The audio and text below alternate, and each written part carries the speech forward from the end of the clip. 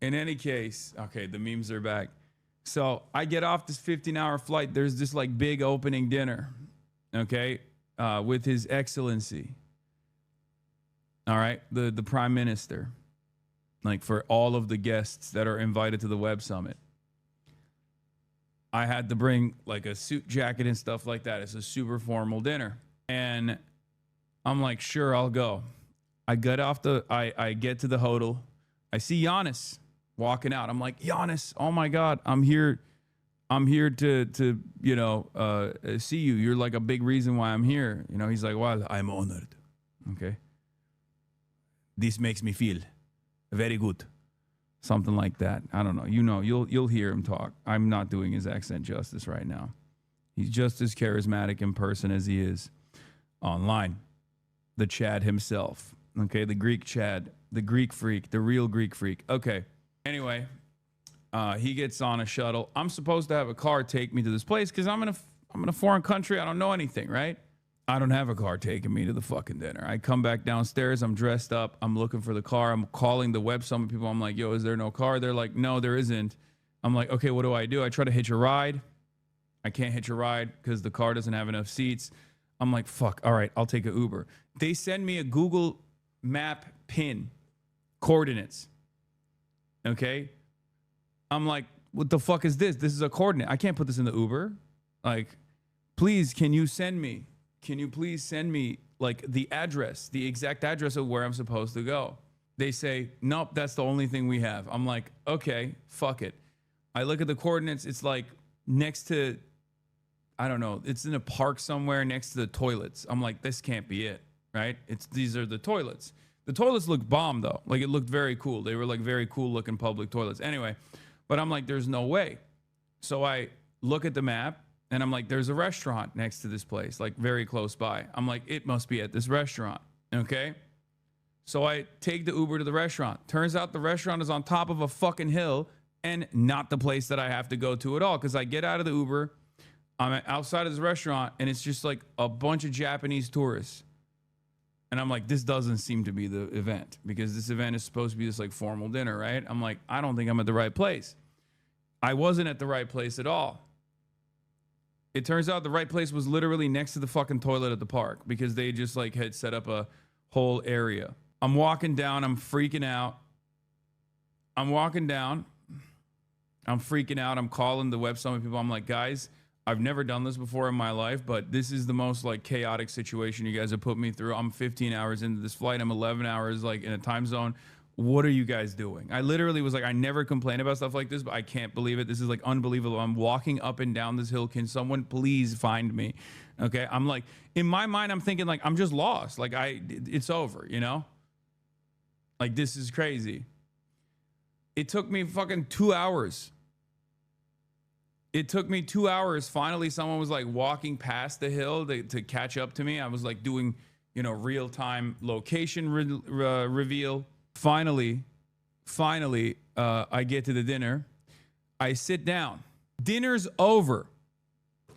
I sat my ass down at the table that I was supposed to sit at.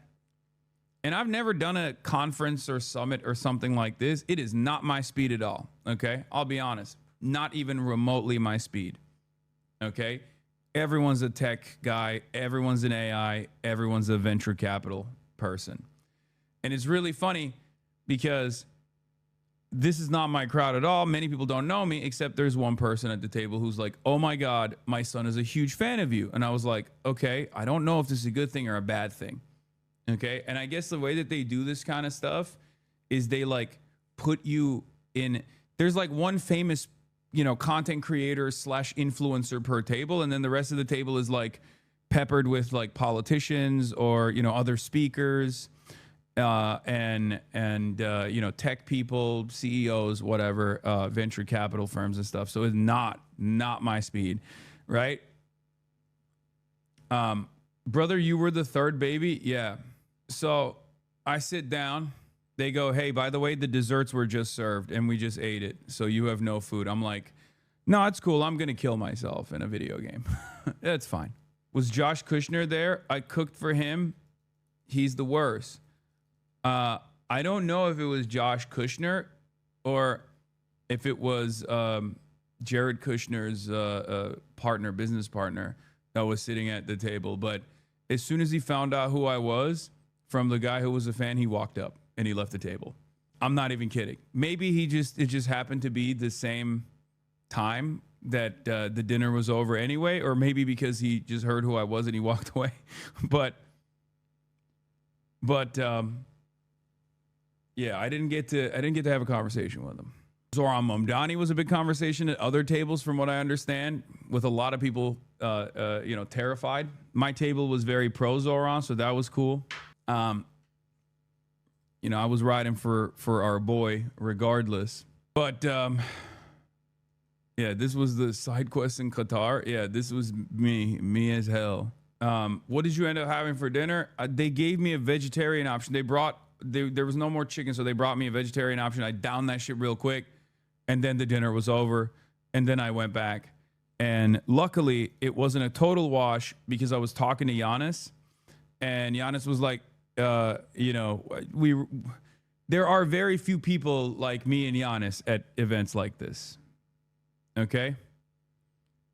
So it's like being on an island.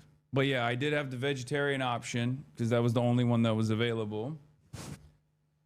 I downed that shit. I went back to the hotel. I hung out with Yanis. We talked. What is this? Capsule Bunny? What the hell is this? Pete My Hassan Piker Oshikatsu? Who is this person? Oh my god. Oh my gosh, she got the Chinese Adidas jacket and everything. Yo, this is sick. Are you doing IRL today? No. This is fire. You got Oshikatsu? I don't know what this is, but I love it. But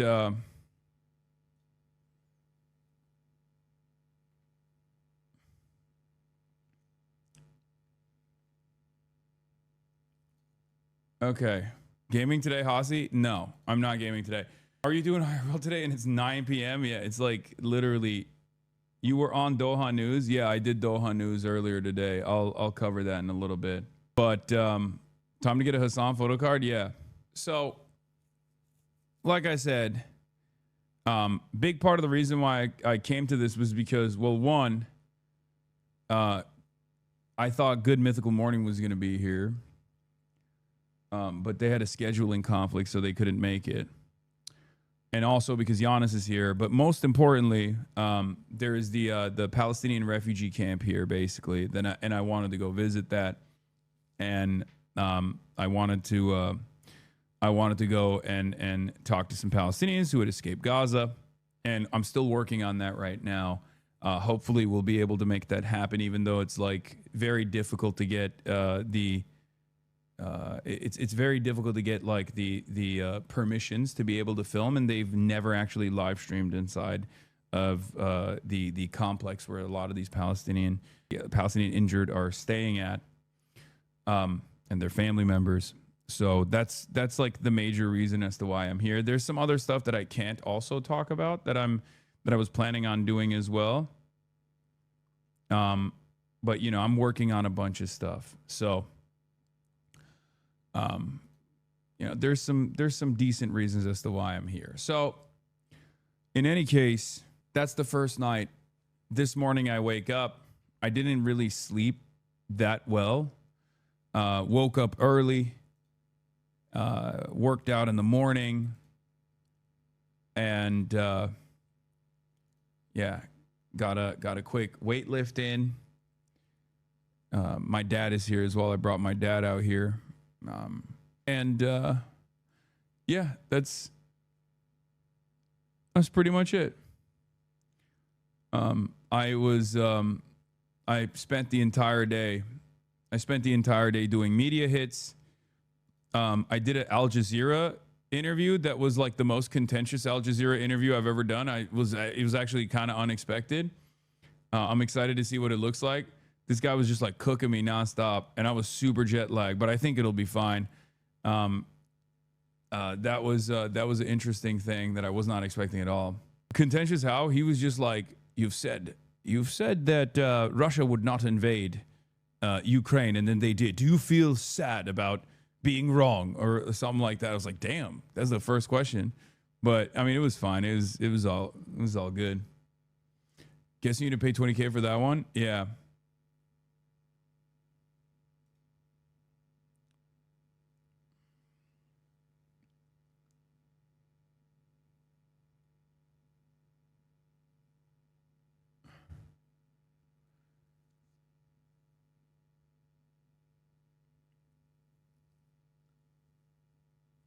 What else? What else was I gonna say? Did he ask why you lie about gaming? Yeah, that's what he asked. Yeah, that question in 2026 is crazy. But other than that, Mike from PA is mad at you for being at Qatar. Yeah, well, I'm paid for by the. Is he jealous? Is he jealous that I'm paid for by the Qatari royal family? Is that what it is? Cashing my checks? Yeah. Yeah, Michael from Taiwan, bro. Not even Chinese Taipei. Michael from Taiwan. Out of security concerns? What security concerns, man? It's fine. Hopefully not. Those won't be my fucking famous last words, but are the Qatari fruit baskets? When will your Al Jazeera interview drop? I don't know. But yeah, I'm here. Should I be watching on YouTube or Twitch? I mean, it's up to you wherever you want to watch, right? This is basically a test right now. On YouTube, we have 20,000 live viewers currently. You should like the stream, by the way. Regional war starting in 3, 2. Okay, chill. I am dual streaming. You should watch it on both.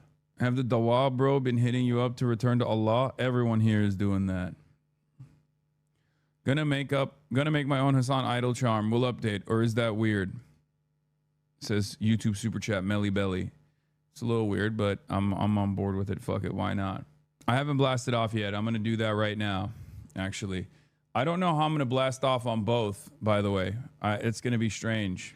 Live on both YouTube and Twitch in Qatar. Epstein leaks are insane. Partial government shutdown. Got a tab open on both, lol. Let's go. Yanis Varoufakis in the building. Get in now. Yeah, we'll do Grammys recap too. Grammys gone woke. I'm like using Twitch and begrudgingly glancing over at YouTube to see the higher res video. Yeah. Yeah, that's the beauty of fucking hold on. I think this is the right one, right? Yeah, okay. That's the beauty of doing it on both. Okay. Where's my YouTube here? Where's the YouTube link? Best Grammys in a while. Grammys gone woke. You guys like it, huh? Okay. YouTube link. This way, if you want to watch me on YouTube, you can watch me on YouTube, you know? Wait, is this the right link? Does this go to the... Hold on. Bro, I don't know how to find... Dude, this is so difficult. What's the background of that Fallout-like thumbnail? I don't know. I found it on the internet. I looked up Piker Broadcasting Service and I found it. Based Kaya Blastoff. What is this? Oh, this is a shorter. YouTube.com at Hasanabi live. Okay, nice. Hold on. Boom. Both. Genuinely asking, why are you and Yanis in Qatar? We are in Qatar because there's a web summit happening here. And like I think Yanis does stuff like this a lot more than I do, where he like goes and talks to these people and tries to educate them you know, about the world collapsing in front of our eyes. I normally don't do this. It's not my speed at all. Yeah, I know you can see my computer screen, chat. I know. We have a one-on-one with Yanis as well. Yes, I'm going to have him come to the room in a minute. Oh, he's done. Okay. Alrighty. So anyway, where was I? Do you see the Ackman's reply to Emily Austin's post? I did not. Must be pretty sad to be a prostitute at the Grammys and still not get any clients. Their business is slow, huh? Oh my God. Oh my God. Dark woke is back, dude. That's crazy. That's crazy. That's crazy. Actually crazy. Would you one-on-one Asmund Gold in a boxing match, says a YouTube chatter? No, because I don't want to go to prison. What do you think the outcome of that would look like? I don't think it would be good for anybody. The Greek Freak, No, this is Yanis Varoufakis. He is the OG Greek freak, a different Greek freak, if we're being real. Did you see Elon Musk's desperate emails? Yes, I briefly covered it. Anyway, so this was, I was talking to Doha News, is one of the outlets out there, about my ban. And that I had on Twitch, which is my primary platform where I live stream. And the reason why I got banned is because the ADL, the Anti-Defamation League in the United States, had created a new terms of service violation just around my commentary, where they turned Zionist, which is a ideology, a political movement, into a protected category, and they pressured the platform to basically ban me for my commentary revolving around Israel. And unfortunately, there aren't many options, especially in America now that TikTok got purchased and forcibly sold to American owners with the express purpose of making the platform more pro-Israel, and the censorship that has come about as a consequence of that deal. There are very few options out there, so I just have to work within the confines of what's permissible. So when stuff, I just recently got unbanned after a 3-day ban. Are you not worried about being in Qatar right now? I know it's a country, it's a small country internally, but geopolitically, Israel has already conducted airstrikes on Qatar, and an increase of an attack on Iran is the main target for Iranian retaliatory strikes. The biggest base in the region and its central command is located in Al Udeid in Doha. I know. No, because I just recently got because if a larger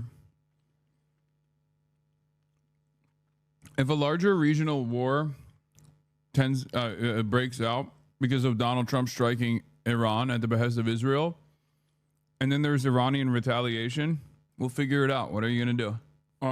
The dates are out of control out here, by the way. The dates have been dope. Anyway, Cloud District Enjoyer says Iran would warn ahead of time and hit an empty field like they always do. I mean, hopefully. Hopefully it's not more severe than that, but you never know. I think the biggest problem in that situation is that I wouldn't be able to leave, most likely. I can't stand how socially anxious the whole chat has gotten with this travel of yours. You're a grown-ass man and they want to baby you, shaking my head. Yeah. Do you think Mossad will watch on Twitch or on YouTube? I don't know what Mossad's favorite platform to watch me is. But yeah, let's get into it. This is a Oshikatsu. I don't know what that is, from Capsule Bunny. I'm honored.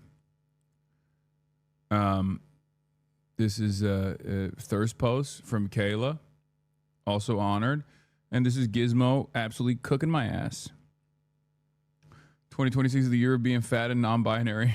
What's worse, Twitch chat or baby's first flight? Probably Twitch chat. Are the dates chocolate covered? No, YouTube chatter.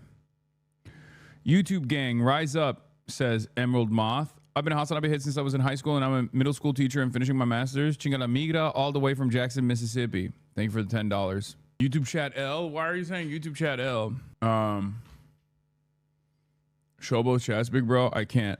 How long will you stay in Qatar? Is there any plans to meet your community here in Doha in the next year? No. In the next days? No, there is no plan. I'm just doing the web summit, and then I'm doing hopefully the Palestinian complex that I'm going to go to.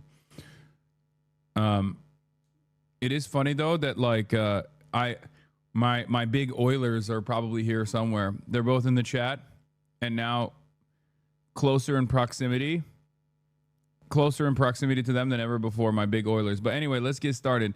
Qatar pledges $2 billion for startups as Web Summit attendance doubles. This is where I'm at.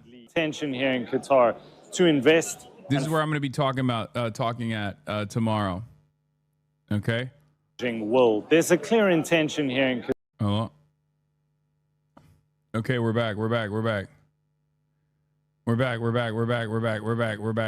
don't know what happened.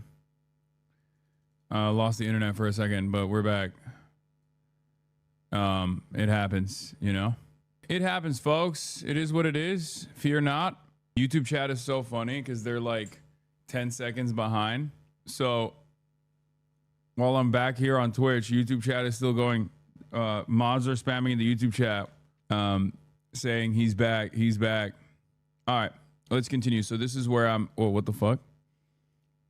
This is where I'm going to be speaking at tomorrow. And for the country to become an innovation hub.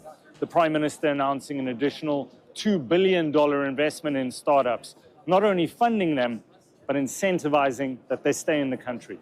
We are launching a 10-year residency program for entrepreneurs, founders, and senior executives. We invite you to put down roots and grow alongside a nation that invested in your future.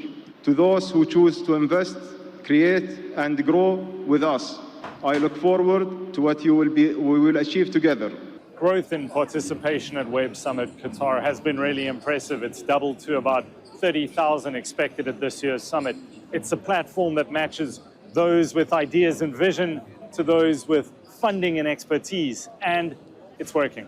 It's been successful because connections were made, partnerships were formed, governments were able to connect with the innovators, startups were able to connect with the investors, investors were connecting with other investors, and you had global partnerships that are being formed. I'm going to be talking, for those of you who are asking, like, what I will be talking about tomorrow at the Web Summit. My speech is going to be with a Financial Times reporter, and I'm going to prep for it, but the speech is called Defending Truth in a Post-Truth World. So I'm going to be talking about seeking truth from facts. Mao Zedong. Moderated by Raphael Minder, Financial Times reporter Raphael Minder. So all my fave commies love Financial Times. I mean, it is my favorite newspaper. I have no idea, but I'm streaming both Twitch and YouTube, and I can't get myself to stop. Good.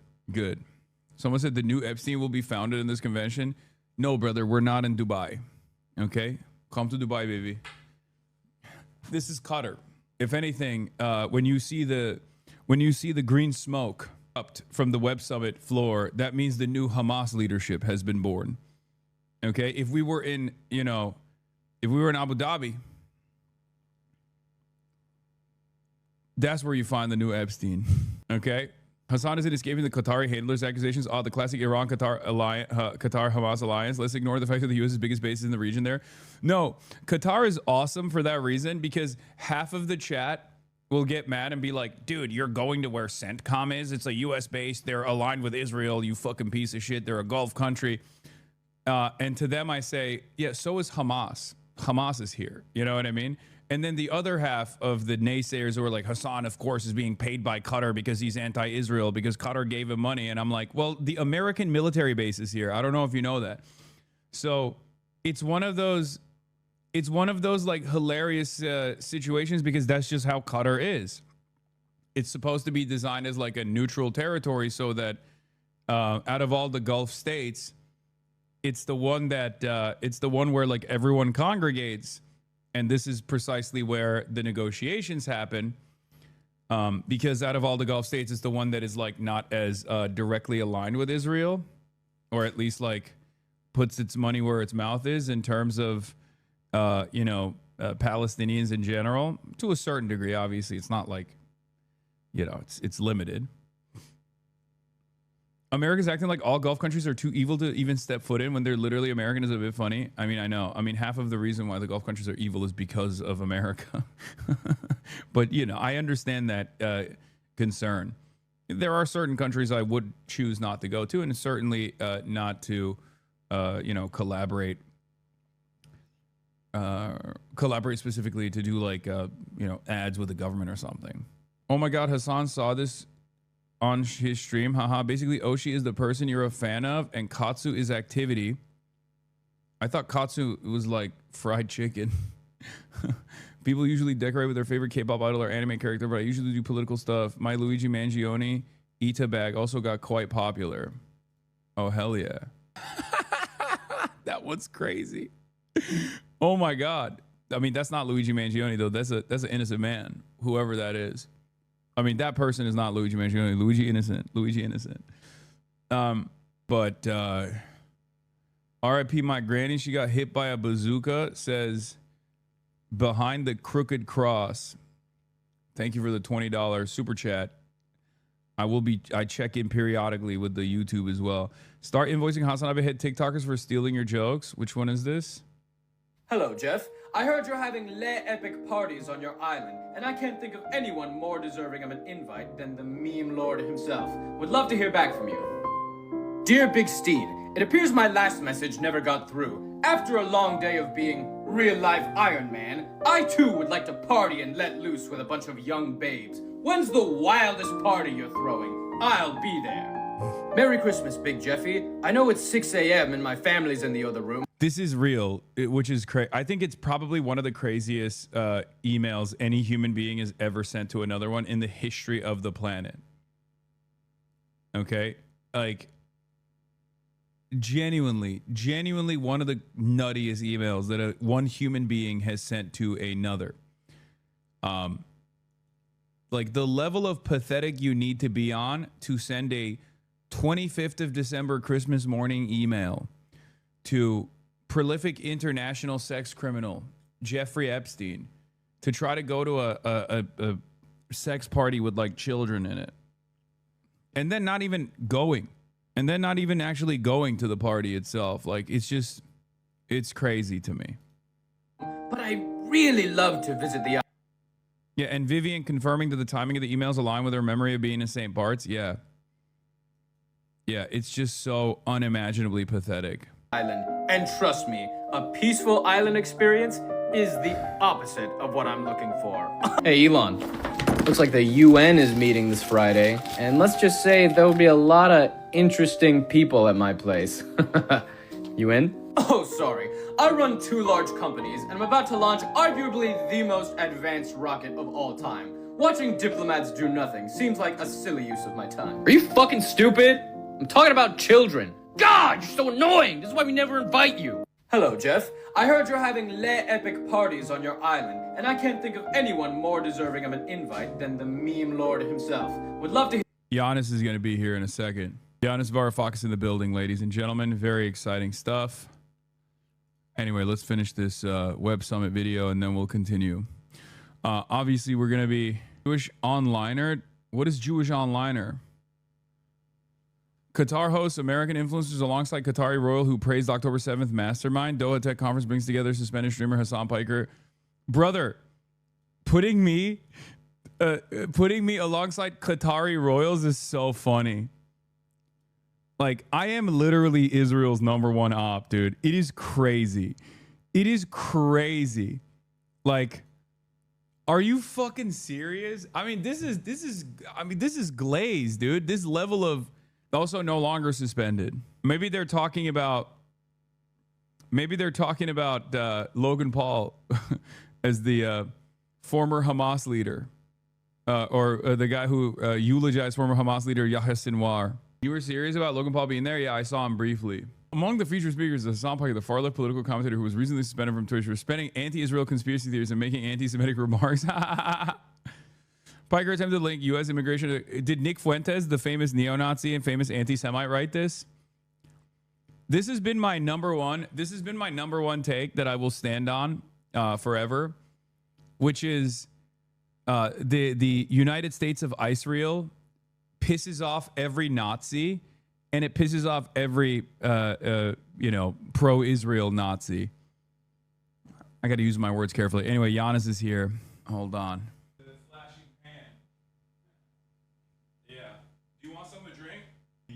Stuff. We'll have you over. Yeah, everywhere I go. Oh wow, you jumped over the cable. Very athletic. Oh really? Very athletic. Okay, let me do the noise gate real quick, because I don't know if they can hear you right now. Maybe. Yanis Varoufakis in the building, everybody. An honor to have you here in person. It's a great pleasure. Yeah. Honor, joy. All that. All right, let's see. Okay, I'll take off the noise gate. All right, this should be good. All right, we'll crank up the gain as well, and then you guys can probably hear us better this way. I hope. Is it good? We're live both on YouTube for the first time ever. Normally, I just go live on Twitch. Right. and there's 30,000 people watching on Twitch, and then there's another goodness. 20,000 people watching on YouTube. So 50,000 total people watching on both of these platforms. And the reason why the static is very bad. What do you mean? What's static? Is there static? Anyway, whatever. There's going to be some production issues because this is like, unfortunately, one of those problems where increase the volume. Okay, I'll crank it up even more. I thought I had it cranked up enough, but maybe no. What about now? Is it better? Chat, is this better? I think this is better, right? It should be good. Okay, this should be good. Real-time production. Yanis Varoufakis in the building, everybody. We're just gonna talk about the valve economy. Actually, that's why. That's what you wanted out of That's me, why I right? brought you here. Yeah, to talk about Gavin. Hello, everyone. To talk about Gavin and the valve economy. He wants insider information. Yeah, that's what I want to know because he cooked the CS:GO knife market recently out of nowhere. I don't follow. Yeah, I you have to don't- tell you that I don't follow. No, I'm kidding. I know. Well, they might not know because everyone is always shocked because they might know you as Marxist academic. They might know you from Progressive International, but a lot of people don't know that you were early on in Very early on. very early on, and you helped with the valve economy, right? Well, let me tell you, it's a nice story. By the way, I'm not going to divulge anything that Gabe wouldn't want me to. Okay. Because, one has to stick to one's basic ethical rules. But there isn't that much to divulge anyway. But the story, I think, is quite interesting because, I'm not a gamer. I mean, I used to. I'm still. You're not a gamer? No, I'm not a gamer. I used to play Space Invaders when I was young, right? I mean, that kind of antiquated stuff, and a lot of pinball machines. I love pinball machines. Okay. That's it. That's it. Really. So So you were there. You were there when gaming was invented. I was there when gaming was invented, but then I gave up when it became interactive and Too multiplayer and more interesting. Yeah. So, around 2007, 2008, with the great financial collapse, I got seriously stuck into what was happening in the world of finance, especially in my neck of the woods, because my country became effectively ground zero. Your country was the original ground zero with subprime market and all that, but when that shockwave hit Greece, we're talking about carnage, real carnage, not the Donald Trump kind of bullshit carnage he's referring to.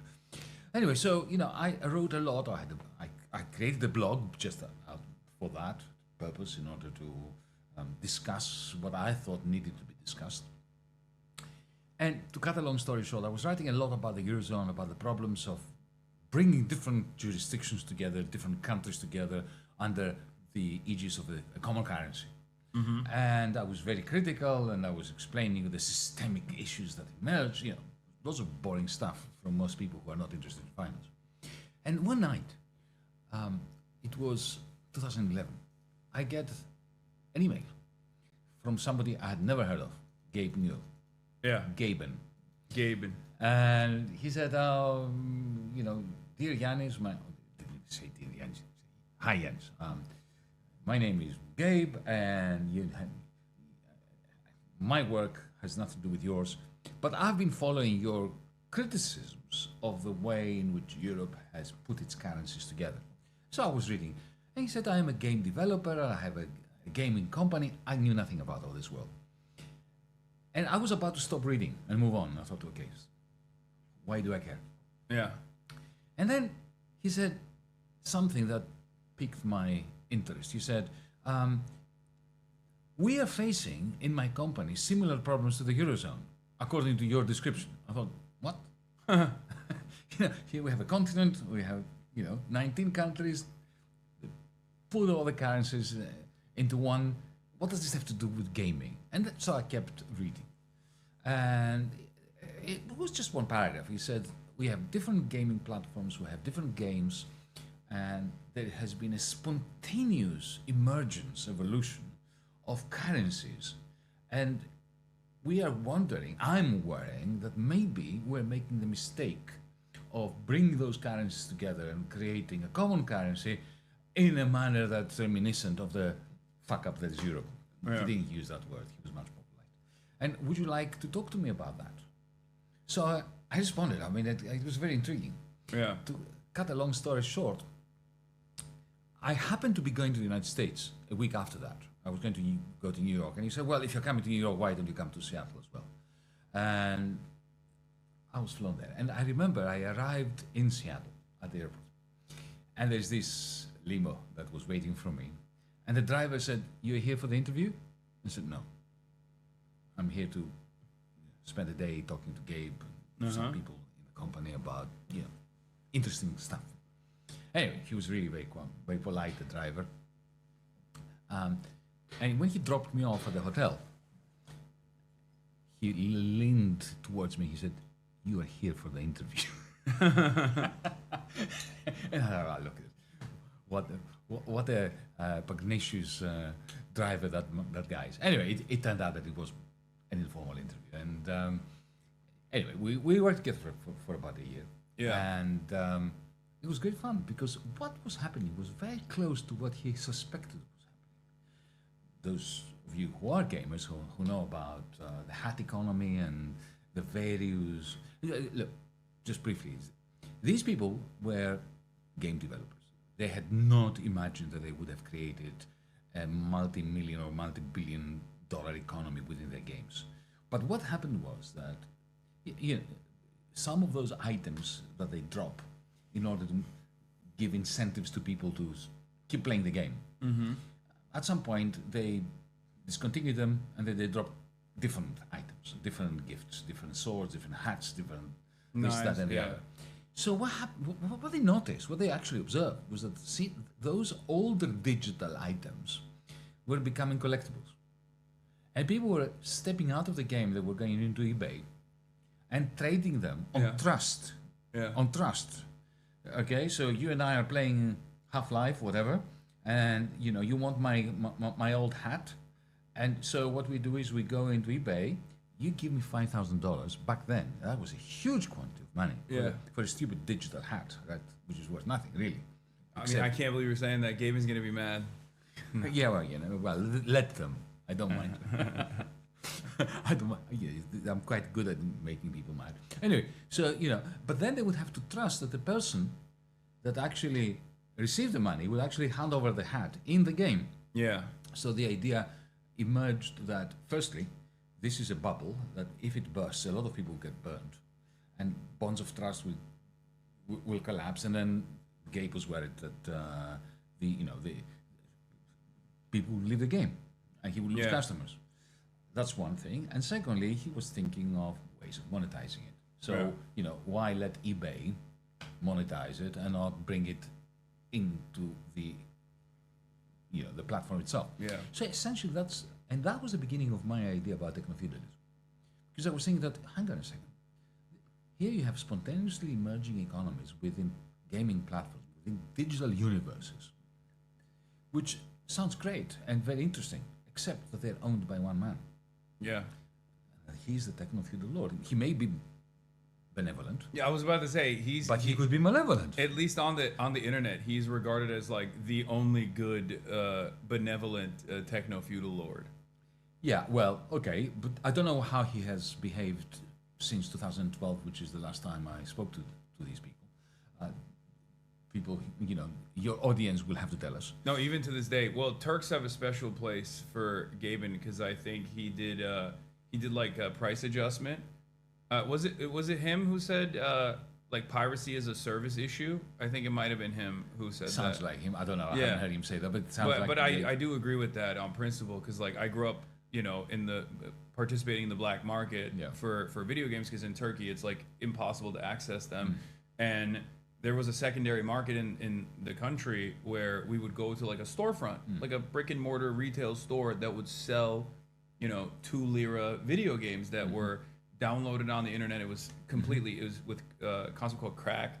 So they would like crack the game so you could play it without having to actually purchase it online. And he's right. The only reason why I downloaded, these pirated copies or purchased these pirated copies at these stores was because it was inaccessible. It was impossible to access it.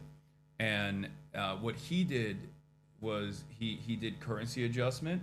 So if a game was like $5, That's right. I it remember was that. 5 lira equivalent in Turkey. And So it Turks, was PPP. yeah, exactly. Purchasing PPP, power yeah, parity. exactly. Yeah. PPP adjusted. That's So a smart thing to do. yeah, and that's why Turks That's not love really, him. particularly progressive. This is simply smart business. Yeah, Yeah.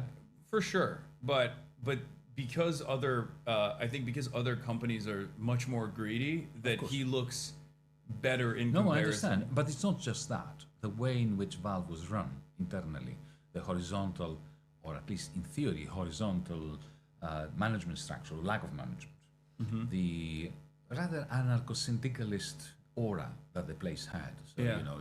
you chose your own projects, you didn't have a line manager, and you just had an idea and you put it out there on the internet and you ask people, this is what I'm doing. Would you like to join me? And nobody could say, bad idea, don't do it. It was a question of whether you could garner enough support from other employees to come and work with you.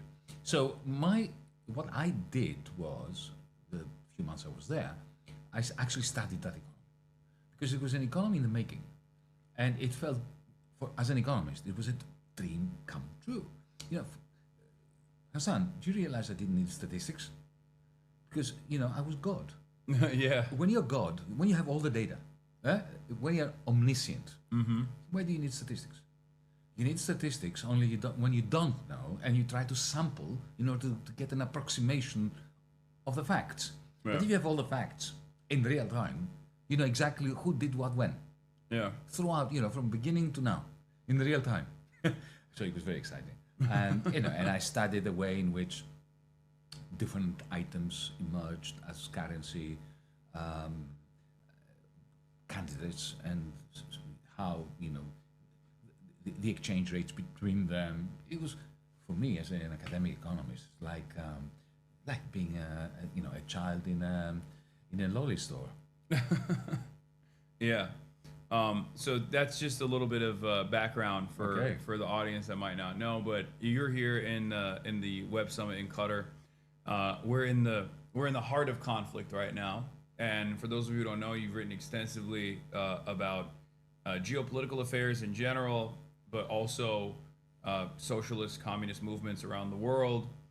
And one of the major things that is going on today that I wanted to cover is how interconnected it all is around a singular figure almost, Jeffrey Epstein.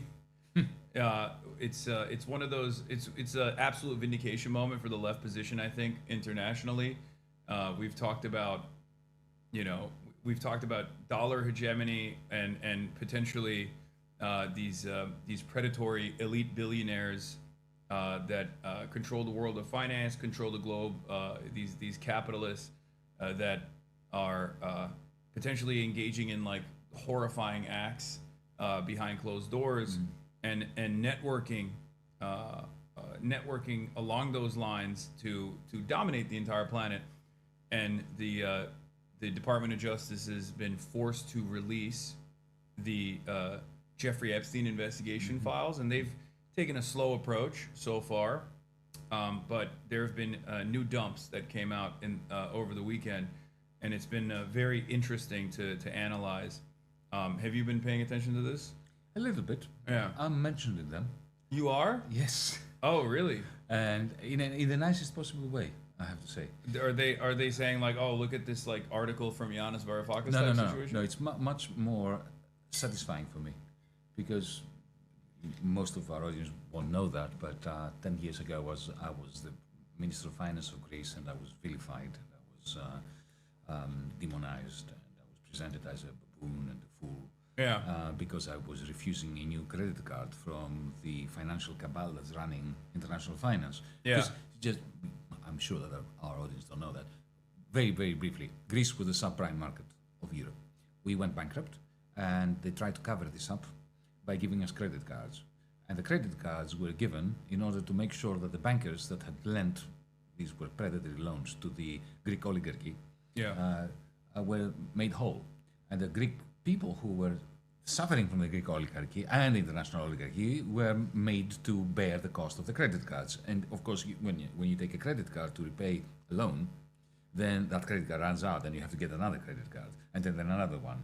And not only that, but they were handing these credit cards over. They were pushing them down our throat. It was a predatory loan, a predatory credit card, on conditions of really very harsh austerity, shutting down hospitals and universities and schools. As a Turk, I'm very familiar. Can you imagine 40% reduction in wages and pensions? Yes, I can imagine 40%. You Don't have that in no, in I the know. United I'm States, saying, but it's So this is what's happening, and I was elected with a very large majority, I have to say, so as not to take another credit card, not to take another predatory loan, to say, look, we are going to go bankrupt, we are going to suffer the costs of bankruptcy, but we are going to renew. And they were absolutely insistent on getting my government, the government I was a member of, to take on another credit card, and I wouldn't sign it. And because I was the Minister of Finance, I was the only one who had the authority to sign it. So the Prime Minister, my comrade until then, who succumbed to their pressures, had to get rid of me. So in one letter that appeared yesterday as part of the dump, right here, Ariane Rothschild to Epstein That's discussing former Prime Minister Alexis. he had to get rid of me. Yeah. He wanted to get rid of me, and he got what he wanted, and he got rid of me. But there is also another one in which what I had been saying has been vindicated, even if I'm saying so myself. And that's that all those loans that were given to the Greek state were not a bailout for Greece; they were a bailout for the French and the German banks. Yeah, isn't it crazy how forthcoming they were in these private correspondences? Why wouldn't they be? I mean, they're untouchable. What do you think? Yeah, no, this is. I mean, they are the oligarchy. Yeah. They talk about the little people there as if they are vermin, as we, you and I are vermin. Yeah. And would you expect it to be different? Well, I thought that they would be a little bit more tactful and a little bit more intelligent. Why did you think that? I don't know. Absolute power it's because corrupts absolutely and makes you feel that you are beyond and above.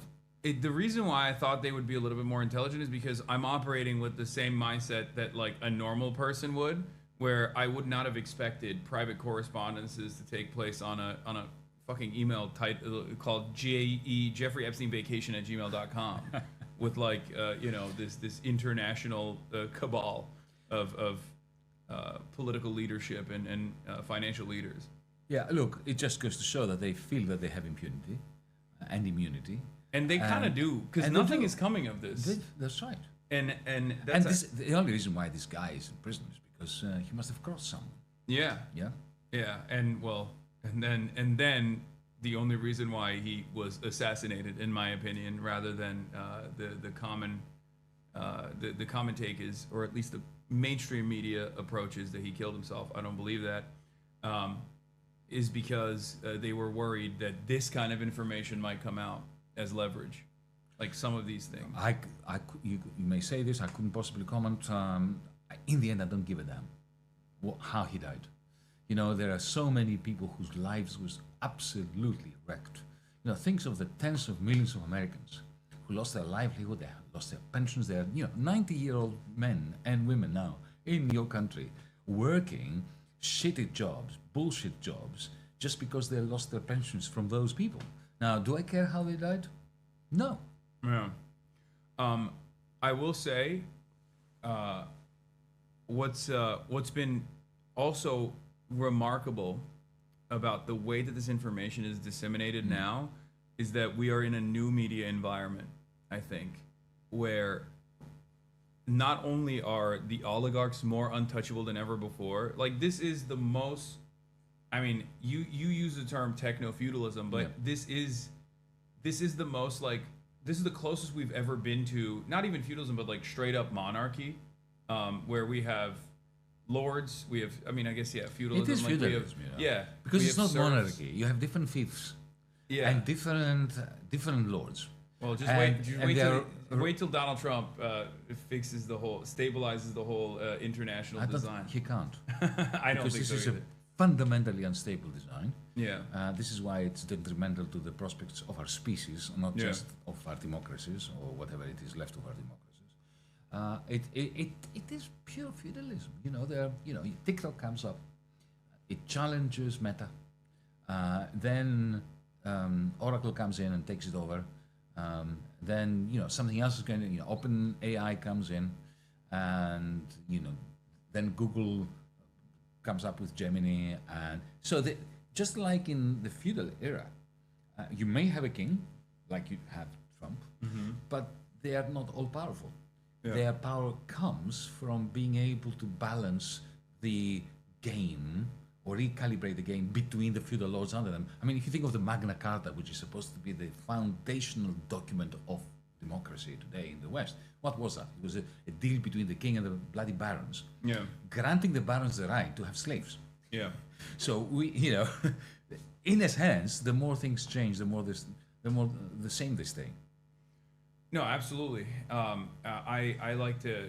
I mean, this is reductive, but like the way I analyze it is that if God is the reason for why the king was supposed to have this absolute power, and the lords that sucked up to him were also granted like a level of prominence, in a capitalist structure, it almost feels like the lie that is presented as meritocracy, where we have this same, like the self-justifying process here is that these wealthy people, these endlessly wealthy people that you could consider to be barons or lords, are there because they worked really hard. Maybe not because like they got the heavens mandate or whatever, but this time they actually worked really hard and worked really smart, and that's the reason why they're in that position of prominence. But the mafiosos say that, and they're not wrong. Being in the mafia, running the mafia, is very hard work. There's no doubt that watch The Godfather. Yeah. It's not easy work. It takes skill. It takes leadership. It takes a capacity to manage people. These people don't sleep. They are working all day and all night to keep everybody else down.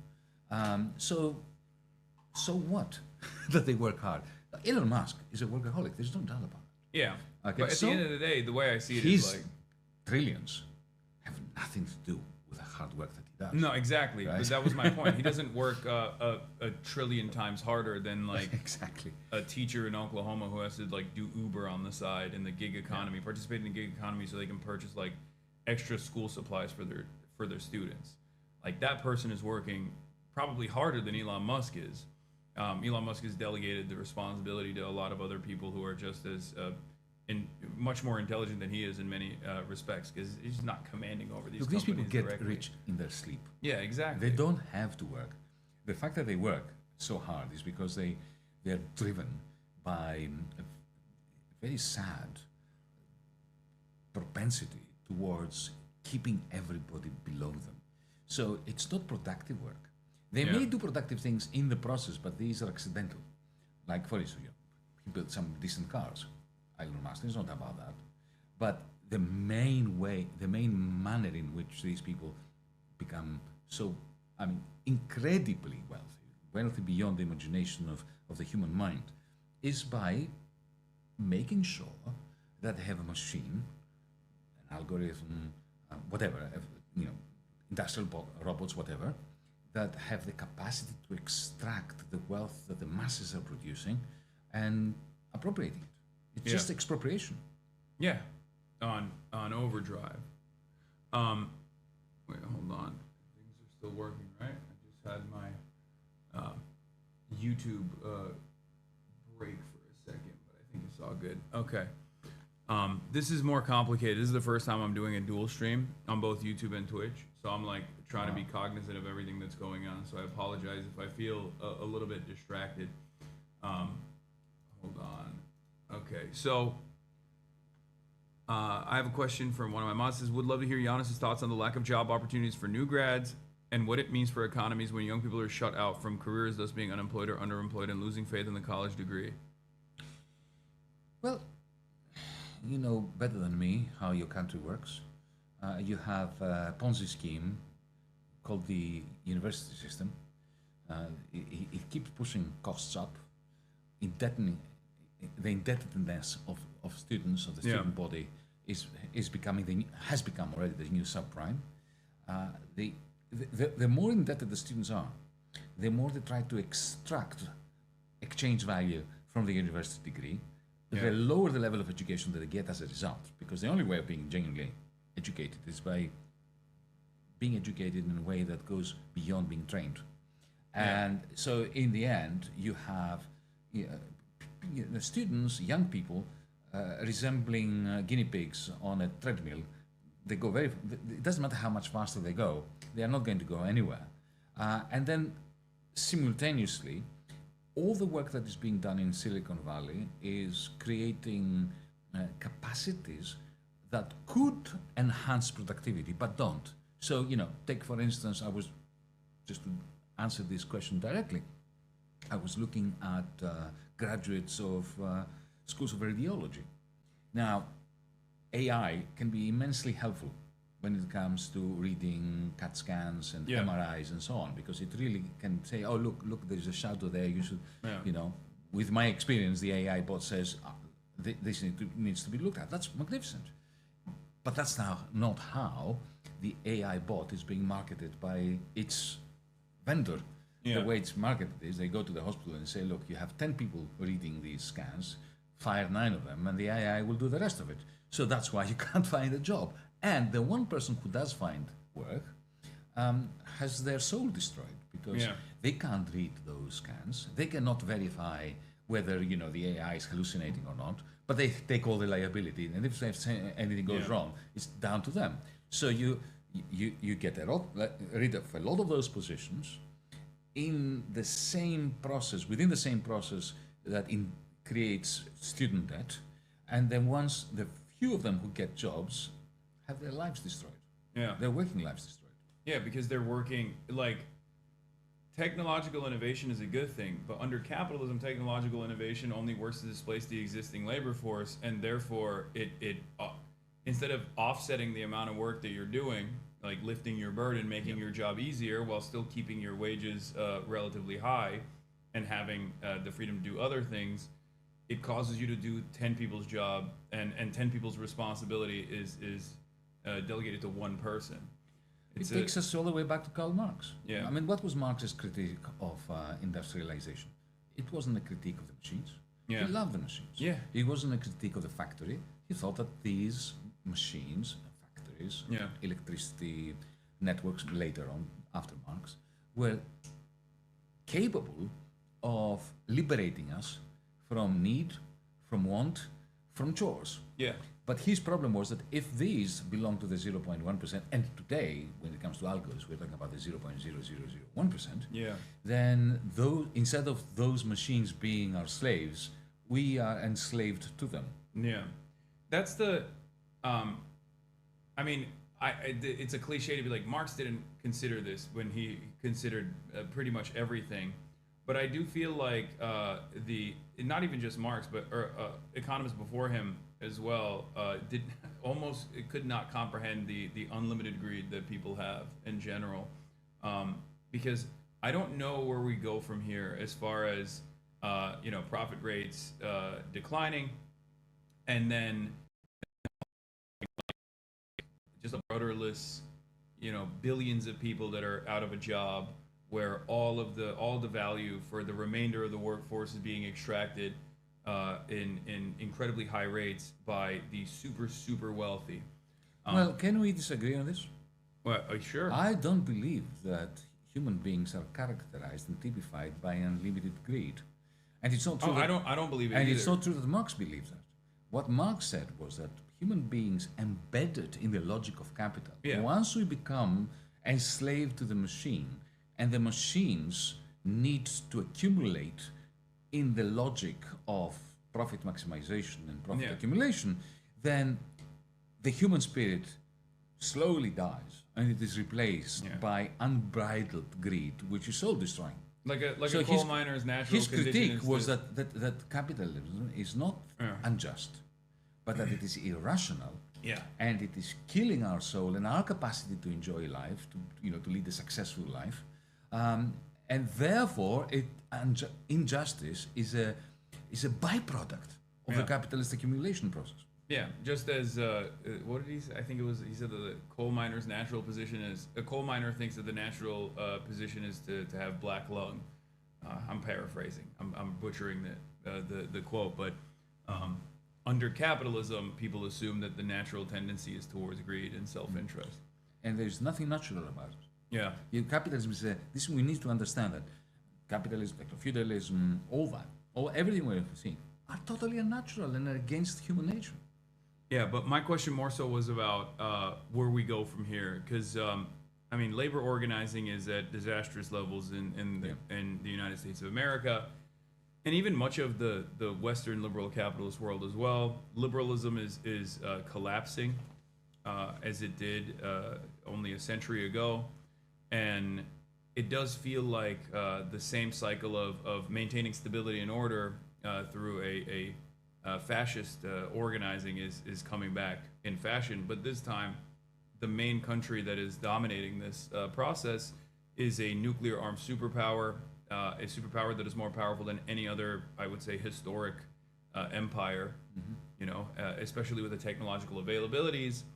And I don't know how we organize in that world, especially with no real counterweight, with no real counterbalance, like nation state that is opposing the United States of America. Well, you know, dialectical thinking, which is what Marx and Engels taught me, is my only source of hope. Why? Because what is dialectics? It's the fact that what we're observing is a contradiction. Yeah. You know, you have a remarkable technological means that could liberate us, and at the same time, we have the worst form of illiberty in the history of humanity. Yeah. It's worse than feudalism what we have now. Yeah. I mean, people underestimate the degrees of freedom that peasants used to have in the fiefs in the 18th, 17th, 16th centuries, right? Even freedom of movement. Freedom of movement. And also, you know, they worked for fewer hours. They had a lot of rituals. Every third day was a holiday. Yeah. They sang and they danced and they lived in their grandparents' houses. And they didn't have to worry about, you know, social housing or private markets or anything like that. So I'm not saying that the life was fantastic, but anyway, you know what you're catching my drift. Yeah. This huge contradiction between, you know, the capacities that we have already developed as a species and the poor quality of life that the masses are experiencing, even rich people, you know, who go to shrinks and, you know, they can't sleep at night and they have to take pills and they have to find gurus and, you know, go to India in order to find themselves, and they never do. Right? Yeah. So this contradiction is the source of hope, because this can't continue like this. So, of course, it will all end up, you know, blowing up in our hands with a nuclear disaster, or even more likely climate catastrophe or collapse. But at the same time, the possibility is there to grab those machines and make them work for us, to use those capacities. You know, we can feed the world. I mean, there's no need for people to be hungry. There's no need for people not to have housing, except the capitalist relations production. So, you know, that for me is the source of hope. But you mentioned trade unions. Look, trade unions sold out. It's really very simple. The moment they gave up the notion of social ownership of the workplace, and they simply tried for better wages and terms and conditions. Yeah. That's it. They lost the game. And to illustrate this, what I tell people is this: you're worried about robots and AI and all that replacing people and getting rid of you and firing you. Well, think about it. Is it the machine that is the problem, or the capitalist relations of production? Let's suppose you have a factory of 1,000 people, right? And it produces widgets. Doesn't matter what it is, and it produces 1,000 widgets. So 1,000 workers produce 1,000 widgets. Let's keep the math simple, right? Mm-hmm. And there is this AI operated or driven machine that could produce 1,000 widgets out of 500 workers.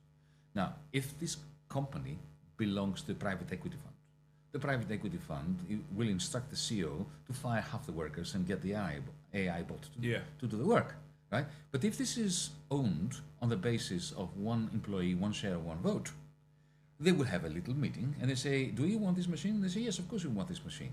Let's bring it in. And we're going to work 4 hours a day instead of 8 hours a day. Yeah. Right? And then we can look after our kids or elderly or parents. Or even 5 hours a day rather than 4 hours a day, and then you offset the cost of the machine that you're paying for, and therefore you still end up working 5 hours a day and have the same exact output. Whatever. It's going to be a democratic decision. Exactly. And the machines will be your servant. Yeah. not vice versa. So let's not focus on tech. This is what I've been saying here in Doha. Ironic.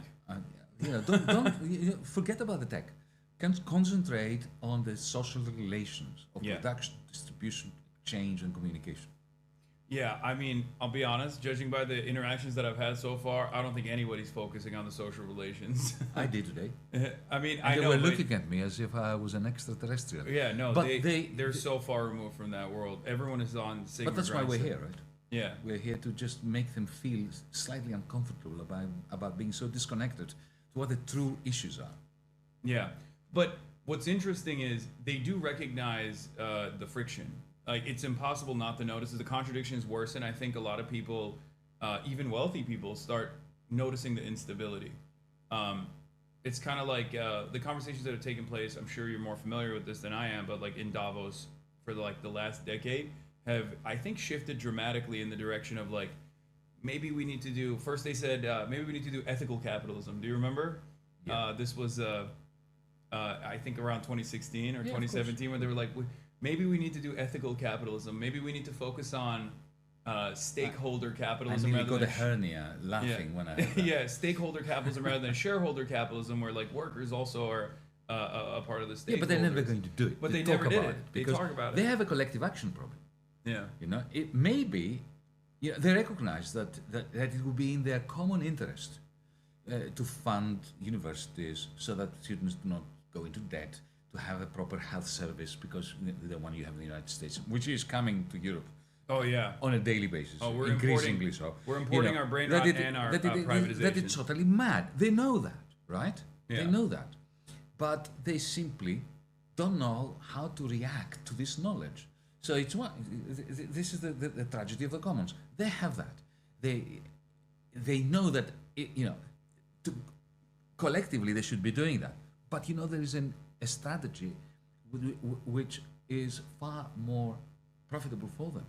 It is to say, well, let all the others do it while we don't. This is a prisoner's dilemma. Yeah. And then the result is that none of them does it. Yeah. So they talk about it, and they expect everybody else to do it except them. And then, in a never-ending circle of confirmation, when the others are not doing it either, they say, well, what am I going to be, the fool that do it on my own? Yeah, and also even in America, if you look at domestic output, domestic production, it's like with the services offered with corporate consolidation, it's much easier to engage in price leadership than ever before, when everyone else is constantly constantly corner cutting, and then the other like 2 or 3 market competitors also engage in the same process. Free rider problems. Yeah, all over the place. they'll be like, okay, we should do this as well, and then the average person doesn't realize why the services that they're getting are no longer as affordable or no longer as good as they once were, and that creates more instability. And in the process of that instability, you have this cycle where reactionaries will come in and say, oh, it's because of insert vulnerable group. Oh, it's because of trans people. It's because of Sure. it's The scapegoating. yeah, exactly. Just like pointing the finger of blame. But that's very successful, and that's how we arrive at someone like Donald It's called Trump. divide and conquer. Yeah. The British Empire ruled 3/4 of the world using it. Yeah, And then racism in the United States managed to separate white workers from black workers, and then you have identity politics doing the same thing at many different levels. So we have to go back to organizing. yeah.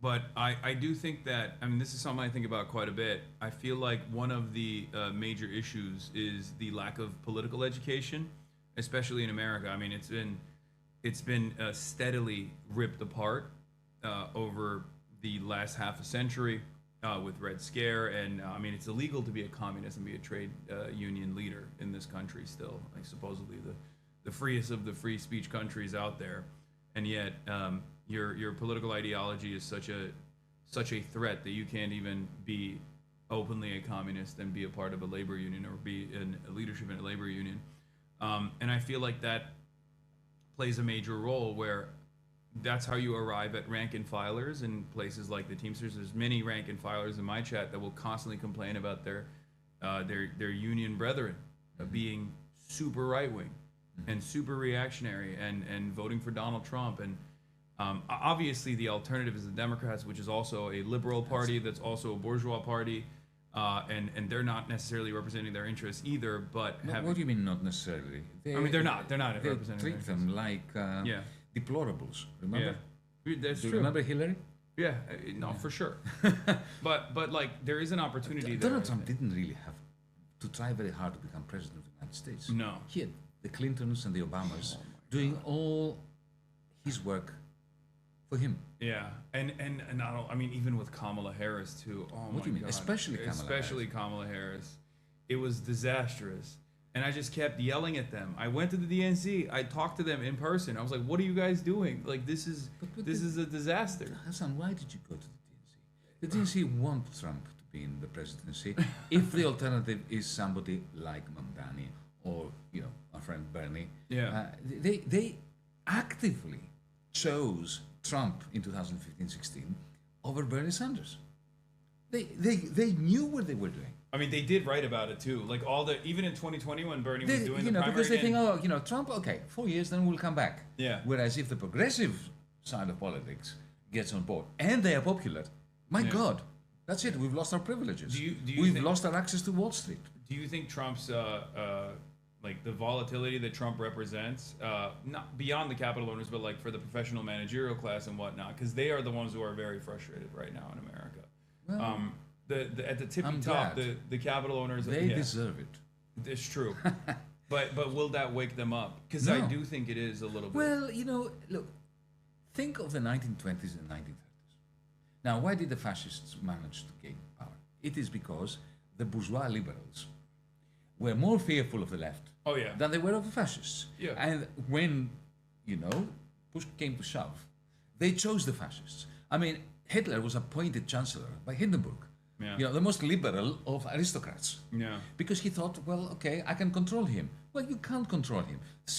This is what the people you're referring to now are feeling about Trump. They see the hooded men of ICE just wrecking the country and wrecking the cities, and they think, oh my God, what's happening? But, mate, you chose Trump over Bernie. Yeah. And you would do it again. I don't think that. That's what I was saying. I think that is actually changing. I You do think they would that. choose Mamdani for president instead of somebody like Trump? I don't Or know J.D. because, Vance? No? because the option has never been represented. No, hypothetically. In this environment, I do think that looking at the approvals of someone like Zoran Mamdani from the professional managerial class that normally would be very resistant to any sort of left position beyond liberal Democrats that love small businesses and talk about how small businesses are the backbone of the American economy, all this stuff. I think those people are now recognizing they're now recognizing that they don't want Republicans to be in charge, and they're now recognizing that electability is actually in favor of the left position rather than the establishment Democrats, the moderate Democrats, and it's largely in part because of Chuck Schumer's ineptitude, his incompetence, or rather, I don't know if incompetence is the right word because they are very competent. I think liberal Democrats are very competent at gatekeeping and at shutting off the left position from that's gaining their any job. sort of access. They're incredibly competent when it comes to that. Yeah. They behave like they're incompetent and feckless in their resistance to Trump, but I think that is by design. Hassan, do you think their lives has been materially diminished by Trump? I don't think it has. I mean, aesthetically they don't like Trump. If we're talking about the Aesthetically, they political don't like ICE, Yeah. the side of the hooded men and all that. But, in the end, if you look at their portfolio, if you look at their net worth, if you look at, what they are doing every day, every night, where they go, to their office, to their various dues and gigs and whatever it is that they do at night, their life has not been that severely affected. They may be interested in somebody like Mamdani because he's electable and so on. But the moment he's going to move from New York to the national scene, and he will not be able to have a 3-point plan.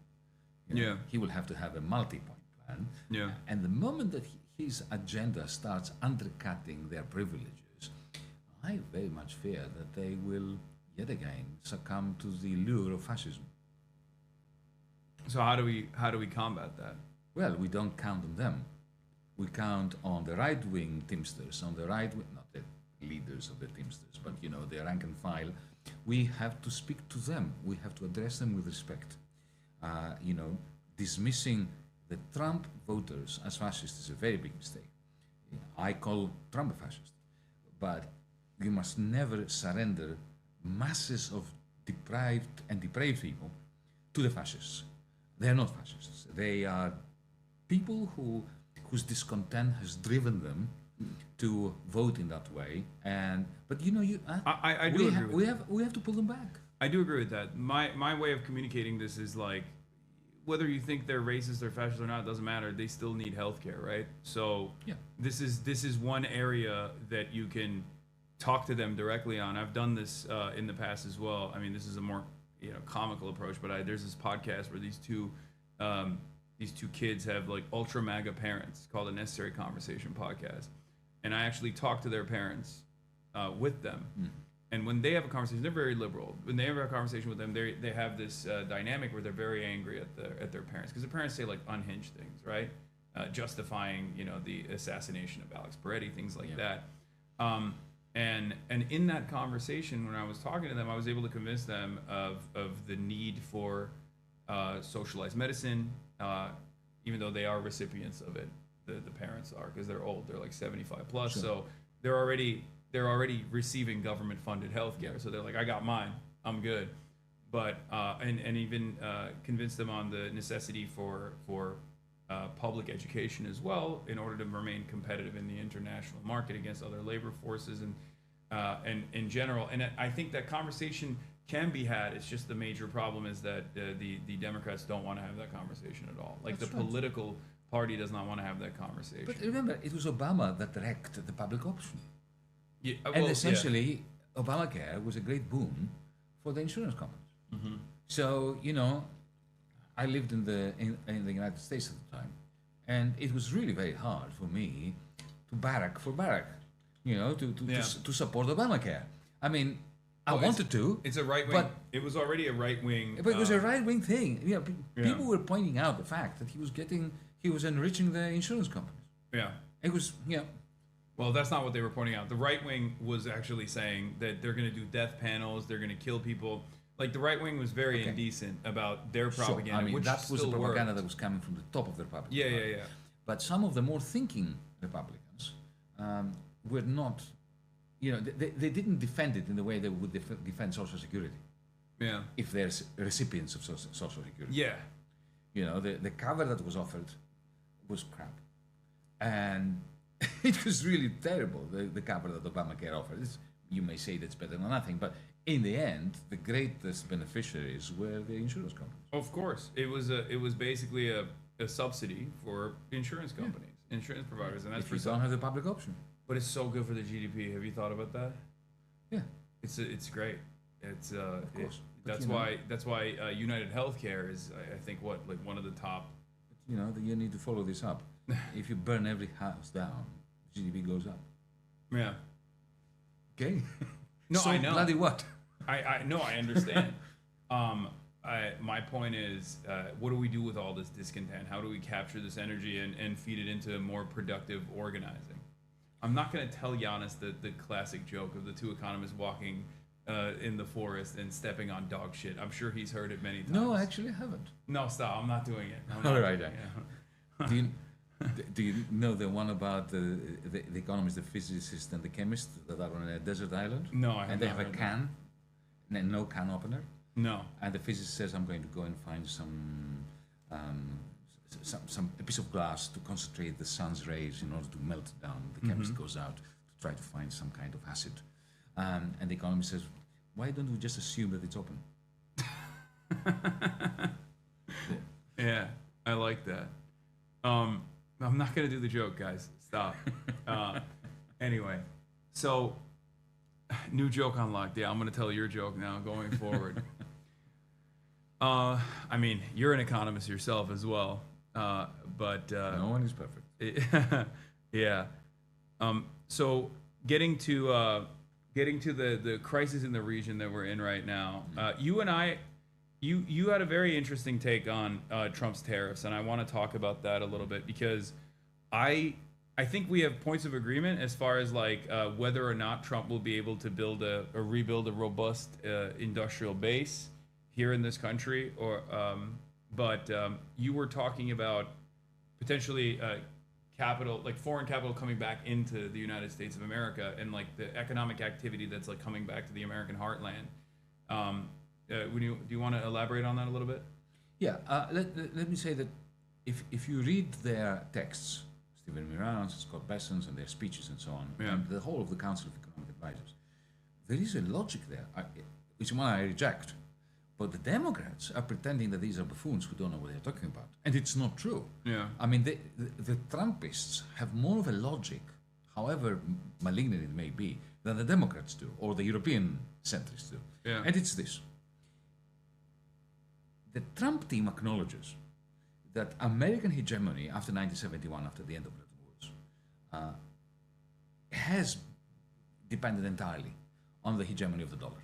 Yeah. You know, because that was the whole point. The whole point was to blow up the Bretton Woods system that the United States had created in order to maintain and husband, this is a sexist word, I know, but maintain its surpluses. By the end of the Vietnam War, Great Society, LBJ's Great Society and so on, those surpluses had become deficits. And around 1970-71, the administration, the Nixon administration as it turned out, had a simple choice. Be German, that is tighten the belt and introduce austerity, or do what they did, which is to say, okay, we have a deficit, we're going to make it bigger. And we're going to make the capitalists of the rest of the world pay for it. How? And the working class in the United States pay for it. How? Well, we are going to become the net importer of the universe. Yeah. So the German capitalists send their Mercedeses, the French send their champagnes, the Japanese send their Toyotas, whatever, right? Yeah. And we will simply print dollars and pay them with dollars. And what are they going to do? They're going to have to send their dollars back to New York because they can't spend their dollars in Germany or in Japan or in China. So they have to send it back to the United States, and that becomes three rivers. One goes to the federal government to buy treasuries. Effectively, the foreign capitalists will be funding the American army and the American social security system and the American tax cuts for the ruling class. Yeah. That's one stream, one river. The second one is going to be real estate, therefore Trump, and the Trump-like realtors. Yeah, that's how they became rich, with all this torrent of money coming from abroad, which is the result of the American trade deficit. And the third one, some money went into the stock exchange.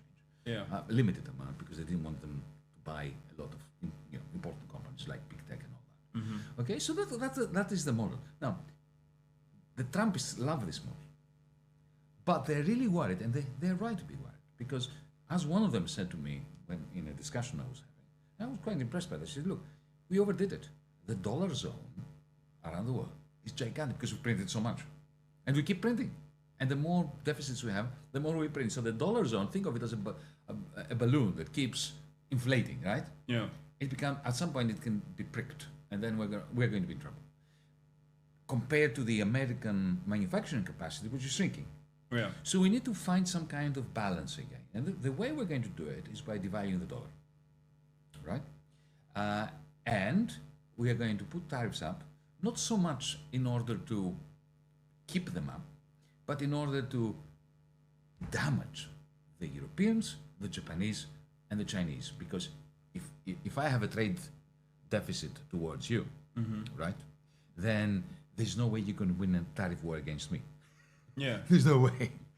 You'll be damaging yourself more than you are damaging me. Yeah. So they put up these tariffs. The idea was to put up these tariffs to bring them to the negotiating table. To do what? One of the things that they did, for instance, immediately after the inauguration, was to bring the Japanese in and say, okay, you've got $1.2 trillion. I want you to sell this and buy stablecoins, US dollar denominated stable. Why would they want to do that? Because by selling the dollars, they help bring the value down of the dollar, the exchange rate. And what does Tether do with dollars that they take? They buy treasuries. So effectively, the Trump administration gets to sell more debt to finance itself and the tax cuts for the rich. So they have a plan. This plan has the capacity of stabilizing the hegemonic power of the Trumpists, of the MAGA movement, not the movement, but Yeah. Scott Bessent's the new Yeah. guy. Well, congratulations, you have another idiot who's going to lead the Federal Reserve, Mr. Walsh. Yeah. Right? The guy who was saying that in 2008, I remember him, he was advocating an increase in interest rates while Lehman Brothers was collapsing. I mean, a guy who is incompetent and corrupt. Yeah. He's going to be the new chairman of the Fed. So this is their plan. This is what they like to do. Now, my guess is it is already helping Trump bring into the United States, I mean, it's not my guess, I can observe that, I can see it's happening. A torrent of money is going to come in as investment. It's coming. German money is coming in. Japanese money is coming in. Chinese money would be coming in if Trump allowed it, but he's not allowing it. So from Europe and Japan, money is flooding in, but it won't create the number of jobs that will satisfy and satiate the MAGA movement's thirst for good quality jobs because of automation and because of AI. So in the end, I think it's going to blow up. Howard Lutnick has openly stated that as well, where he's like, "It's going to be great. We're building these factories, but they're all going to be automated." And it's like, okay, but then the people that voted for this to happen are not going to see any of the returns. And that's why he sends the troops in to abduct Maduro. He sends the ships, the Seventh Fleet or Sixth Fleet or whatever, in the neck of the woods where we happen to be. But that kind of stuff is not popular with the base either, I don't think. Yeah, but you know what? The moment the first few shots are fired, they all coalesce around the flag, don't they? I mean, to a certain degree, yeah. We did see that. Oh, that's only if there is no resistance. Because that's the reality is that, Trump is... But he's very careful. He's not doing wars. Yeah, he's doing it as efficiently as possible. He's operating like a hitman. Yeah. He goes in there, abducts Maduro, and then he says, okay, now I'm going to have a deal with his party. Yeah. But what happens if there is resistance? And at which point, then there has to be additional response, and then further military incursion, and that's very costly. That's politically costly. I don't know if that'll happen. We'll see. We'll see what happens with Iran. Iran has been unimaginably restrained over and over again in this tit for tat. And I do see a lot of countries that are in the periphery that are trying to play ball, because now the new game is basically you give Trump money directly and hopefully they won't hurt you. Except it doesn't work. It's like, giving a little bit of blood to the shark. I mean, Qatar if gave you give your little finger to the shark, that's not going to pacify the shark. Yeah, Qatar gave $500 million plane, right? They learned from their mistakes in 2016 when they refused to do so because they didn't understand it when Jared Kushner was like, give me money, and they were like, no. And then they almost got invaded. And now in the Epstein files, we found out that the UAE played a big role in that. Because at the time, it seemed like it was Saudi Arabia that wanted to move in on Qatar, but it turns out that the UAE played a much larger role in that alongside Israel than to punish a country that is somewhat more neutral than the rest of the Gulf states, especially with respect to Iran and also with the resistance. Look, Hassan, there's no doubt that this strategy that I try to describe of the Trumpists is not going to stabilize the world. It's going to destabilize the world. But it's not that it is lacking logic.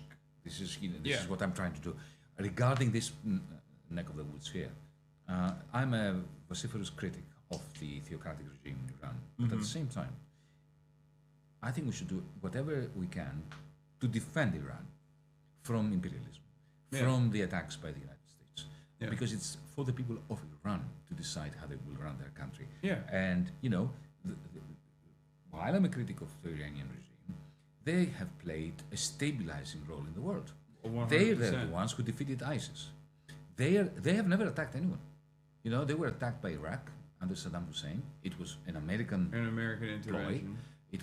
They used Saddam Hussein, their henchman, in order to attack the Iranian revolution. So people say, oh, you're trying to play both sides. No. I believe that sovereign people should be defended, including a regime that one doesn't like, from imperialist intervention, so that the people in there can resolve the contradictions within without being taken over and being colonized. Because this is what the Americans want to do. Not the Americans, the Trumpists want to do with Iran. They want to colonize Iran. And we saw, if you really dislike the Iranian theocratic regime, you've got to ask yourself the question, why did it occur? And it occurred because of 1953. the CIA with British intelligence overthrew Mossadegh.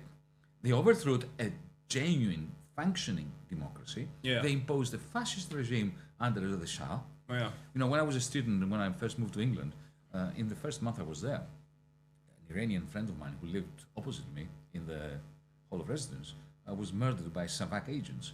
So I know exactly what Pahlavi wants to do and what the CIA wants to do. They want to bring back the horror story that they had imposed in 1953 about the Iranian people. Well, I don't even know if Pahlavi wants to do that. I feel like he just wants Who to. gives a damn? He's an Yeah, idiot. yeah. He's But, a you know, puppet, but He's following orders. Yeah, but he's not He even. wants like, to go back. He wants to be king. But he kind of gives me the vibes of a guy who's just like happy living in Maryland.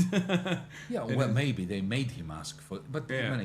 they actually tried to present him Yeah, yeah. as the leader of the Iranian but revolution, there's no which he's mobilization. not. Yeah. You know, the people who are demonstrating against Khamenei in Iran, they don't want Pahlavi back. Yeah, but in Western media they cover it as though he's like the guy. But Yeah, all right. no, we saw this agree. back in Iraq, remember? Yeah, they'll welcome us as liberators. But no, I completely agree. That is actually something I've talked about quite a bit as well. Like, one must understand why the Iranian Revolution took place in the first place, which means that like the Islamic Republic is also with. Like, I see it as like three different points of pressure. Obviously, the most significant one being the economic pressure from sanctions, with the express purpose of destroying the country's health and destroying the country's economy. Yeah, killing that people. Is so The sanctions are unstable. killing people. Yeah, it's so unstable that they rise up, right? Sanctions are basically to say you're going to starve until you kill your leaders. No other way about it. But then there's the domestic repression that the Ayatollah is engaging in, partially because of their own personal zealotry, but also partially because they want to satiate the base that they have, the 20 to 30% base of support that they have that justifies their existence and justifies their control over the country. And I think they have to scale that back, because this cycle of repression is only going to continue to grow, and that creates a perfect environment for Americans and the Israelis to take control over that. Indeed. And the last thing we weaponize want it. to do, to see happen, is for Mossad, the CIA, to take over Iran. Yeah. That would be a catastrophe for the whole region, for maybe the whole world. Because look, even to begin with, let me be clear on something. The Iranian Revolution was a genuine revolution. It was genuine people's uprising. It was steered in a way. I mean, in the end, it ended up killing my comrades in Iran. You know, the Tudeh Communist Party. They were all murdered. Yeah. But I'm not going to say that it was not a popular revolution. Yeah. It was a popular revolution. It Yeah. didn't come from outside. It came from within. Yeah. It was a result of all this story that begins in 1953. The message I get from Iranians who are opposing the regime is increasingly they're worried that Mossad and CIA will take over and effectively do what happened in Libya.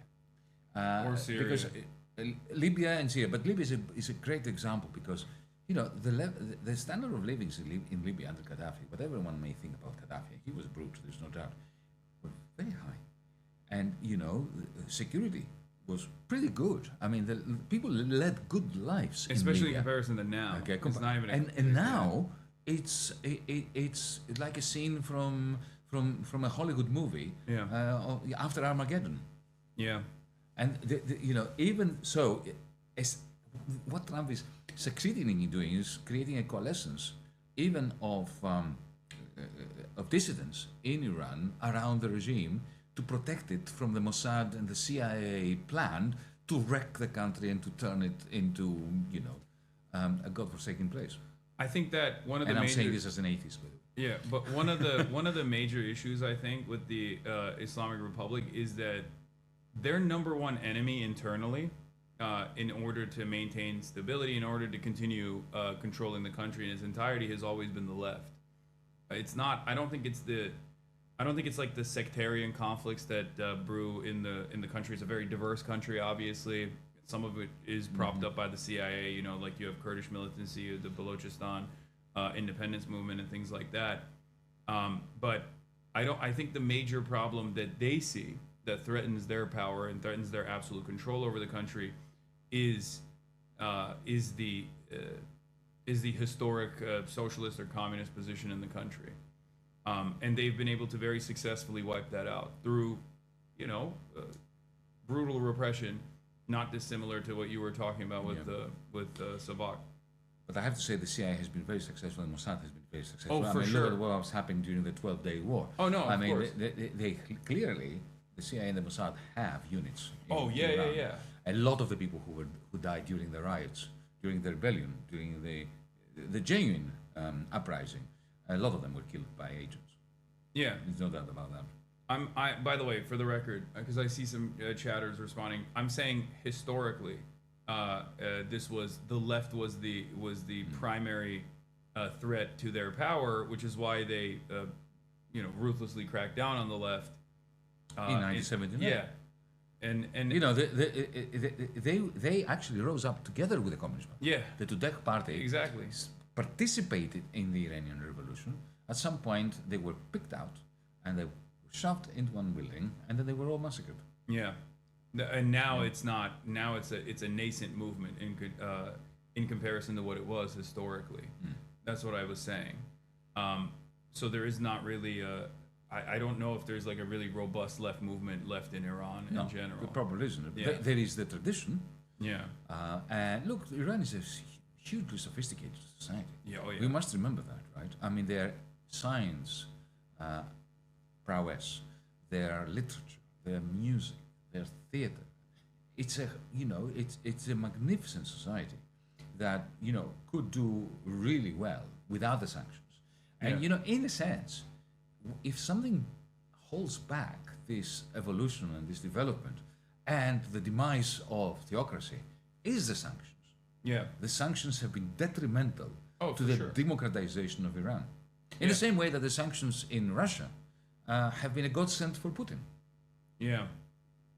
Well, I think the difference there is that it was much more difficult to isolate Putin from the global markets as opposed to, especially with like its energy. It's not just that, Hassan.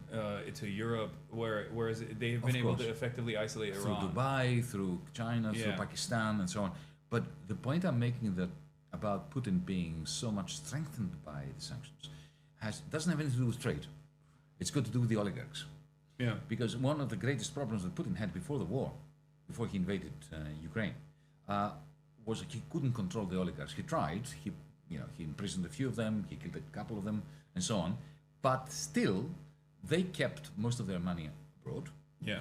And they used the openness, the membrane, which allowed them to communicate between East and West, in order to keep one foot in Moscow, one foot in Britain, or Spain or Portugal or wherever. With the sanctions, he had a deal to offer them. Say, listen, choose, get out, or come in here, and I'm going to give you IKEA, McDonald's, Deutsche Bank, because now these conglomerates are leaving.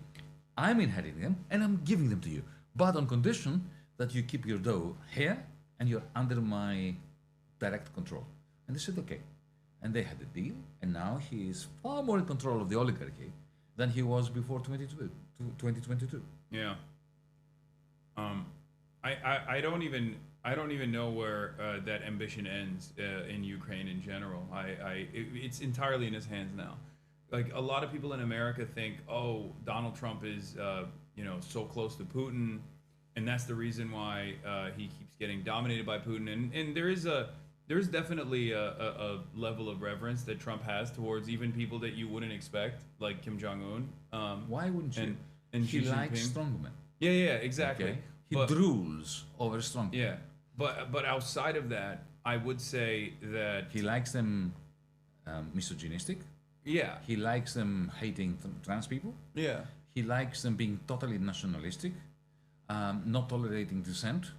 So what is there yeah. not to like? He's almost jealous about the level of control and power that they have over their nation states. But outside of that, I do think that he recognizes the pressures that he's getting from the American side to like try to manage the Ukrainian ceasefire.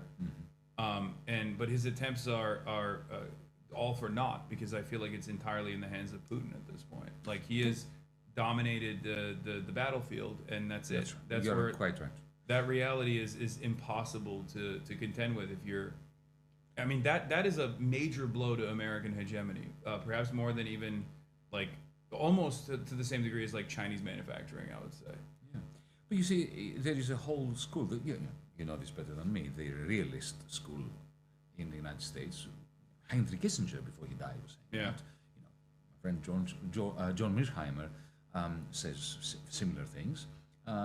It's not what I say, but it's what they say. They say, look, it took us decades to separate Russia from China, to divide them and conquer over them. And now what the Democrats did, along with the idiotic centrist Europeans, is they pushed Putin in the bosom, in the embrace of China. So he wants to end that because he thinks that he sees that China is the only game in town that he has to worry about, the only opposition to his aspirations and to his program. So that's not irrational. What I find distressing is the centrists' lack of a cogent answer to the question, what the hell do you want to do with Ukraine? Yeah. Do you have a plan for war? They don't. You know, I get the answer, oh, but Yanis, you know, he's the, meaning Putin, he's the new Hitler. I said, well, if he's the new Hitler, why aren't we sending troops to fight him? Because, you know, last time we had a Hitler, we drove him into the bunker and forced him to commit suicide. Why aren't you doing that? No, you want the Ukrainians to do that with third-rate weapons that you send them, right? When there is no way they can do that. It's essentially, you know, the worst service you can. Unless they disband NATO and get the Turkish military to go and fight and defend Ukraine, because they don't even have the Europeans don't even have a competent enough standing military. So they have no plan for war. They don't have the numbers, and they have no plan for peace. Yeah. This is what is so distressful.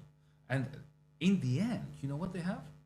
They have a vested interest, and this is especially the Europeans, to prolong the carnage.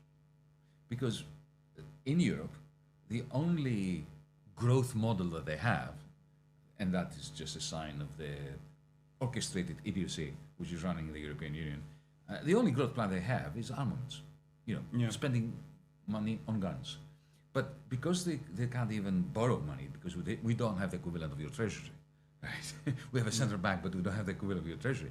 The only way of doing that is by austerity.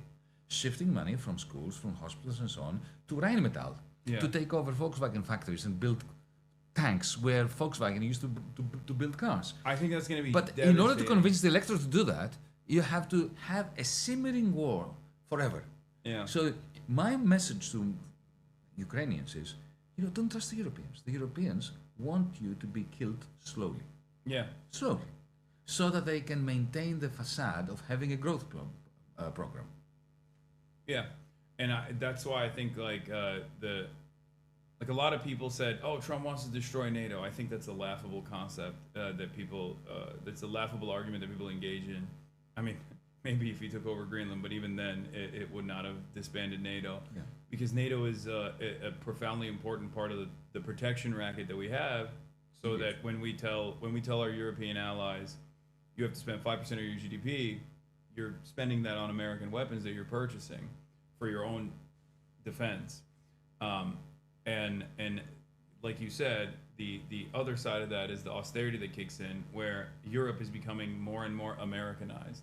Like Europe had at least a good run with attempts at social democracy, and I feel like what comes next that for died Europe, in 1991. Yeah, and it's now it's in its death knells, like it's in its death throes. The European social democratic system. Oh, that's finished. Yeah, because now they killed it off with the Euro crisis. Yeah, now you guys in Europe will also say, oh, the Ansar Allah is going to find out why we don't have health care. Have you ever heard that? Americans say that all the time. Whenever we're doing force projection, dumbass Americans will be like, oh, this militancy is going to find out why we don't have health care. I'm like, why don't you find out why you don't have health care? Shouldn't you be mad that you don't have health care and instead you're doing this? Yeah. It's not improving your life in any meaningful capacity. And now I wonder if that American, like the Western chauvinism will also be a big enough motivator for the Europeans to continue on this dangerous path? Because they're these past couple of months have been very interesting. It's been very interesting, but we tend to exaggerate the extent to which this is a point of inflection or a major break from the past. I grew up in a country that was a member of NATO, and it was fascist. And you come from a country that managed to combine fascism and NATO. So when people say to me, "Oh, but a democracy has the right to be a member of NATO because NATO is the defender of democracy," I say, "What? I grew up in a NATO dictatorship, fascist dictatorship, right?" Yeah.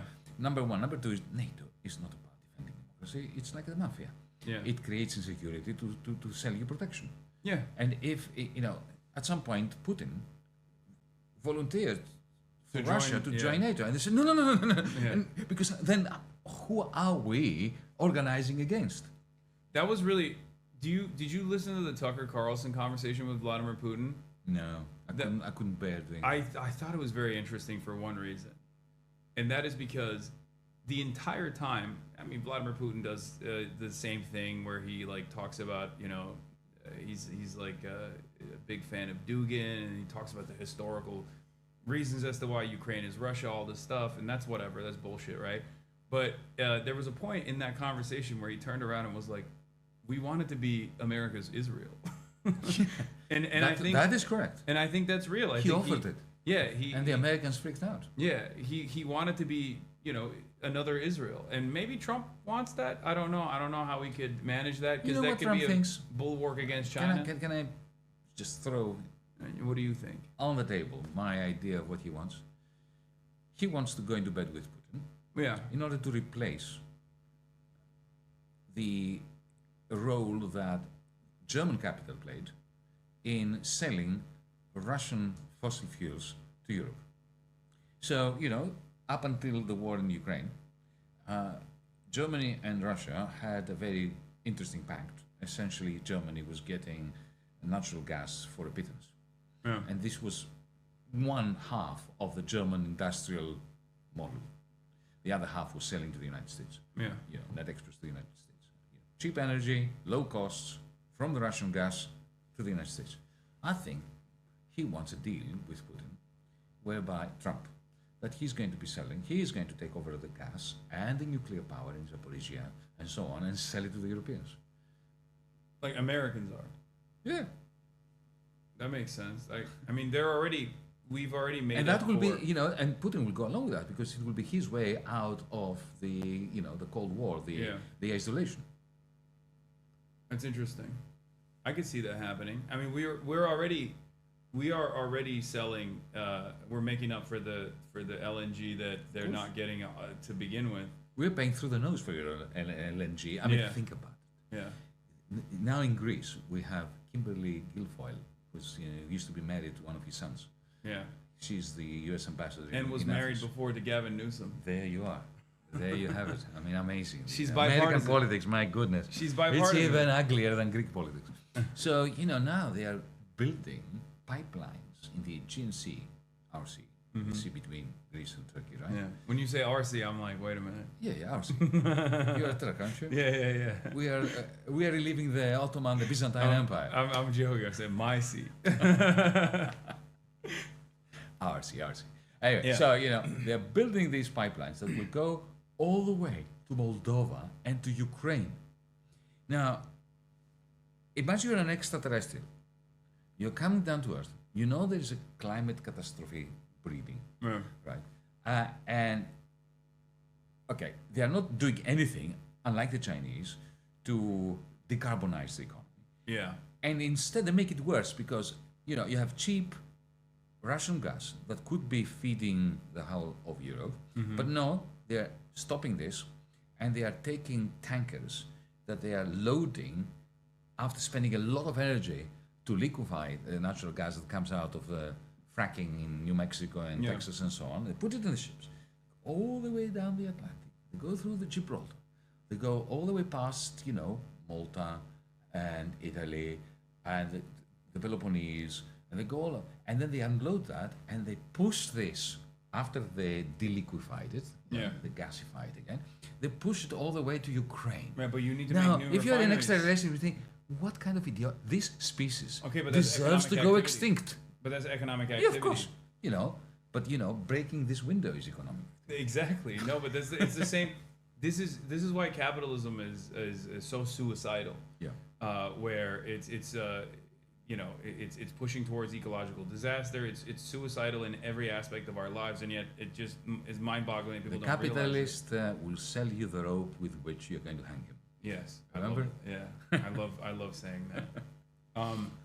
But I think the other side of the story with America redoubling their efforts not into competing in R&D against China and trying to stake a claim over the renewable side in any meaningful capacity is to redouble on oil and gas. Yeah. And it almost, the way I describe it is almost like, you're playing a board game, right? You're playing Monopoly and your competition is starting to buy everything, right? So you just flip the table and you say, no, I'm not playing this anymore. And that's what I feel like is what the American move against China is, because China is dominating the future of energy. It's definitely, I don't know how well the Western world can recover from that. Like, I don't know how well the Western world could ever try and compete with that. And they're pretty honest about it. The Trump guys, I'll give them credit. They're very vulgar, but they're very honest in their vulgarity. Where I think it was Scott Bessent, who was at Davos, who just said, "What are you, stupid? You're buying all these, you're buying these solar panels, and you don't have a battery system. You don't have a battery factory. You're buying the batteries from China. They control the refinement and the procurement almost entirely, right, of these rare earth minerals that are necessary to build this new technology." So every time you're moving in the direction of, it was Lutnick again. It wasn't Scott Bessent. Sorry. Every time you're moving in the direction of renewable energies, you're giving China more energy dominance over the world, and you're undermining the oil. Give and it to gas. us. Give it a buyer Yeah, LNG. no, that's what they're saying. They're very honest about it, and I think that's the major reason as to why they're trying to secure all of the oil producers to the It's best so of their ability. short-sighted, isn't it, Hassan? Because, 2 points here. Firstly, the Europeans have been done, not for buying Chinese solar panels, but in 2001, the top-notch solar panels were German. Yeah. And then we stopped investing in Germany, in Europe. So we just dropped the ball. Yeah. And the Chinese picked it up. I've been and talking run about this with for it. years. Right? That's number one. It was the biggest growth sector even in America as well. Yeah. And yet at a And time, we dropped it. 75% of the subsidies were going to the oil and gas industry. And it was Exactly. instead That's of political building, corruption. Yeah. It's not a plan. It's not, some kind of economic Yeah. blueprint. It's just corruption. It's like Epstein levels corruption. Yeah. Right? But the second point is that I don't think that their policy of essentially grabbing the fossil fuels of the world is logically coherent, because part of the MAGA movement, a substantial part of the MAGA movement, is grounded in the Permian Basin. It's grounded in fracking. Fracking is important to these people. Yeah. I mean, just watch Landman, which Yeah. actually I like very much. Oh, well, my dad loves it too. I love it. I love it. It's really very good. Yeah. But anyway, just forget it. There's that rant I've seen in Landman where he talks about. But the LNG that we're buying in Europe comes from that, Yeah. right? Now, if the price of oil falls below 62, 63, 60, they're gone. So, they're grabbing the Venezuelan oil. What happens if they grab the Iranian oil and they push all this oil into the market? But they're not going to. There's no way, because then the price of the oil barrel goes down so much that then Exactly. these companies can't profit. So anymore. what is the point of grabbing the fossil fuels of the world unless you want to keep them from entering the market? Yeah. No, that's Okay? what it is. But yeah. they won't be able to keep it because, even if the American army goes in there and takes all the Venezuelan oil and the Iranian oil to hold on to it, Chevron and Exxon will want it. And they have enough clout, if they can get it, to get it within the administration. Even Trump cannot stop them from doing that. So he's going to be turning the MAGA base against him. So I don't think they've thought it through. I think it's just, drill, baby, drill, because it sounds good to the base. You But mean the base you doesn't mean, realize that you mean drill, Chevron is going to stop them from releasing more barrels in the No, market? the Chevron will want to release more barrels. Oh, you think Chevron will? But yeah, wouldn't because that, Chevron that doesn't have that much of a stake in fracking. Oh. It is the smaller independents that do. And you know, when the big fish wants to get its teeth into the Iranian or Venezuelan oil, and you know, they would play the game like Saudi Arabia. Saudi Arabia can sustain a lower price because they have volume.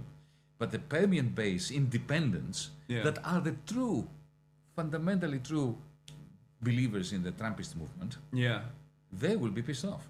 Yeah, he's gonna cook Texas, for sure. I mean, it's There's a lot of like, I guess from what I've seen though, they're offering contracts to some of the smaller independent companies as opposed to Chevron and stuff in Venezuela. Because it's like dirtier, it's harder to extract. It's but harder Chevron to are refine. better at extracting the dirty stuff. But yeah, Not the independents. The independents can do fracking. yeah, They cannot do. There's no way they can harvest the oil from Venezuela from the tars and all that. yeah. And then it's also another lever against China as well, who's still obviously reliant on oil and gas. Like they're not, they're moving away from it, but they still need it in the process of Yeah, they're cutting of development. This year, for the first time, they reduced their consumption of oil and gas. Yeah. For the first time. I mean, but that doesn't mean that there's still need for it, which is, I think, Trump's counter to the nuclear trade option that China has, which they pulled a little bit in the beginning of the tariff wars when they said, okay, we're doing export controls. Yeah. And that was like, that was something that was unheard of, I think, because that is the biggest weapon that they have at their disposal. If they could just like stop, magnets and rare earth minerals from entering the American market. They won that war. Yeah, exactly. So all far. of a sudden, America can't make their weapons any longer. Like it just completely destroys American drones. dominance. Yeah. They can't make drones. Well, China's making the drones anyway. Yeah. But yeah, so I think this is a leverage point against that. If they ever tried that again, then America can be like, okay, no more oil for you. You will get no oil. Well, we were having this chat, folks, yesterday, Hassan and I, when you were not watching. And I said that 2025 is going to go down in history for three monumental events. One, we already discussed. Putin won the war in Ukraine. Not against the Ukrainians, but against the Europeans and the Biden administration. Secondly, Trump won the commercial war, the trade war with Europe. Yeah. And thirdly, we have a new game in town, which is stablecoins, which is going to be the next source of financial instability in the world, with the Genius Act. I'm so oblivious to the cryptocurrency. I don't know anything about it, so I don't. Well, don't think of it as cryptocurrency. Think of it as the privatization of the dollar. Yeah, which is we're not talking Bitcoin and Ethereum. We're moving even further away from the gold the gold standard. Of course, forget the gold standard. I know. I'm not saying that we need to go back to that. I'm not like a Ron Paul acolyte or something. I'm saying that what was that move away was initially to basically make it so that the confidence in the dollar was backed not by anything material, but instead by the confidence that people have in, I guess, the American military. And now we're even further eroding that confidence, and we're moving into something even more speculative, something that's even more unstable, ironically enough, even if it's called stable coin. Well, we're saying this before. After 1971, American hegemony, including the American military, were based on the fact that, the United States could make everybody else work very hard to produce real things that they would have to sell to Americans for dollars, so that they could get the dollars to buy stuff like, think not from America, but from copper or oil or whatever. Yeah. So that's the exorbitant privilege of the dollar. But at least the dollar was controlled by the federal government, the Federal Reserve. But now with stablecoins, and by the way, if we have crypto enthusiasts and crypto libertarians and so on, don't start throwing things at me for saying this, because this is not about Bitcoin. It's not about Ethereum. I don't think these are macroeconomically significant. I'm quite happy for Bitcoin to do its thing. But Tether and Circle, the US denominated cryptos, if you are a Bitcoiner, if you're a crypto head, you should be angry with Tether, angrier than I am with them. Because what they're doing is they're usurping the idea of crypto and distributed ledgers and decentralization, and they are attaching it to fiat money, which you should be against if you are a Bitcoiner. So, and the reason why they're doing it is because they're privatizing the dollar and they want to enhance the capacity of the federal government to increase its debt. So if you're a libertarian, you must think of the Genius Act that the Trump administration pushed through Congress as a major assault against your own ideology, not against my Marxism and so on. Yeah. Because what Tether does is you give them dollars, they buy treasuries, short-term treasuries, and they put them supposedly in some kind of safety box so that they can redeem your dollars, right? Now, when 6 trillion is going to go in within the next 18 months, according to the US Treasury, according to Scott Bessent, from plain vanilla bank accounts to Tether, that's 6 trillion new federal debt, which, of course, Trump is going to use in order to give more tax cuts to his mates, not to you folks. And okay, so there is the increased mind-numbing levels of inequality from that, but it's also the source of the next financial crisis. Because at some point, when there is a run on Tether, once these people will do something nasty with Tether, because if you give a private company in El Salvador the right to print US dollars, believe you me, they will do something similar to what Lehman Brothers would do. And then when there is even a small run on Tether, people will realize that Tether depends on treasuries. And they know that Tether will try to sell said treasuries. So people will start dumping treasuries. So the value of treasuries will go down. And so the collateral, which is upkeeping the value of the stablecoin, so a doom loop between Tether and treasuries. And who's going to save them from that? The Fed won't be able to, because the Fed has been kept out of this game. Congress has banned the Fed from regulating this. I think in the absence of alternatives, though, isn't that what will force everyone to play ball, no matter how much, no matter how collapse is imminent, because it's like the fear of devastating instability in the aftermath of that, which is kind of also part of the reason why a lot of people are forced to play ball with Donald Trump whenever he's doing these like tariff initiatives. Even if it's self-destructive, they have to play along with it because there is no alternative currency. They will play with ball with that, but when the bottom falls out of all that, we're going to have a major catastrophic, depression. And unfortunately, I like Lenin saying that things have to get worse before they get better, but the depression bred monsters. Yeah. And as Rosa Luxemburg said from her prison cell, there is a fork on the road. It could be barbarism or socialism. Yeah. But it's not necessarily socialism. No. It can easily go to barbarism, and this is what has happened in the past. This is what has happened in the past, and also if we're not organized. And we don't. That's my biggest fear, is that we don't have the necessary infrastructure to organize in the direction of socialism because of the war that liberals have waged against their left flank, against the socialists so successfully, especially in Western liberal democracies, has made it so that there is no political education, there is no interest in organizing. People are satiated by the treats that they can get, and they can't even imagine a world where they don't have that. I mean, we saw a snapshot of that with COVID, which was nothing in comparison to what we're talking about right now.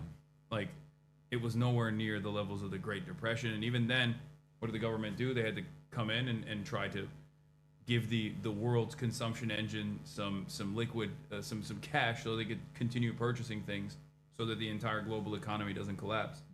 Mm-hmm. But even then, the limited amount of restrictions that Americans experience, as far as like, having to show a vaccine card or something when they're going to get jalapeno poppers at Applebee's, that was so much. I mean, that was so devastating that they wanted to rise up in arms almost. So. That's right. I don't. But they didn't organize an organization before the depression comes. The depression will breed monsters again. Yeah. That's why this is the time to organize. Yeah. Absolutely. I mean, I'm trying to do my best, but I feel like it's quite difficult, especially in this age of disinformation as well. We can only try, Hassan. And trying is fun. Let's make it fun.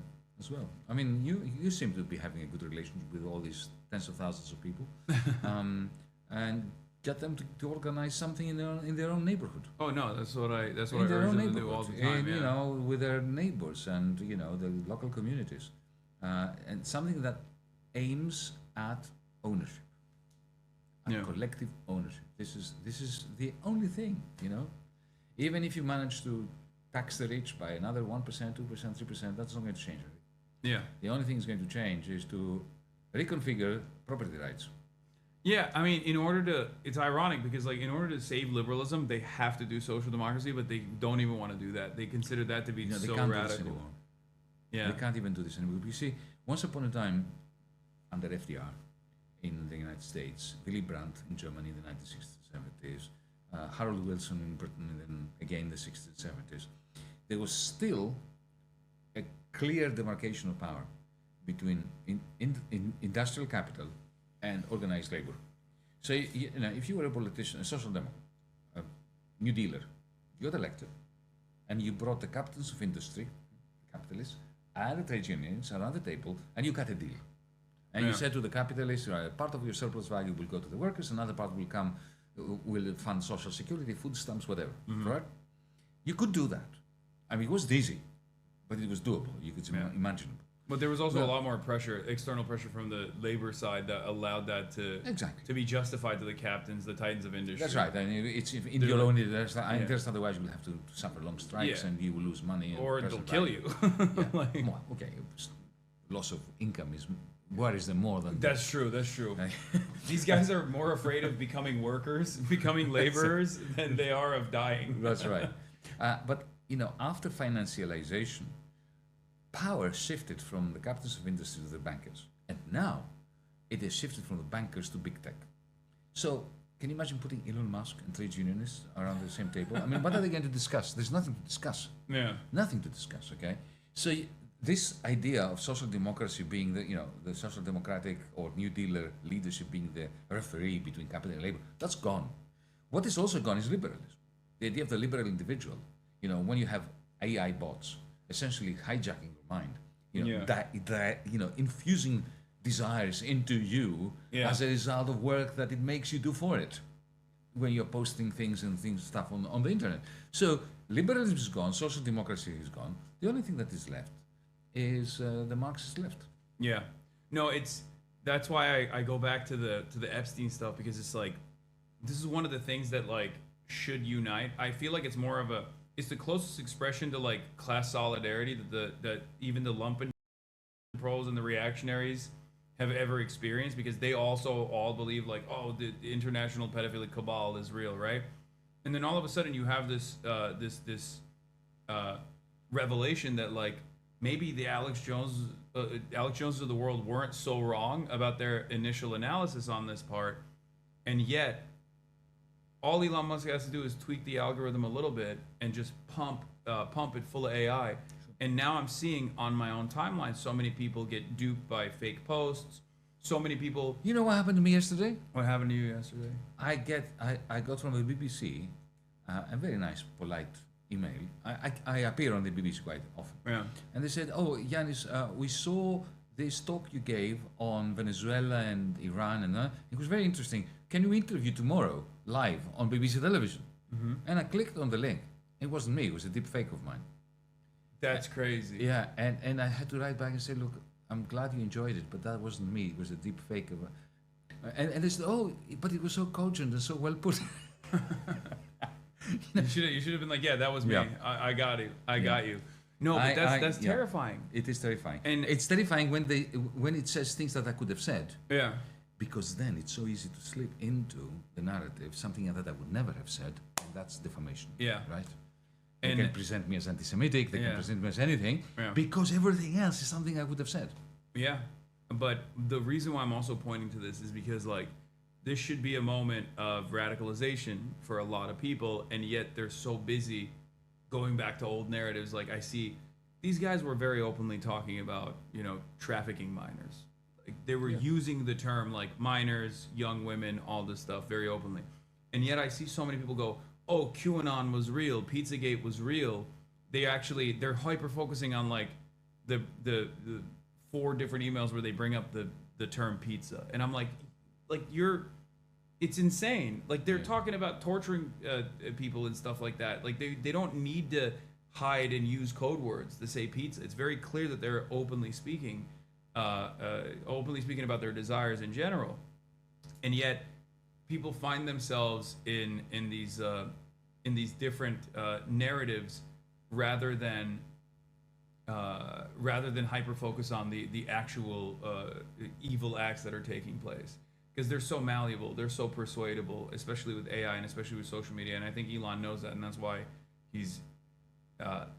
even though he's been mentioned in the Epstein files quite a bit, I don't know if you saw, he was begging to go to the island. Insane. And yet they can get away with releasing this information because they know that the public is not going to respond in the way that they normally should. It's another version of Steve Bannon's flood the zone. I mean, if you dump so much shit onto people, after a while they won't even smell it. Yeah, exactly. I mean, that's what Trump has done as well. That's like Trump's success. Yeah.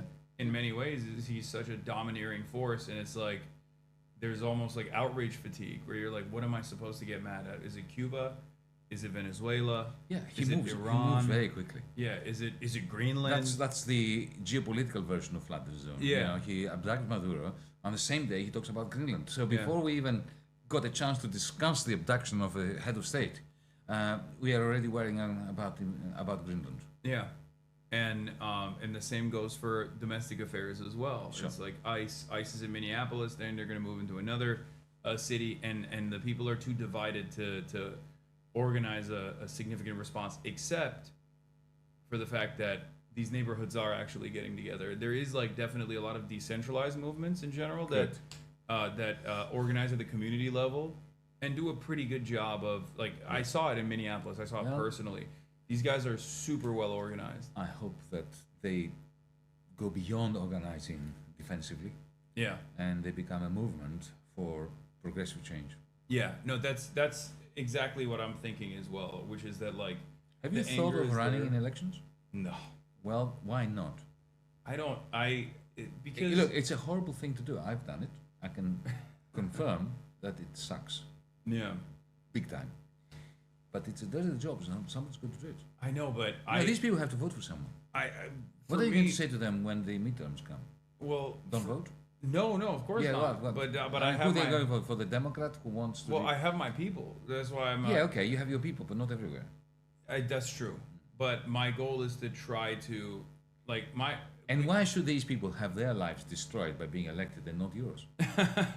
Well, it's not even about, like, my life being destroyed necessarily, but because my life gets destroyed all the time doing what I'm doing anyway. I mean, come on. No, I'm able to. You're having fun here. No, I know, but I'm able to overcome it regardless because I have, like, built this resilient base of support, and I have ways of working around it. You know, I get banned on Twitch, I go to YouTube, but my point is there's a finite amount of time and energy and effort that I can spend on this, and I feel like this is how I can maximize my output. Sure. Doing agitative propaganda, I think, and also creating a community that is then going out and participating in their own local elections, as many people in my community have already, to success. At some point, you have to go to graduate to the level where you take their voice and you put it into some kind of assembly, some kind of Congress, maybe a state one, maybe a federal one. I don't know. I know a guy. Get ready. I know a guy. His name is Cenk Uygur. He tried to do that and he failed spectacularly. So. Well, failure is okay. Yeah. I mean, in 1905, the first Russian Revolution failed, and it gave us Sergei Eisenstein's magnificent movie, The Battleship Potemkin, which was an important, first step towards the real thing. Well, since then, his methods have changed. I feel like he's. I mean, you might like it actually. He's big into realignment with right wingers in general, like with Tucker and all those guys. No. I'm not. That's not me, mate. Okay, well, I mean, do not realign with Tucker. You say I want to speak to the people. Honestly and respectfully to the victims of these people. Yes. Yeah. We're on the same page. Yeah. I as Michael Brooks used to say, be ruthless to systems, be kind to individuals. I Who suffer try to, from the system. yeah, So much so that they have actually become part of it. yeah. Yeah. Because like, I think at the end of the day, that discontent and that anger that they feel, that resentment that they feel, that materializes in like, you know, a fascist expression. That discontentment is coming from the material inefficiencies that they experience. And therefore, if you isolate that and if you talk to them directly about those problems and explain to them the real pathway to solve it, they're not going to lean into the culture wars. You know what I mean? If you give people, it's not even a zero sum game, but if you give people the two options where you're like, okay, you can keep dominating trans people or Guatemalan people that are like literally doing your landscaping and are the backbone of like the productive forces we have or the agricultural output that we have that put food on your table, and you don't have healthcare, or you have healthcare but you don't get that. You don't get that moment of feeling satisfied because you've dominated someone lesser than you. That makes you feel more powerful. I think most people are going to go with material improvements. Indeed, I was campaigning in some election in Britain some years ago, and I was in the north of England, which has shifted from being left-wing to being ultra-right fascistic. Yeah. Oh, you mean like the labor enclaves in the north? That's right, the Yeah, so-called Red Wall. Yeah. And I gave a talk, and there was this elderly woman who came to talk to me afterwards. She said, "Look, I like what you say, but I can't possibly agree with you because you keep believing that migration is not a problem. It is a problem. Next door to me, in my block of flats, my apartment block, I have it's a small flat, and it's inhabited by 4 Romanian boys. Now, each one of them has a job, so together they have an income that outbids any local renter, any family that wants to rent that apartment. Yeah. And this sounds reasonable.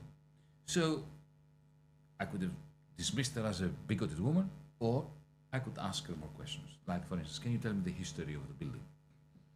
And she said, it used to be a council house. Social housing, yeah. Right? And what is it now? Well, Thatcher sold it. And who does it belong to? She says, well, nobody knows, some kind of hedge fund. I said, okay, now tell me, let's say that I wave a magic wand, those 4 Romanian boys go back to Romania. How is this going to help you? Yeah? Because, the fact is that it will still be owned by this. Maybe they will demolish it and create a shopping mall or something out of it. But the housing problem is not going to be solved. Maybe we should consider the fact that, weak people have been turned against one another. You against the Romanians and so on, by those who profit from both of you. Yeah. And, she listened. It wasn't that I was being smart. It's because I wouldn't have thought of that had I not asked her the question. So tell me the history of your building. Yeah. So ask people the history of their buildings, of their neighborhoods, of this, before you articulate an argument to try to convince them otherwise. Yeah, no, absolutely. That's what I try to do, and I try to speak to people at their own level, like, or speak to their immediate desires. I know you do, but this was my message to these folks.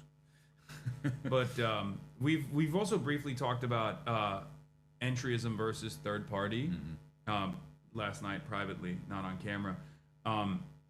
And this is something that I've been thinking about quite a bit as well. This is also often an issue. Hold on, what is this? No, I don't want to do this BIOS utility update. Jesus Christ. Okay.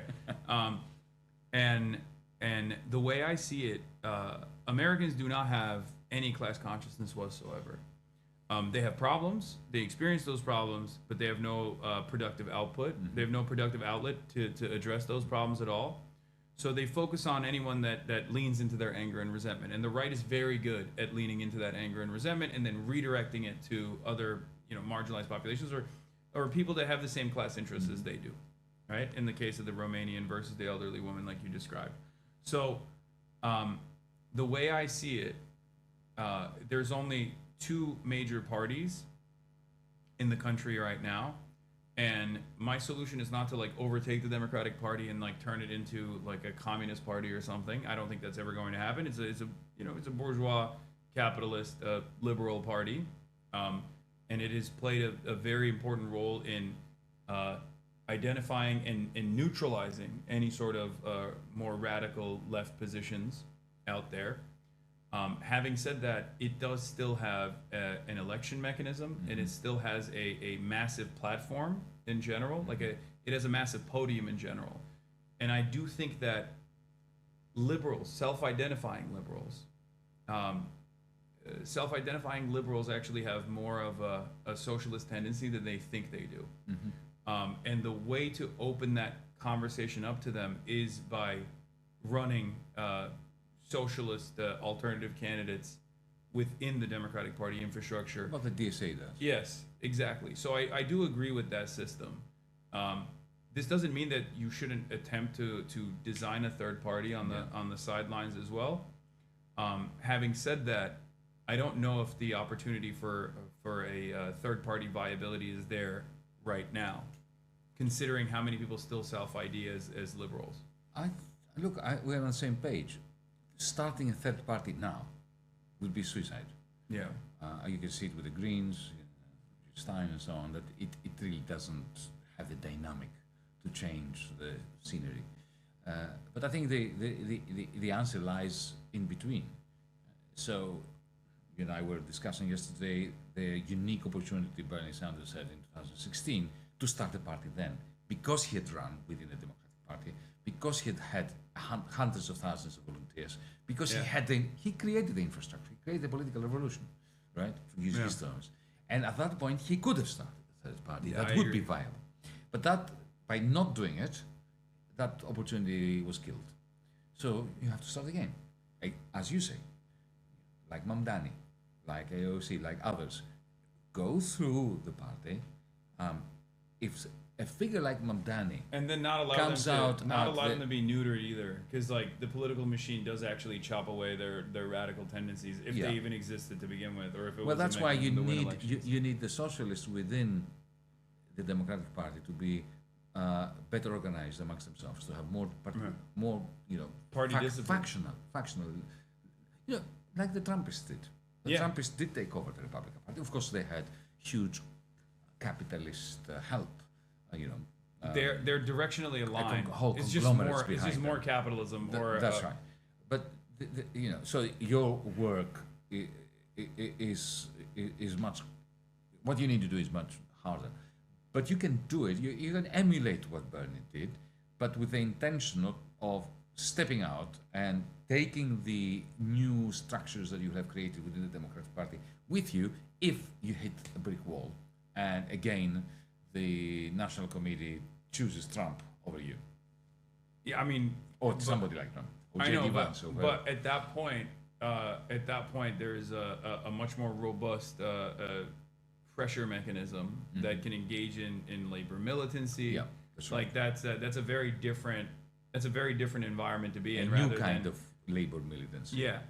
That's a very different environment than the one that we're in right now, where like all of these, from what I've seen, maybe I'm too optimistic, but from what I've seen, you got the Barbers and the Debras, white wine moms that are coming from the suburbs, accountants, lawyers, teachers, nurses that normally are just like straight blue, no matter who voters that are very frustrated with the way things are going. They're not experiencing like, absolute economic death and destruction in the way that we've seen in the past that has led to more radical movements growing in the country, but they are frustrated by the instability. And I think like those people can also be convinced of the viability of this socialist alternative. Yeah, no, utterly. Yeah, I agree entirely. All right, well, it's late. Well, I don't want to. Yeah, I am an old man. I will leave you with the youth, the young with the youth. Thank you for having me. This was incredible. It was great fun. Yeah, it was a good way to end a very long day. Yeah, you gotta. After talking to tech executives about the importance of AI and data collection, you gotta come back to earth a little bit. And biting my tongue most of the day. Yeah. It's very badly injured from all this biting. But thank you. Yeah, thank you for coming on. This was incredible. Thank you, Hassan. Thank you. All right. Yanis Varoufakis, everybody. I'm gonna fix the audio now. I know everyone's been complaining the entire time. So you will continue for many hours? Oh yeah, I mean not for many hours, but I'll definitely continue. Very good. All right, here I'll walk you out. All right.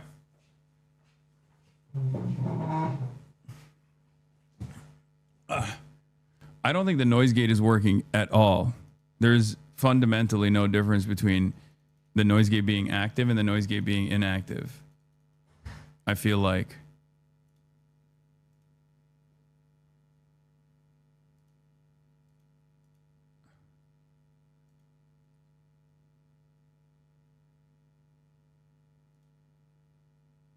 Like, I'm not seeing any changes. I'm not seeing any major changes right now. Wait, did it work? Is this better? It's gone? Okay. There was a hum when you guys stopped talking? Okay, well, it happens. You just got owned? Wait, why did I get owned? Why did I get owned? I don't understand. Hello, hello, hello. All right, I think I've fixed the audio levels as well. I think it's a lot better now. Buzzing is still there. Buzz when you speak. I think the game was just high earlier that caused the hum. It's all good.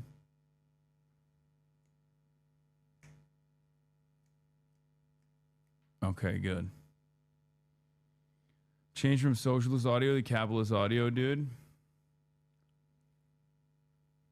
Ohio Haitians are the next target device. They're coming to Springfield as per Mike DeWine. 30-day search starting this week. Okay. Thank you, YouTube chatter. YouTube super chat. It's there, but it's much better. It's fine. Don't worry for sure. What did Oliver... He kept calling you a fake demon and a pussy for not running an election. You have the opportunity to what is this? You have the opportunity to do the funniest thing every day. Hassan, I'm doing zakat here to Nazar proof you. Your XLR cable is either not entirely in the cloud lifter or whatever boosts your SM7B, or it's not grounded and touching computer power cables. It's not horrible audio, just slight buzzes from before the game kicks in. Afghan auntie from New York City, Zohra. It's the XLR cable. It needs to move. It's getting an electrical interference from laying on another cable, most likely. Where the fuck was this? Where the fuck was this tech support earlier when I needed it? I hope it didn't cook. Was it really that bad, guys, or were you guys exaggerating?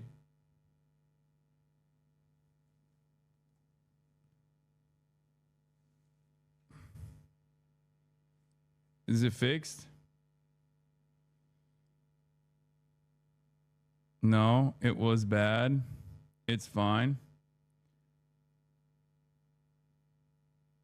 It was pretty bad. It was the worst audio of all time. Okay, let me listen to this fucking audio that's like supposedly the worst audio of all time. This is the French, and there are champagnes, you know, the Japanese, and there are Toyotas, whatever, right? Yeah. And we will simply print dollars and pay them with dollars. And what are they going to do? They're going to have to send their dollars back to New York because they can't spend their dollars in Germany or in Japan or in China. So they have to send it back to the United States, and that becomes Three Rivers. That's it. I mean, it's annoying, but that's nowhere near as bad. Y'all are freaking crazy, dude. Y'all are crazy for this. Does whatever, right? Yeah. Y'all are crazy for this. Also, YouTube chat, you can subscribe to become a member. Now that I'm dual streaming, I'm going to continue dual streaming as well. You can subscribe to become a member on YouTube chat. You can subscribe to the Piker Broadcasting Service on Twitch as well.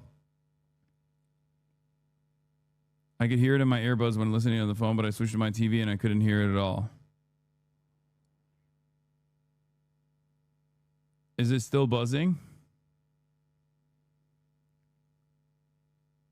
This is what it sounded like.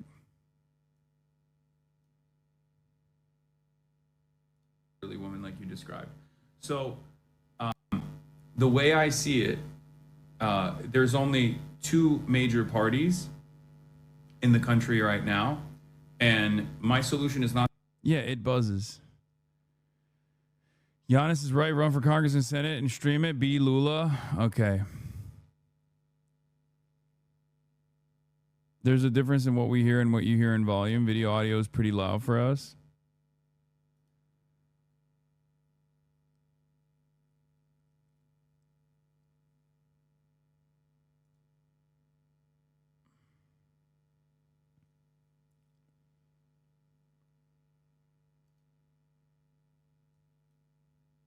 Okay.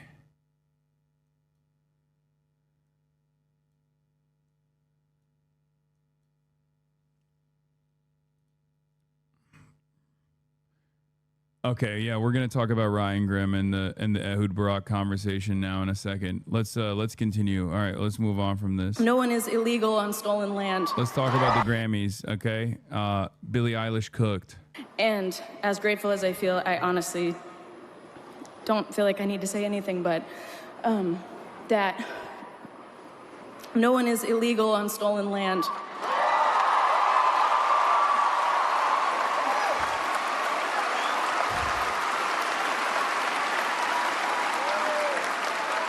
And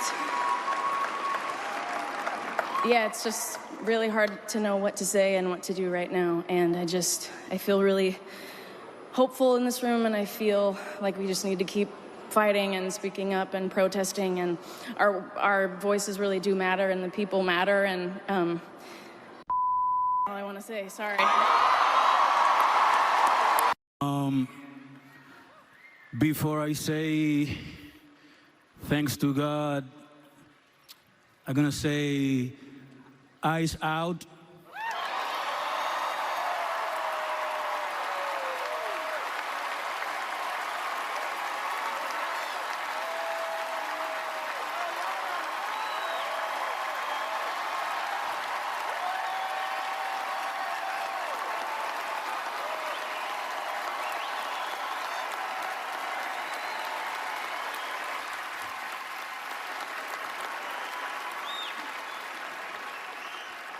We're not savage, we're not animals, we're not aliens, we are humans, and we are Americans.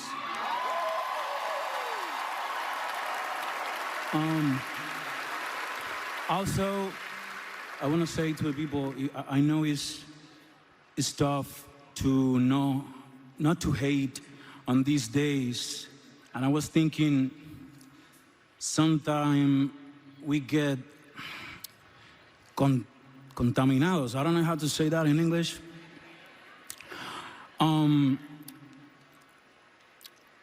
The hate get more powerful with more hate.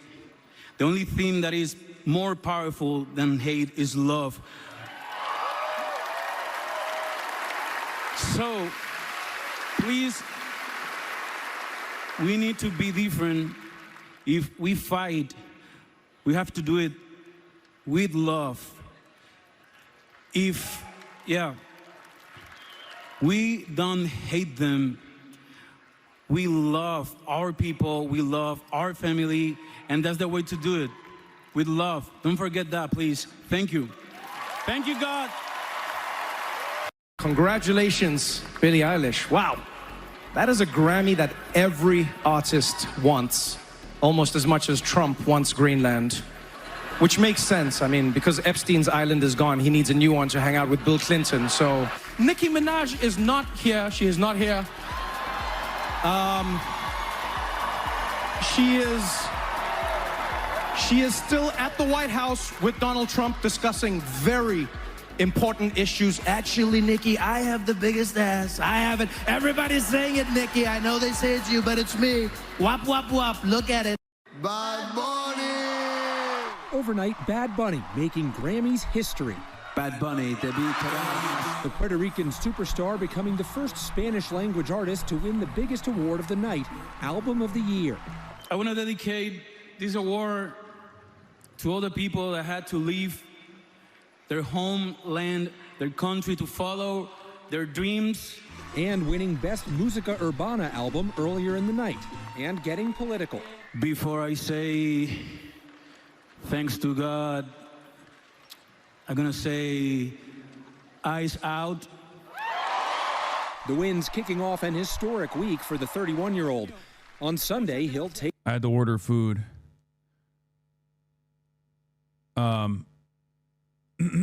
Sorry. Holy moly. Okay, I'm back. I'm freaking back, baby. I'm freaking back. Okay, W. Bad Bunny. Just want to say woke is back, even though there is some elements of woke being back. Once again, it's made the right-wingers really upset, really offended, but including Donald Trump. But also, on the other hand, you got a lot of these people who are wearing like ice out pins who were, nowhere to be found when the conversation was revolving around Palestinians in Gaza. I do find that very interesting, let's just say. I find that interesting, okay? Ice out is like we mustn't allow this movement to turn into what the Time's Up movement look like, right? Like Hollywood has a tendency to take something over and then neutralize it, neuter it in its entirety.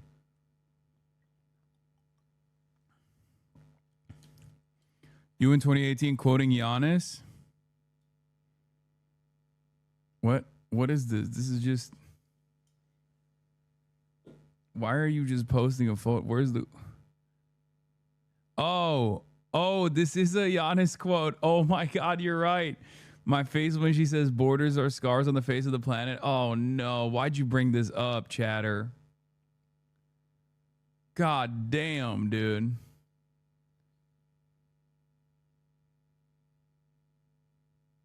God damn. I'm over here talking about how performative Hollywood is, and you just showed me my most performative Hollywood ass moment. Hollywood Hossie up in this bitch.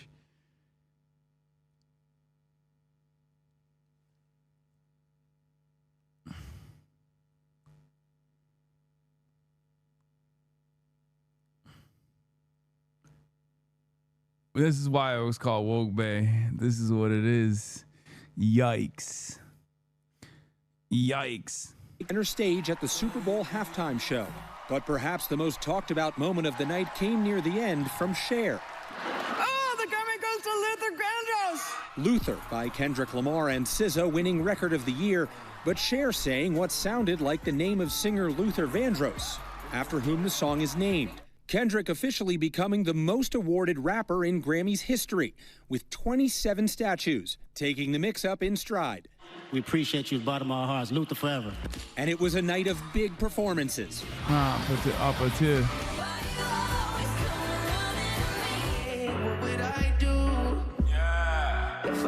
So what's the meta here? Why does everybody hate Apata? Because I think that's a jam. Am I crazy? I love that song. Don't go back to Twitch King. We just got you on YouTube. Crying face says Rolling Thunder 1000 on the YouTube super chats. Listen, I'm monitoring both. Okay, I'm on YouTube and I'm on Twitch, but I'm gonna keep it a $1.50.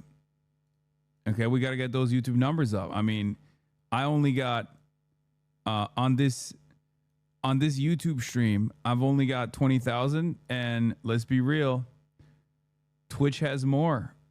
Twitch has 31,000. YouTube has 20,000. Just saying. Just saying. I like it, but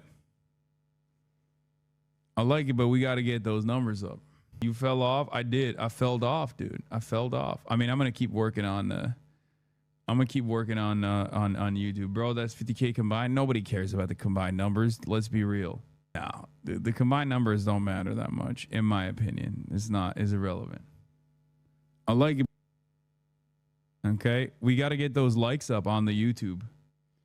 Get it in front of more people. 140K to 20K is a fall off. What the fuck? Exactly, bro. That's what I'm saying. You didn't schedule it though. True.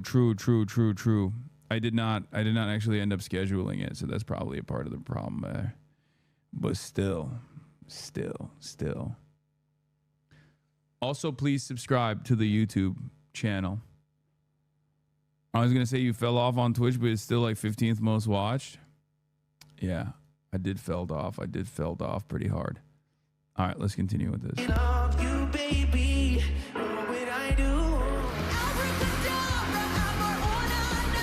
Lady Gaga casting a spell on the Grammys, adding 2 more statues to her collection. I'm really honored. Being a woman in music, being a songwriter, being a producer is something that really makes me who I am. So I feel a sense of belonging here after almost 20 years. What do you tell yourself as you follow your dreams? You know, I always lead myself back to... Okay, Trump's one good takes of the Grammys are ass. These are horrible songs. I don't think any of these songs are horrible, but do I just not have good taste? rehearsal and discipline and practicing. Those things for me are like an internal metronome, and it allows me to keep a deep relationship with what I'm creating. The nominees for Best New Artist teaming up for a monster montage.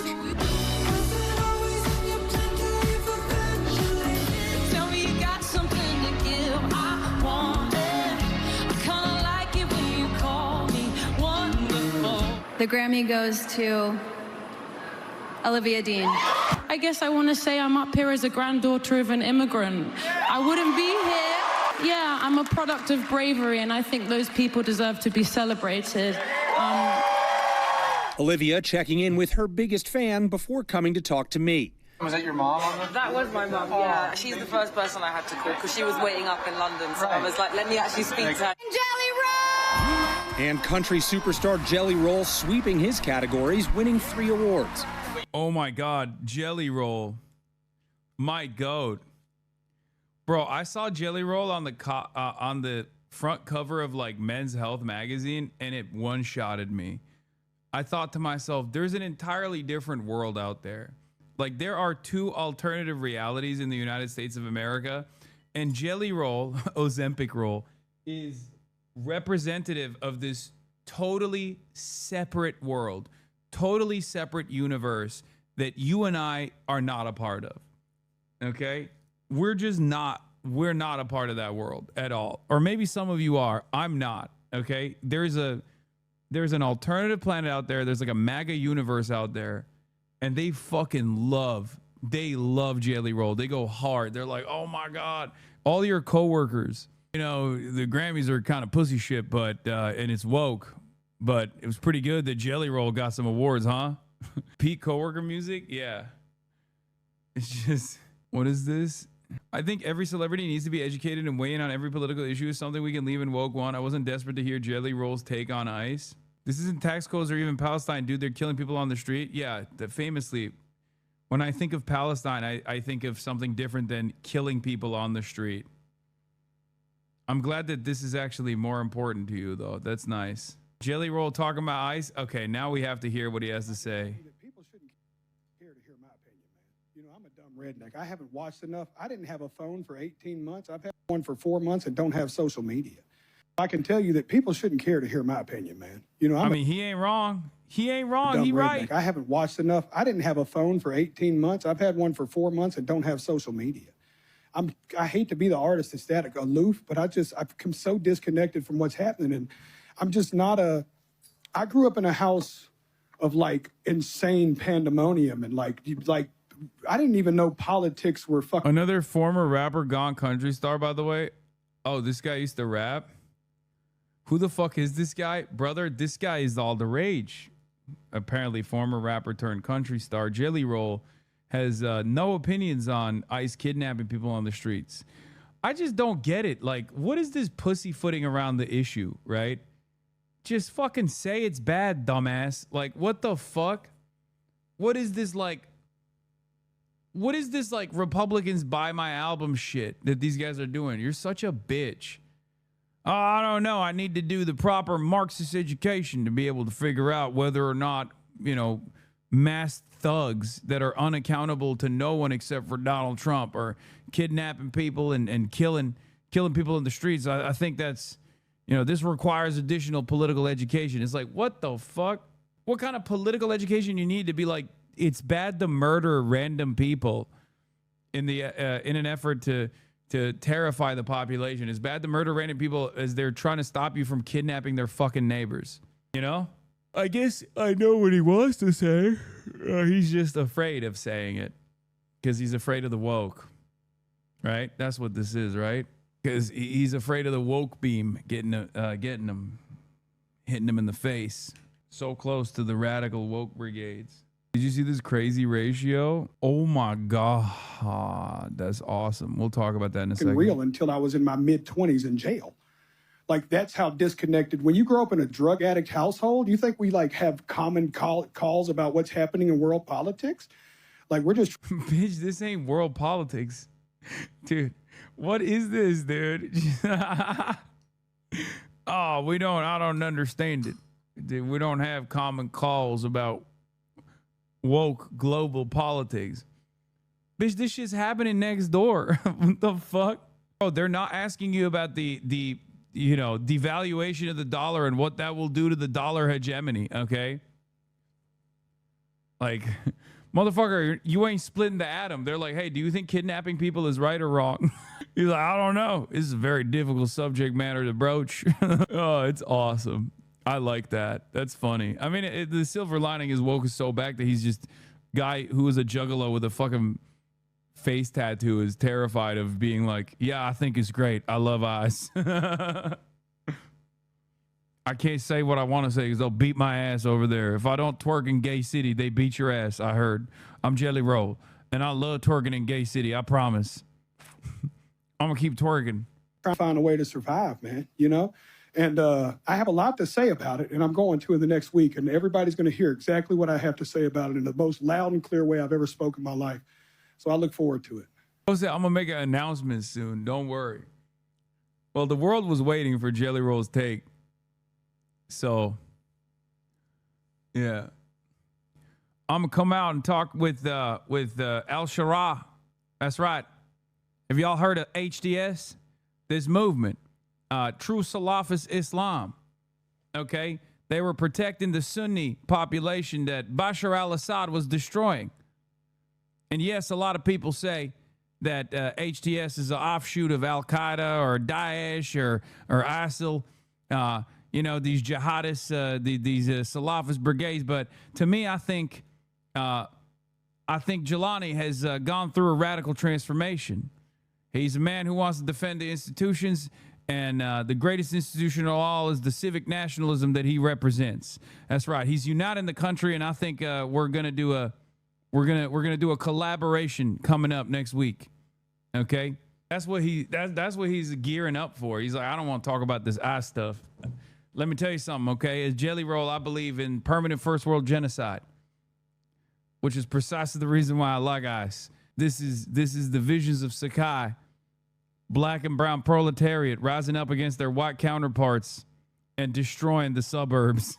This is why I'm in favor of ICE as a permanent first world genocide or JD Pond. Maoist third world is, I believe in ICE killing, murking white people in the suburbs. I think that's a good thing. Thank you for bringing it up.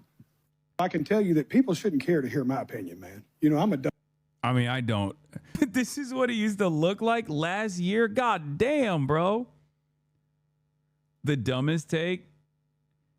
Billie Eilish just invited everyone to her house. Breaking Americans are calling on Hollywood elitist Billie Eilish to return her $14 million LA mansion to the Tongva tribe after she claimed no one is illegal on stolen land. She could also graciously host illegal aliens in her mansion. After all, she has the moral high ground. Yeah, I love having conversations with the fucking dumbest people in society. It's like, excuse me. The government, the nation state is just like your bathroom. Okay. Oh, you don't want border walls? Well, guess what? You can't have a divider into pisser either. I need to see your cock. Show me your cock right now. Oh, I'm sorry.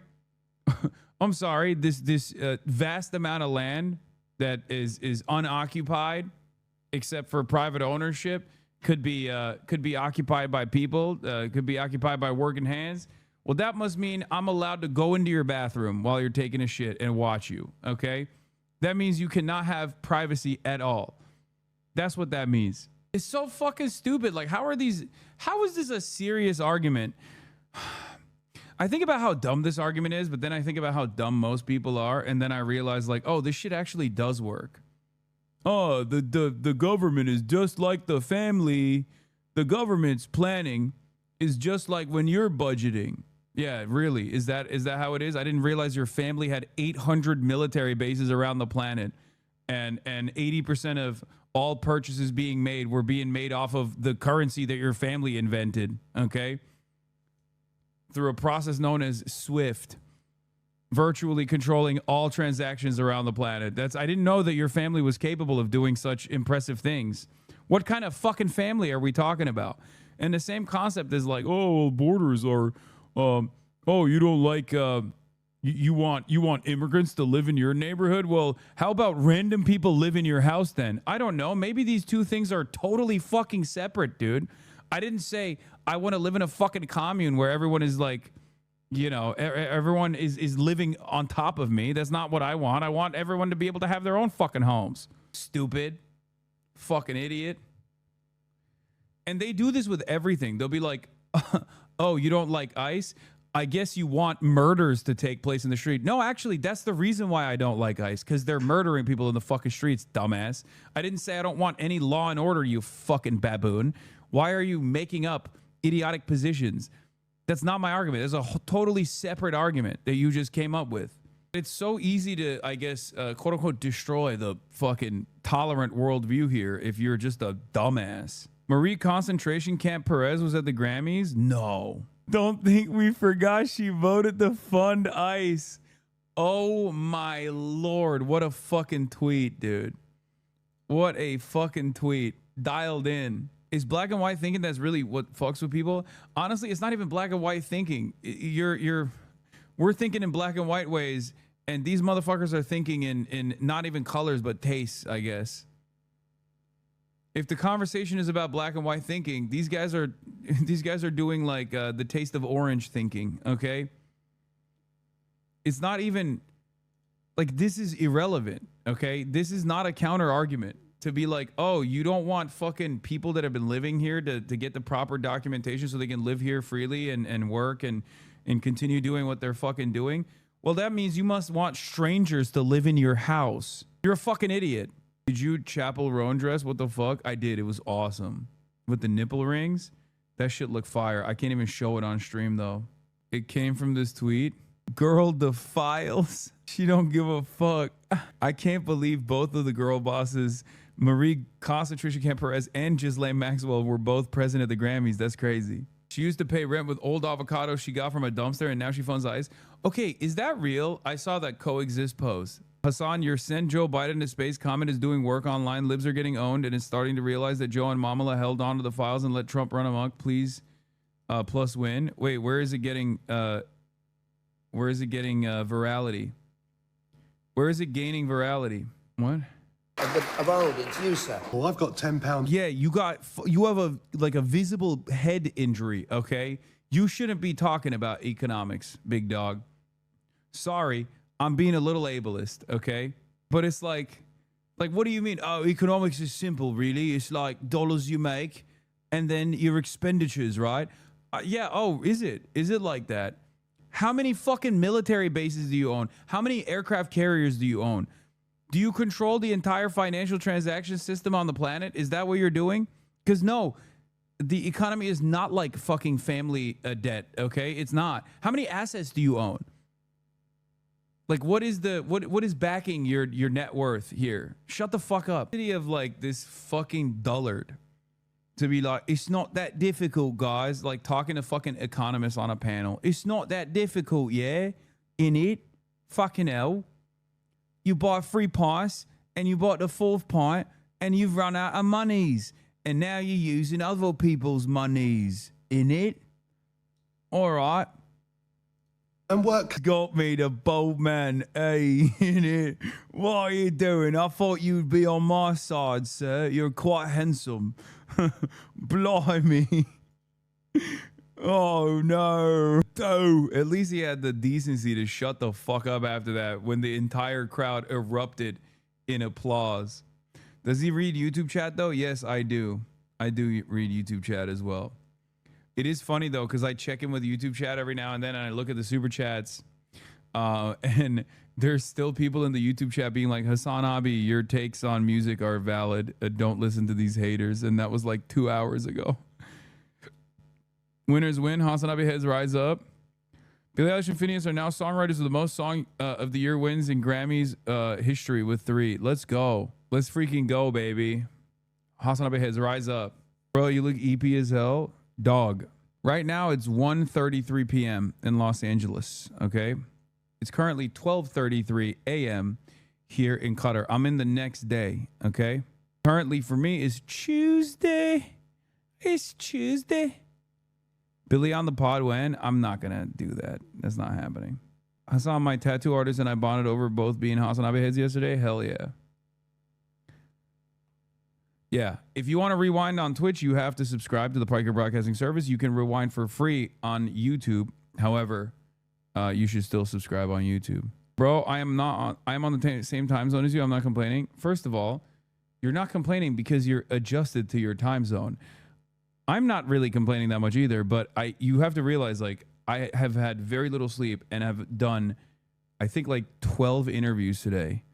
And I was running around the entire day. I thought you were in China. Am I dumb? No, I'm in Qatar. All right, let's continue with the Grammys. You are a Grammy winner, and how's that feel? It is every kid's dream to hold. Every kid that ever wanted to do music. CEO of the Recording Academy, Harvey Mason Jr., on the magnitude of the show. I felt it was a great celebration of music, all the different genres, the diversity, the performances. I just thought it was a really special night to kind of come together around music. And the one and only Lauryn Hill bringing down the house, returning to the Grammy stage after 27 years with a collection of artists, including Wyclef Jean. Why do they even invite you? Seems kind of weird given it's mostly VCs. I mean, it's the same reason why they invited Yanis. I think there are some people that work at the Web Summit that want ideological diversity, and they do their very best to try to bring in people that demonstrate that ideological diversity. Because, like, the overwhelming majority of people that are here are hyper-capitalists. Like, they're all VCs. They're all, like, in the AI space and stuff like that. And it serves them to hear from people that they normally never hear from. Because these are guys that are rarely... I mean, I guess I do have a lot of Hasanabi heads at the convention. I've taken a lot of photos, but, like, most of them are fans because of my advocacy on Palestine. But that's not necessarily a bad thing, because, like, that means that they're going to be more charitable to my worldview, given that they've heard my advocacy and they agree with it. So they're probably a little bit more open-minded towards what I have to say about capitalism as well. Dang, Yanis really believes in you to run for office, law? Yeah, I think that's crazy. I think I have more impact doing this and getting others to, like, influencing others to go and run. Good to know that you're meeting the Ayatollah to foment better U.S.-Iran relations. Yeah, that's what I'm here for. Live reaction to your boy Denny Avdija getting selected to the All-Star reserves. Getting his first NBA All-Star selection is Denny Avdija. Yeah, we talked to him. Who? Danny was, Who? When you watch him play, who the hell is this? He's a big guard. He got a change of pace. He knows how to play the game. He was very young. Who the hell is this? To this league, but now he's found his role. He's found his pace. But most importantly, he's found his confidence. Absolutely. And this is why we no bullshit. This dude gets signed for Christmas for a present? Who the hell is this? Talking about Portland right now is because of that. Yes. Yes, they've been one of the surprises of this. Yo, who is that? All right, we have one more selection. It is the very last. They just picking anybody for the All-Star game this year. Okay, come on. My goat. That's a fellow YouTube streamer. Flight and I are both YouTube streamers, so we have a newfound bond there, you know? Primary Gavin Newsom, you know, that's what Yanis wants you to do. Gavin Newsom will assassinate me with a drone strike. Oh, damn. There's Denny defenders in the YouTube chat saying Denny's a good player. Well, I'm not giving him any of that. Okay, I don't give a fuck. Fuji's reunion. It was all so great. What a moment there from Lauryn Hill. That in memoriam performance was just fantastic. All the performances were amazing. One we didn't get, though, was Bad Bunny. It was a running joke all night with Trevor Noah and Bad Bunny that he cannot perform because he's got the Super Bowl coming up in just a few days. And coming up in about a year, the Grammys are right here on ABC and Hulu and Disney. The Justice Department faces another wave of criticism after releasing more of Jeffrey Epstein's case files. More than 3 million pages of documents and images related to the convicted sex offender were posted on Friday. A top justice official says the review is now complete. Others say much more material needs to come out. Scott McFarland has been reading through the many documents. Scott, good morning. Adriana, good morning. We're still working our way through the millions of pages that were released more than 40 days after the legal deadline for the Department of Justice to share the file. Oh, yeah, I didn't cover the Trevor Noah. Jokingly asked Hillary Clinton, how did you kill Jeffrey Epstein? Trump was also very mad at Trevor Noah in general. He was very, very mad. Free rewind on YouTube. Stop showing your bias towards YouTube chatters. We need equal representative parasocialism. This is basically apartheid chat. Yeah, well, sorry. They're my newfound. I mean, you guys literally are watching on Twitch. Like half a YouTube chat is normally Twitch watchers. Okay, it's all the same. Daily Show host Trevor Noah on Thursday in an interview with Hillary and Chelsea Clinton jokingly asked, "How did you kill Jeffrey Epstein?" I have to ask you a question that's been plaguing me for a while. How'd you kill Jeffrey Epstein? Asked Noah with the laughter from the New York studio audience. Because you're not in power, but you have all the power. I really need to understand how you do what you do because you seem to be behind everything nefarious, and yet you do not use it to become president. VODs are way better on YouTube too. Yeah. YouTube chat is our fedayeen. They're all spamming L Twitch right now. All right. Well, YouTube chat, if you're spamming L Twitch, I need to see some motion. Okay. Let's see where the membership goes on YouTube chat. Because if you want me to be permanently on YouTube chat, I need to see some movement. Okay. I need to see some movement from you guys on YouTube chat. I need to see some memberships on YouTube chat. And I also, more importantly, need to see some likes and the analytics move up. Because as long as Twitch is still my primary platform, as long as Twitch is still where most of my audience is, you know, I don't know if that movement will happen. It is becoming easier, though, now that I'm actually streaming on YouTube. Give us time to pump up the numbers on my YouTube, Andy. It won't ever catch me on Twitch. Brother, you're a beacon of the light. Love you, Joe Rogan to the left. Also not sure if you said, but Preddy's murder was ruled homicide. Yeah, we're going to get to that in a second. And Twitch, if you want me to stay on Twitch, you got to do a hype train. It's that simple. Piker Broadcasting Service, baby. I'm making the competition. I'm making the fandoms. I'm making the fandoms compete against one another. Yeah. Yeah. YouTube actually counts viewers, not just chatters. What do you mean? Pitting your children against one another is true. Halo's dying. Thank you for the 10 gifted. Oh, shit. It's already... Oh, damn. Memberships are rolling in on YouTube. God damn. 10 gifted. God damn. Pick up the slack, Twitch. YouTube chat is holding the freaking line right now. And the YouTube numbers, concurrent viewership numbers went up. It was up 22,000 now. Coder 77, thank you. Why is Uncle like this, chat? Listen, I have to create a little bit of sense of competition here in order to make sure that I have my even footing if I ever choose to. If I ever get permanently banned off Twitch, I have a place to go to. Okay? You just have to remember that. That's all this is. I mean, look, Jewish Onliner is posting me alongside Qatari royals and shit, talking about how dangerous I am. That's crazy that they like put me in the title. What is this? Nancy Mace instructed staffer to boost posts like this on Reddit according to New York Magazine.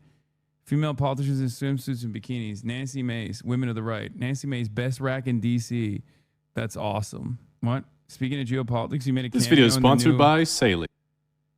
Wait, I made a new cameo in the Casually Explained. Where? Oh God, did he say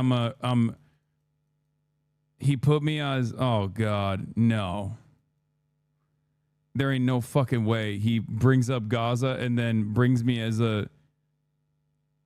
up as like a left radical akin to equivalent to fucking Asmongold and Nicolas Fuentes. Anti-Pelosi slander is not awesome.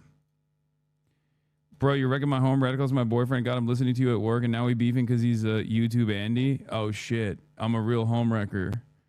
I'm a real home wrecker, baby. The agency insists its work is done, but that's only fueled more controversy. The millions of pages of Jeffrey Epstein materials show the prominent men who were once in the disgraced sex offender circle, including these photos of former Prince Andrew on all fours over an unidentified woman on the floor. Queen Elizabeth's son has denied all wrongdoing, but British Prime Minister... It's unbelievable that like there's this international pedophilic cabal of financial elite and incredibly unimaginably wealthy, unimaginably powerful individuals, and every single fucking right-winger, every single like conspiracy right-winger is basically going along with like Pizzagate was real. Remember Hillary Clinton? And it's like, bro, what are you talking about? I mean, yeah, sure, Hillary Clinton, absolutely. But also, lock in, motherfucker.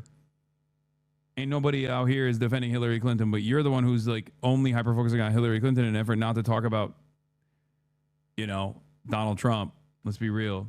I've spent some time going through his emails. I always thought the elite are racist, but mostly keep it to themselves. He's so disgustingly Jewish supremacist that it broke my brain. He's doing race science shit with Chomsky. He refers to non-Jewish as cattle, anti-Semitism fuel. Yeah. I need people to understand something, okay? Like, when I talk about Judaism or it being separate from like Zionism and shit like that, I don't mean that there are no Jews that believe Judaism and Zionism is married to one another. Of course, there are plenty of Jews that feel that way. And the same thing goes for Jewish supremacy, right? Just like there are white nationalists and white supremacists, there are Jewish supremacists as well. This is not like weird or unique.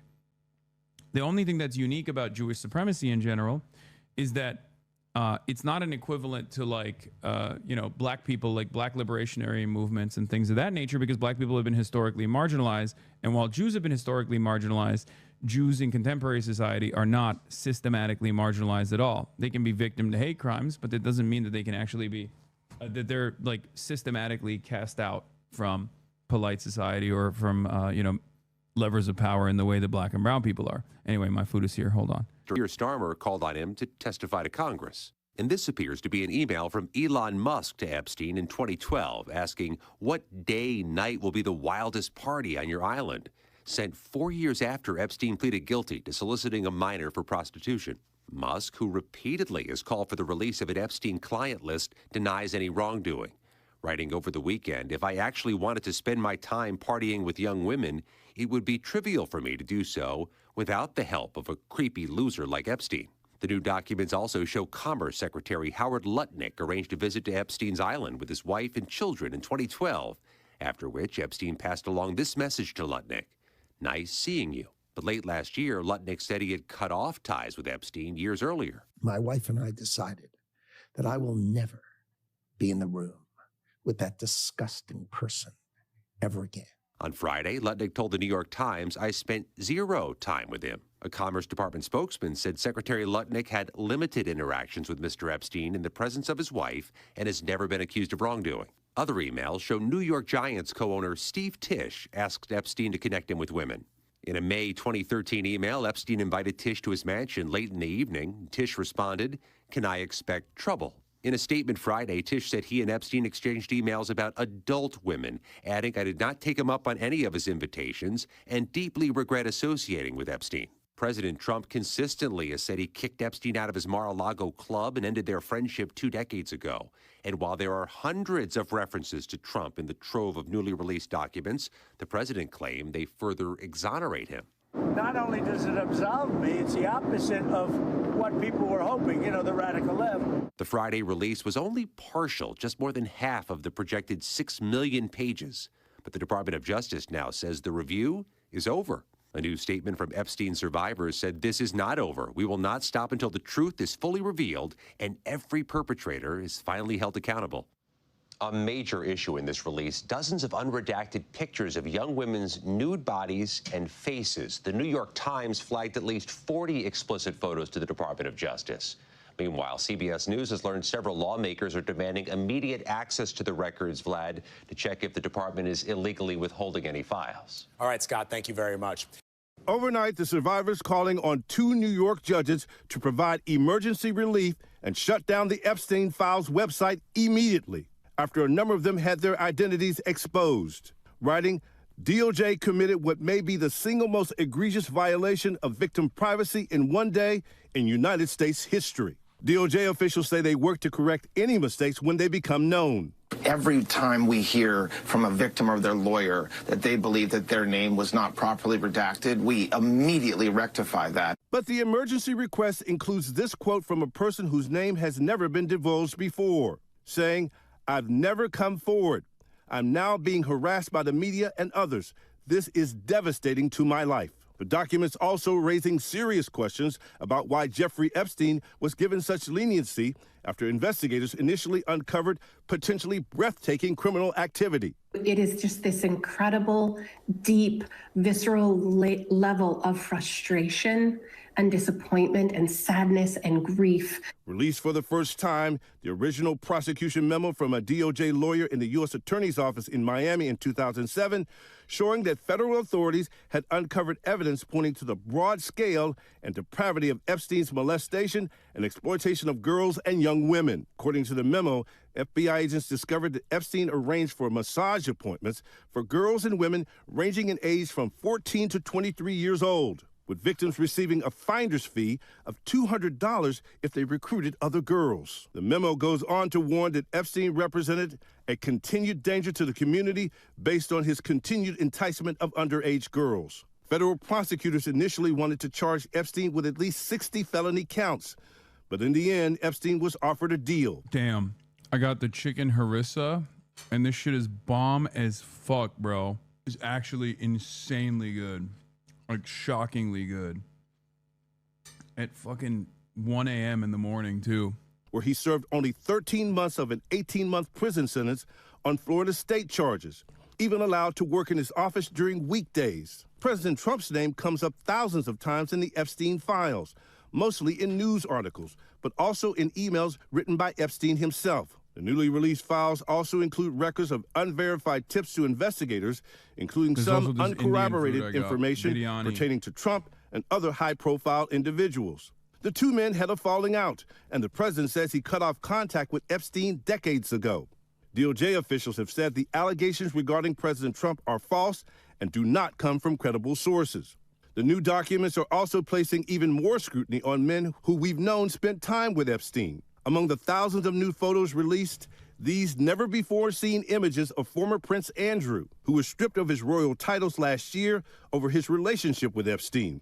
Now seen here, crouched over a young woman, her face redacted, the date and context of the interaction unclear. Representatives for Andrew have not responded to a request for comment, but now the UK Prime Minister Keir Starmer is calling for Andrew to testify before Congress. Epstein was freed in 2009. And the newly released documents show he continued to communicate with some of the most powerful men in the world.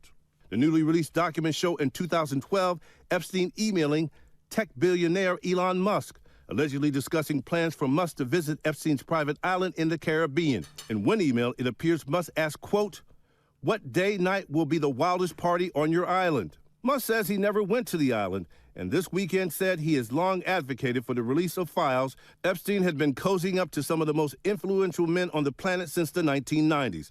All have denied any wrongdoing and any knowledge of crimes or Epstein targeting children. So much collateral damage to so many, and it's becoming clear that every prominent person who spent time with Epstein is likely regretting it.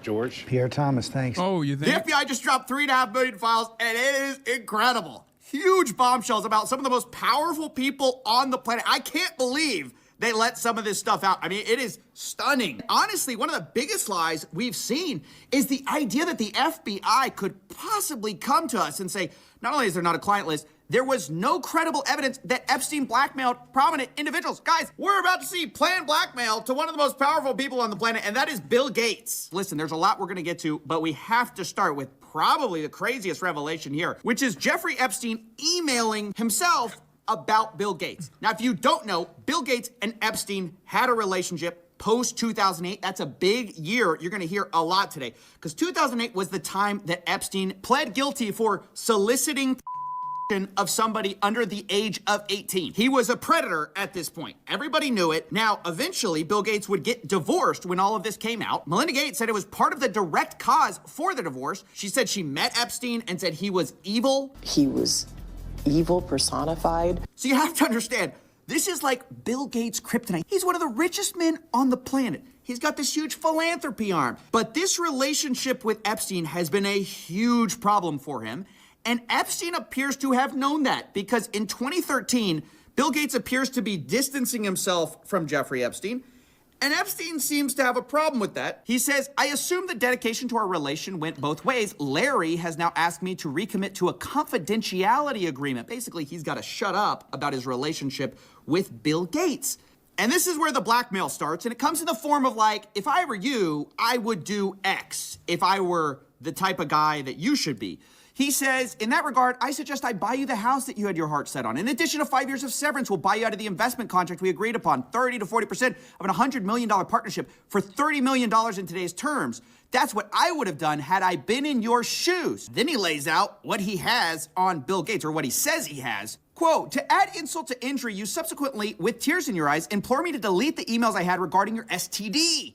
Your request that I provide you antibiotics that you could surreptitiously give to Melinda, and the description of your I mean, this is insane. It's completely insane. It's like basically laying out in text form, I would give me millions of dollars, and I can't believe you're asking me to delete the message where you were going to give STD medication to your wife without her knowledge. I mean, it's complete. It's crazy.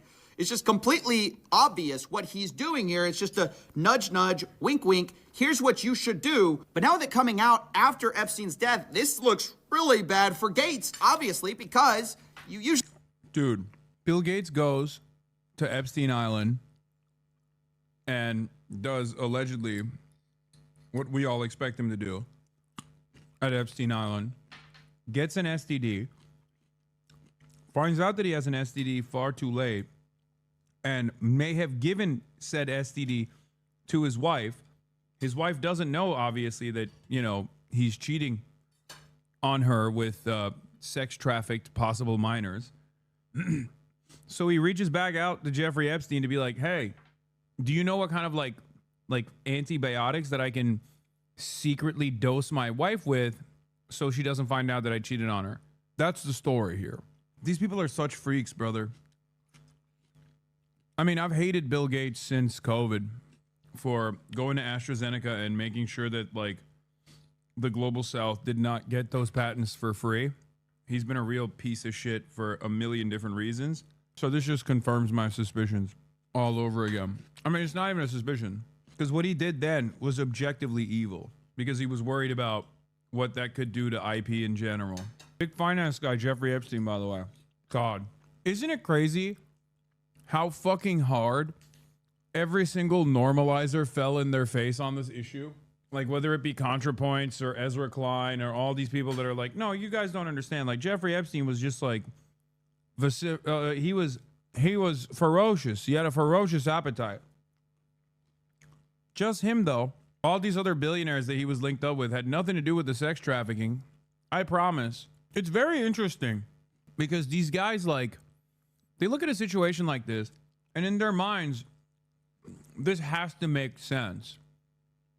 Like, they cannot live in a world where, like, these fucking billionaires are evil, that the system is designed this way, right? It's crazy to me that, like, the normalizers that say, no, that's all crazy talk. Here's what the reality is. Have to quickly rush to tell you, like, what you can see and what your suspicions are here are actually totally ridiculous. I promise. Just listen to me. Okay, well, how can I listen to you ever again? You know? Of course, these guys will never be punished for these bad takes because their job is to deliver takes like this. Start this episode where I am on the Epstein story. If you force me to give you my best guess, given what we know, I think this guy had a lot of very powerful friends. I think this guy was a predator and a pedophile on an extraordinary scale. And I think those sides of his life were mostly separate. I don't think there is a list of bold-faced names somewhere. I think I should say, before I start this episode, where I am on the Epstein story. If you force me to give you my best guess, given what... Ain't nobody was forcing you, big dog. Ain't nobody was forcing you at all. I say this, and I like Ezra. A lot more than I like some of these other fucking centrist weirdos. But one must examine the tendency to immediately think, no, this is conspiracy, this is crazy. These guys that are directly tied to people that, you know, finance me and stuff, like, they can't be evil. Because if I'm being as charitable as physically possible here to Ezra Klein, which many of you will get mad at me for doing, I think that's the point. He's like, well, listen, I think personally that these guys that fund the Abundist movement, they can't be all that bad. After all, they pay me. And it seems like a big chunk of them are directly affiliated with Jeffrey Epstein, as were many financial elite. So I can't believe personally that these guys are bad. Wait, since when do you like him? I just think that despite the fact that he's wrong all the time in spectacular ways and in ways I talk about all the time, in a weird way, he's like, he's just too polite for me to hate him too much. Because like all these other political operatives are so goddamn vicious and so monstrous, not just to me, but just in general, that his like kind liberal shtick works on me. I'll admit it. You know, it doesn't work on anybody else, but it works on me. So I'm telling you why. I know why. That's why I maintain charitability. Blackmail somebody for something that's completely false or fake. I mean, maybe he did that. But we also know Bill Gates had affairs. Obviously, Melinda credits it for their divorce.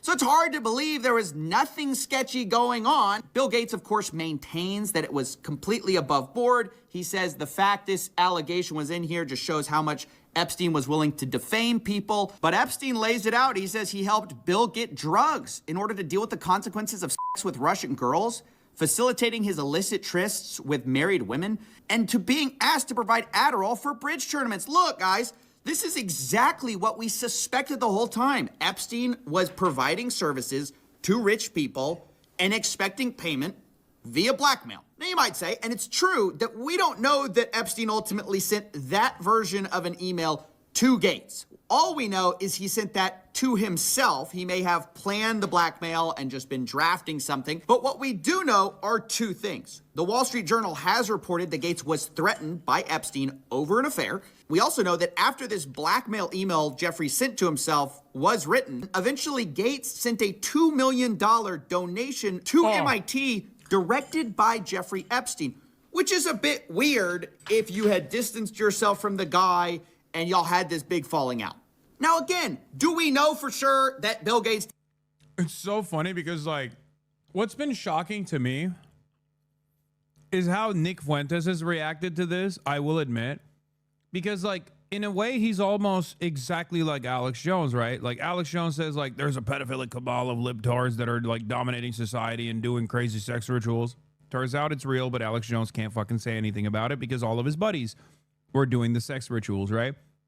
And the same thing almost goes for Nick Fuentes as well. Like, for Nick Fuentes, this is an opportunity. This is an opportunity to max out on anti-Semitism, right? Like, Jewish guy who like talks about, you know, Goyim is a horrifying international sex criminal pedophile that was clearly working with both the CIA and also Mossad, and was also securing contracts for the state of Israel, right?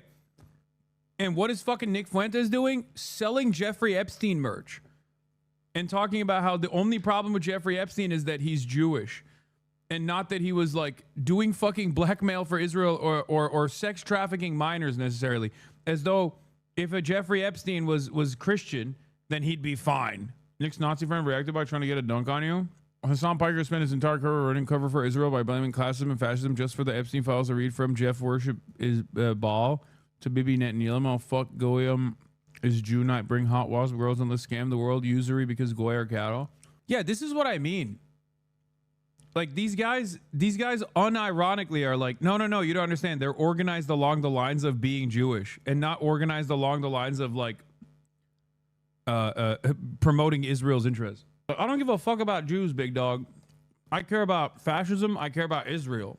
This is no different than the way that these guys used to do the Kahanas posting, where they would find like a Kahanas guy in like the in a fucking crowded room or something in like a synagogue talking about how like the Goy are cattle, and then they would post that to be like, this is what all Jews believe. No, they don't. You're talking about a very, very specific person, right? This is, you know, this is not indicative of the entire international Jewish movement. Just like Nick Fuentes is not indicative of the entire Christian movement around the globe, right? Like, how many fucking Christians oppose Nick Fuentes? Now, you might say, well, Hassan, there is a far larger percentage of Jews that don't oppose this kind of ideology, which I think is probably not correct, than there is Christians who oppose Nick Fuentes. I think there's fascists of every background. Okay? There's going to be Jewish fascists, there are going to be Christian fascists. I oppose not the Judaism or the Christianity of the fascists. I oppose the fascism. You know what I mean? Yeah. Did all of that? No, of course we don't. But do I think Bill Gates was innocently looking for charity advice from a after he already pled guilty? No, I don't. I'm sorry. I'm not that gullible. And speaking of not that gullible, we've been lied to also by another richest guy on the planet. Geez, it's a shock why they don't want to put this out. Elon Musk, who has been saying for years that it is a lie that he went to Epstein's island. In fact, he says he refused to go. From Elon, he says, Epstein tried to get me to go to his island. I refused. He says, anyone pushing this false narrative deserves complete Okay, I'll be honest. Kind of was, maybe Elon was saying like, oh, Epstein tried to make me go to the island by talking about how there's like young girls there. And it was really enticing for him, you know? Because it doesn't, when I look at those emails, it doesn't feel like Epstein is trying to get him to come that hard. But he is mentioning that there's like young girls that are at the island. So I guess maybe if you're a pedophile, that's like super enticing as an offer, you know? Later responding to another headline, which said Elon Musk planned trip to Epstein's private island. And he says, this is false. But of course, we start to dig through the files and we can see on Epstein's calendar that Elon Musk is booked in December 6th of 2014. But maybe you don't believe that. That's just the word of Jeffrey Epstein. But maybe you'll believe the word of Elon Musk, who was caught emailing Jeffrey Epstein to go to his island post the guilty plea. Elon Musk writes, we'll be in BVI St. Bart's area over the holidays. Good time to visit. Jeffrey Epstein says, I will send a heli for you. Later, Elon Musk writes to Epstein, probably just to Lula and me, his ex-wife, what day and night would be the wildest party on your island? The world's richest man is asking the most pedophile man for the wildest party on his island. And then it gets more explicit. In 2012, remember, this is the guy who said, I refused it. I could never do that, right? It's false. But here in 2012, he says, do you have any parties planned? Pedocon is a theory like gravity is a theory, boys. You already know. I mean, let's be real. I mean, these guys are all bipartisan. Okay? They're all fucking bipartisan. There's no Democrat, there's no Republican. They just run the country. They run the planet. They don't give a fuck. Also, another judge me by my enemies moment, by the way. As you guys know, Elon Musk is an op. And as I've said over and over again, spend any amount of time being an op of mine, and you are inevitably going to find yourself outed for sex crimes. I don't know why that's the case. I don't know why it works that way. But that is something I can stand on. It is a consistency that I have seen. It is a consistency that I have lived through. Many of you have as well. And I don't know why that's the case. But I guess I bring some vibes to the table that like a lot of pedophiles hate. You know, I bring vibes to the party that really piss off a lot of fucking pedos. I've been working to the edge of my sanity this year. I really want to hit the party scene in St. Bart's or elsewhere and let loose. The invitation is much appreciated, but a peaceful island experience is the opposite of what I'm looking for. Guys, he can't even play the I went to go study math excuse, which is what all these guys do. They say, hey, I just went to go talk to scientists. Elon's like, hey, I don't want to do that. I'm looking for a party. That's what I'm here to do. And then Jeffrey Epstein writes, understood, I will see you on St. Barth. The ratio on my island might make your ex-wife uncomfortable. I can't believe these guys are lying to us and people are swallowing it still, thinking that Elon Musk had nothing to do with this guy. So again, that's 2012. That's 2014. But guess what? There's another time in 2013. I mean, this seems like a yearly thing with the boys. Here, once again, Elon Musk writes, we'll be in the BVI St. Bart's area over the holidays. Again, is there a good time to visit? Jeffrey Epstein, any day, 1st to the 8th, play it by ear if you want, always space for you. They then plan some more, and you might think, well, if Elon ever told the truth, this is when he has to reject, right? Because he said, I refused. But actually, it appears to be one of those cases where, like, your friend says, like, oh, bro, I dumped her. And actually, it was the other way. Yeah, it turns out Elon didn't dump the p***. The p*** dumped Elon. He says, bad news. Unfortunately, my schedule will keep me in New York. Hopefully, we can schedule another time in the future. Jeffrey Epstein let Elon down. That's actually the real story. is the reason he didn't go in 2013 was because he couldn't go. Jeffrey Epstein was not there. Guys, I mean, how blatant do they have to make it before we start to just see through it, right? When they issue these ridiculous denials, they're totally associated with the guy after the guilty plea. They lie through their teeth, but they can't even keep their story straight. I mean, that's what's crazy. They're not even competent at this. They get caught in their own lies all the time. Remember, the FBI's official story was they didn't blackmail. Well, before we even had these files. Yeah, that was so crazy. How can you have any fucking confidence in the federal government from this point on? You know what I mean? What is this? A memo just went to employees at two of Musk's companies. SpaceX has acquired XAI. Oh, God. Howard Lutnick was on the record calling Jeffrey Epstein the greatest blackmailer ever. So how come Bill Gates and all these other people could hang around him and not? Yeah, Vivian also corroborated this information. Tom Pritzker wrote an email. Oh, Pritzker, too, was like super connected. It was U.S. policy to destroy the career of any U.S. officer enlisted that objected to the rape of children in Afghanistan. In June 2011, American billionaire Tom Pritzker told Epstein that he was in a remote valley of Afghanistan with armed soldiers, toys, and boys. It was his birthday wish. General Petraeus helped out. Yep. That's our big boy's relative, isn't it? Isn't that JB's brother or dad? Oh, cousin. Can't believe you'd be so cruel to a fan. What is this? Because I met him the other day. You can see me on his stream, on the protest stream, right around the time when he was meeting the woman from Code Pink. And, you know, I was a fan of the guy. I really was. But me and all of my friends had to do this, talking to him. I'm 6 feet tall. Without my shoes on, I'm 5 foot 11.6. So you round up, I'm 6 feet tall. And I had a, what do you think about the? It's not fair. It's not fair. I'm sorry. He needs to slouch. I'm so sorry. He needs to do, is there a leg shortening surgery?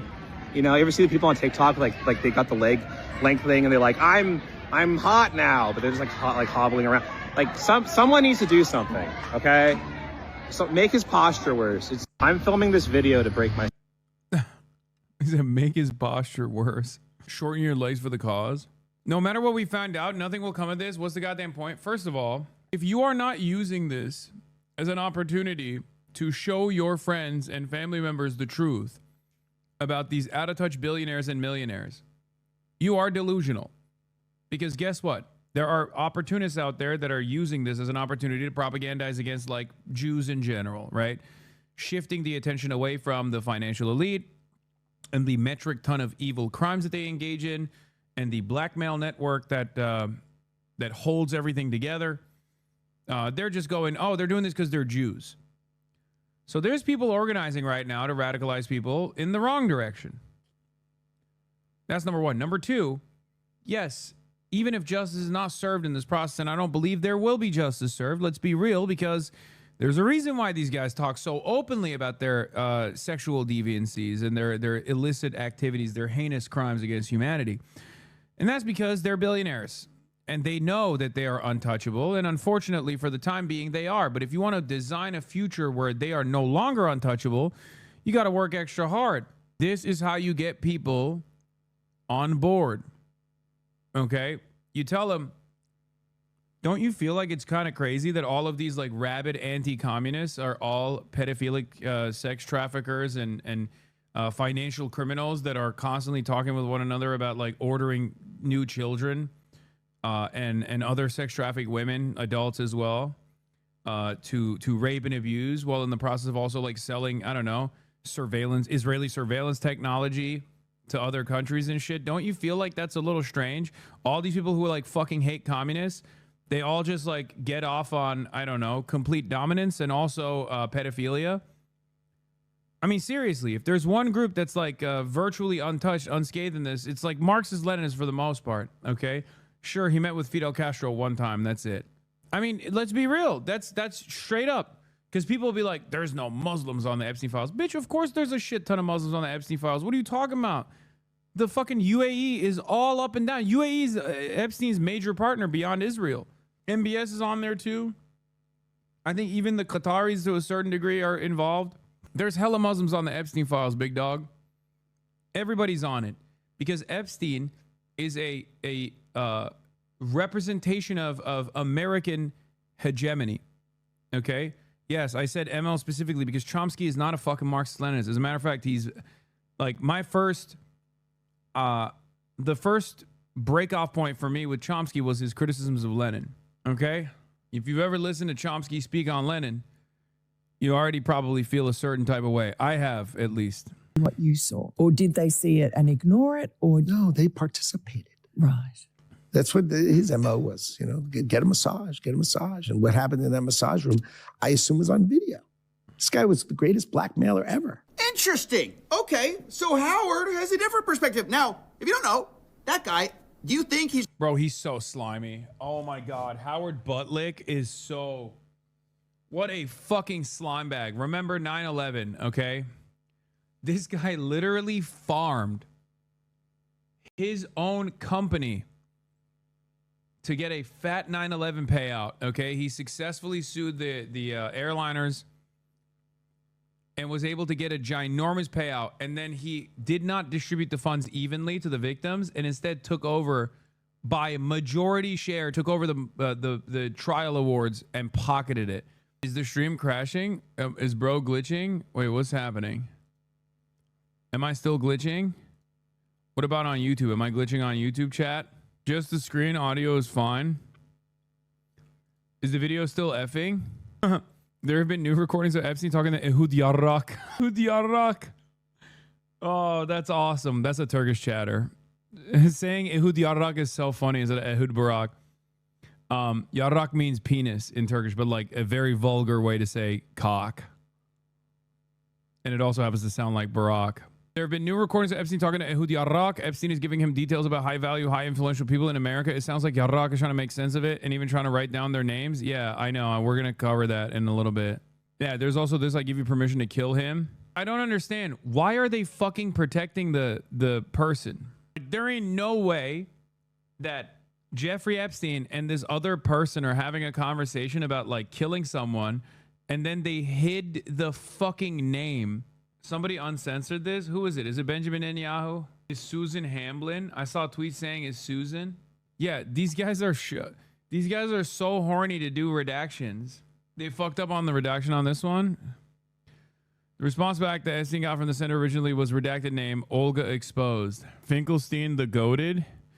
Epstein and Dershowitz reached out to Finkelstein, but he called them pedos and threatened to strangle them. Wait, no, there's no way this is real. Sworn testimony of Jane Doe 3. What is this? Epstein is a person of integrity who should be given credit for serving. My guess is if Epstein put your daughter at age 15 in such a position, you wouldn't publicly describe him as a friend and a person of integrity. In fact, I would hope that you'd promptly throttle both Epstein and Dershowitz. Sworn testimony of Jane Doe 3. Wait, how do we know this is at Finkelstein?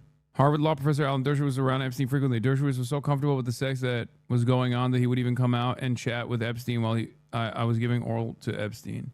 Even as a person as you is impossibly ignorant on their place in the world, and y'all don't take responsibility and revolt to your nation's actions as Yankees while being one of the most armed populace of all time. Fuck all y'all. Oh my God, brother, I know. Okay, we are sedated. We're working on it, man. We're working on it. What do you want me to do? You're coming to the one fucking group that is like aware of all of the horrifying actions that the American government is contributing to and yelling at them. We know, man. What do you want me to do? What do you want me to say? We know. We're trying. We're fucking cucked. Thousands of people came. Fidel Castro had a relationship with Jeffrey Epstein that blame away from the financial elites on the communist leader. That claim collapses under the latest leaked emails, which indicate Castro showing him to be an enemy of sex traffickers. Yeah. Obama White House counsel was helping Epstein on how to answer questions. You in the files? Brother, I'm 34 years old. If I was in the Epstein files, I'd be a victim. You know that, right? Like, if I was in the Epstein files, I would be in the files as a victim. I think you are. Okay, man. The one in the Prince Andrew photo? What? Are you rage baiting about like pedophilic rape? Is that the joke that you're engaging in right now? Like, haha, you were raped as a child by Prince Andrew. That's your joke. Kind of weird, man. All right, let's continue with telling this. The truth there, even this guy who's contradicting the official narrative, this guy literally lived next to Jeffrey Epstein. This guy who's like, I'm going to tell the truth. Those guys participated. That guy lived next to Jeffrey Epstein. And by the way, he lied too. I love this video we're about to get into because this guy Mr. He's the greatest blackmailer ever. Does he know something we don't know? Because it's interesting, Mr. I'm his neighbor had to also explain how he had nothing to do with Jeffrey Epstein. And he lays it out pretty simply. He goes, yep, I lived next to him, but in 2005, I had such a horrible experience that I knew I could never talk to him again. He was your neighbor for 10 years. How well did you know him? We move in 2005, okay? Jeffrey Epstein is arrested in like 08, I think, or something like that. Right. So knock on the door. His assistant on like a Saturday says, Mr. Epstein, your neighbor would like to invite you over for coffee. And there's a massage table in the middle of the room. Massage table in the middle of your house? How often do you have a massage? And he says, every day. And then he like gets like weirdly close to me. Ooh. And he says, and the right kind of massage. Ooh. Now my wife is standing here. So she looks at me and I look at her and we say, I'm sorry, we have to go. And we left. And in the 6 or 8 steps it takes to get from his house to my house, my wife and I decided that I will never be in the room with that disgusting person ever again. Well, he could have. Cap.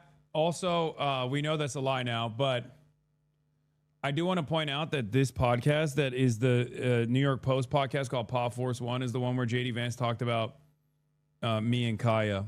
Just something a little fun for you guys.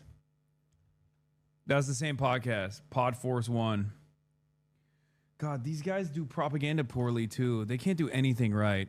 Be more clear, could he, right? He says, hey, I may have been his next door neighbor, but I met him once before the 2008 guilty plea. Remember I said that was a big deal.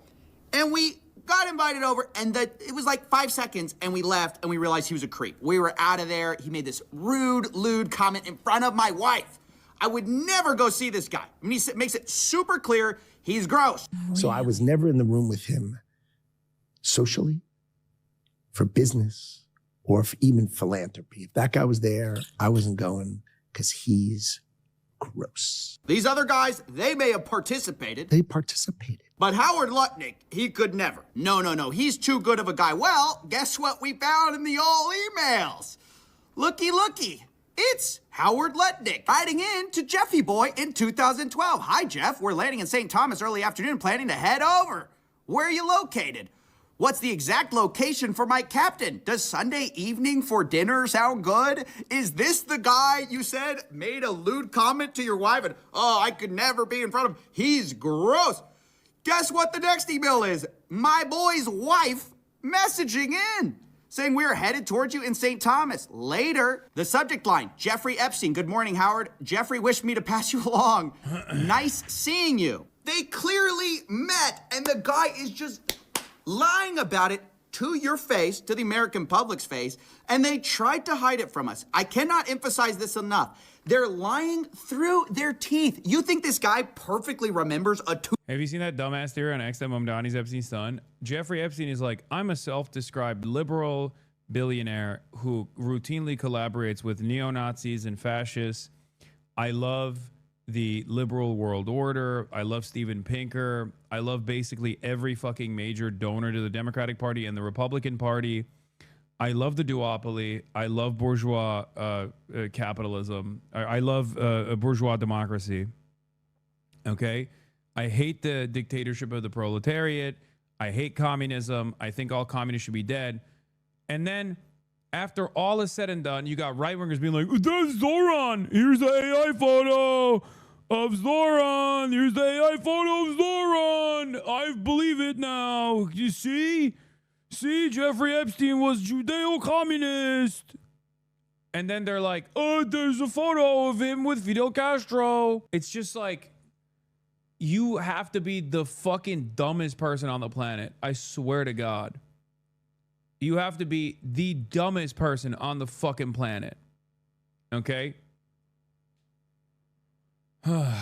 It's like Yanis Varoufakis told me that his name was mentioned as well in the Epstein files. They were reading and sharing a lot of materials that they were reading with one another.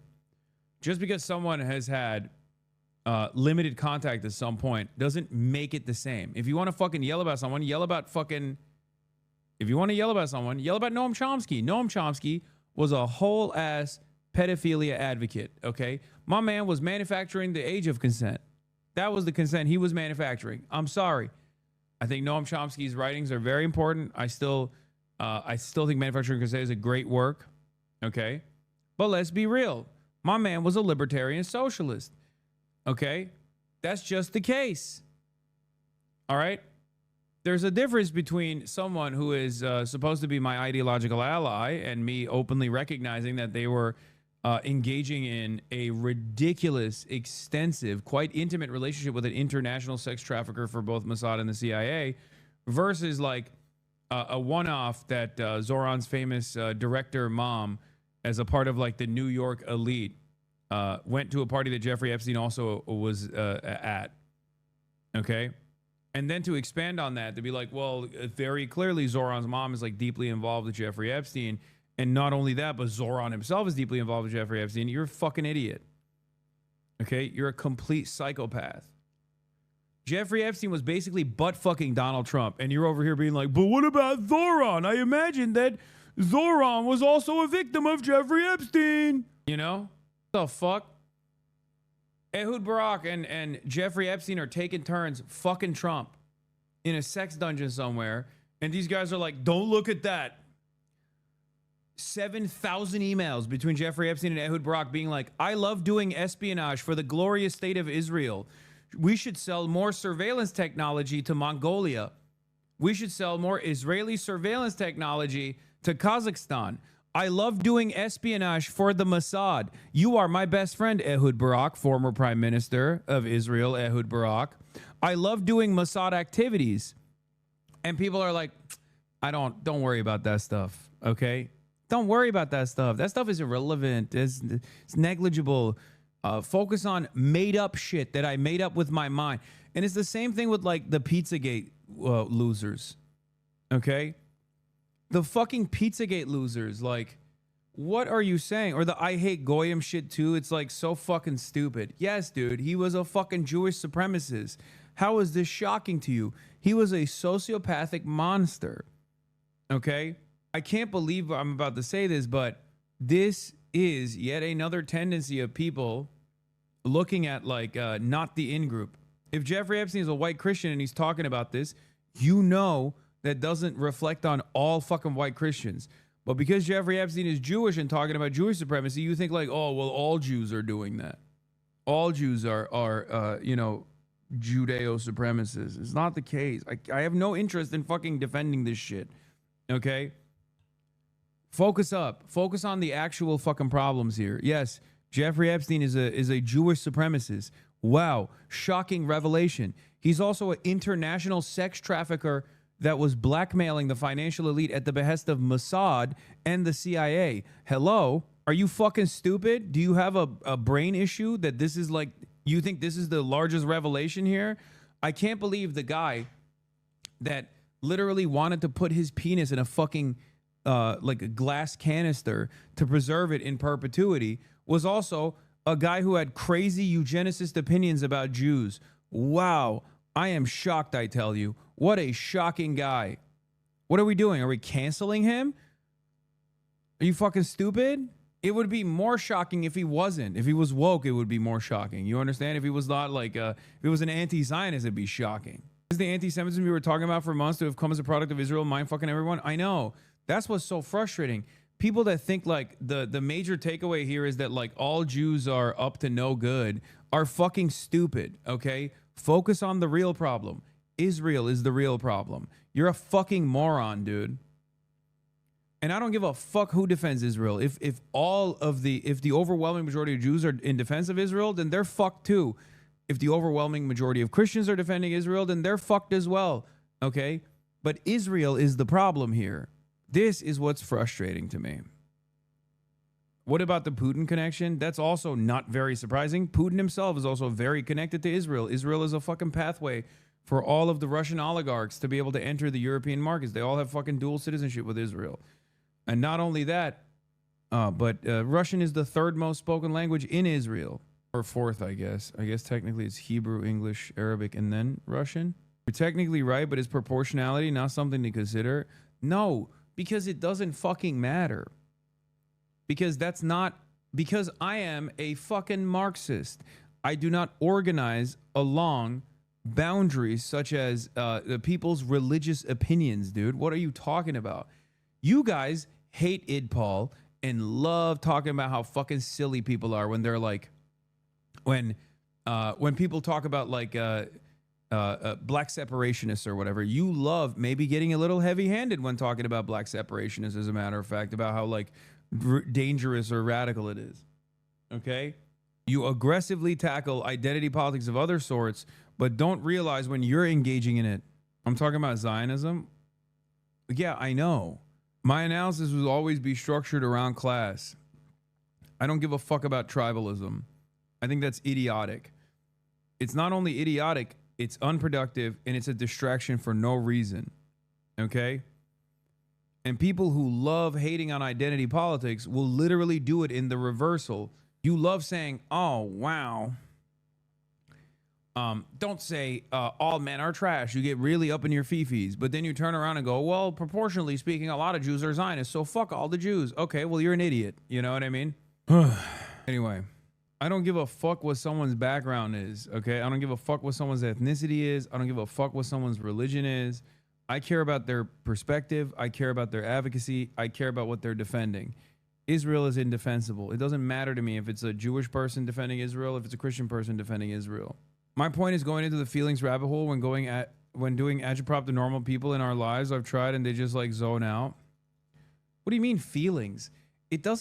I don't give a shit about, I don't combat anti-Semitism because I care about Jewish feelings. I combat anti-Semitism because it's a bigotry, because it's unproductive, and because it's a fucking deflection away from the main point of contention. Okay? When have I ever given a shit about the feelings of the in-group that I'm defending? I mean, black people have called me white supremacists over and over again when I was shitting on Nicki Minaj back in the day, a point that I was vindicated over 1,000,000 times over. Did that stop? Did that change my perspective? No, it didn't. I do care a lot, to be honest. Yeah, I care so much that I became a white supremacist, right? Would you date a Christian? I have.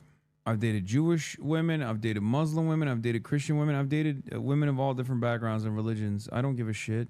Nice Bathroom says, still waiting for a happy Black History Month for all 13 black chatters and 4 black YouTube chatters. First of all, this is propaganda, okay? As evidenced by the fact that I've been around the block, and every time I go out, we meet a ton of black fans, black Hasanabi heads, and they all say, oh, I'm the only black Hasanabi head. It's like, no, bitch, you're not the only black Hasanabi head. There's hella black Hasanabi heads. Yeah.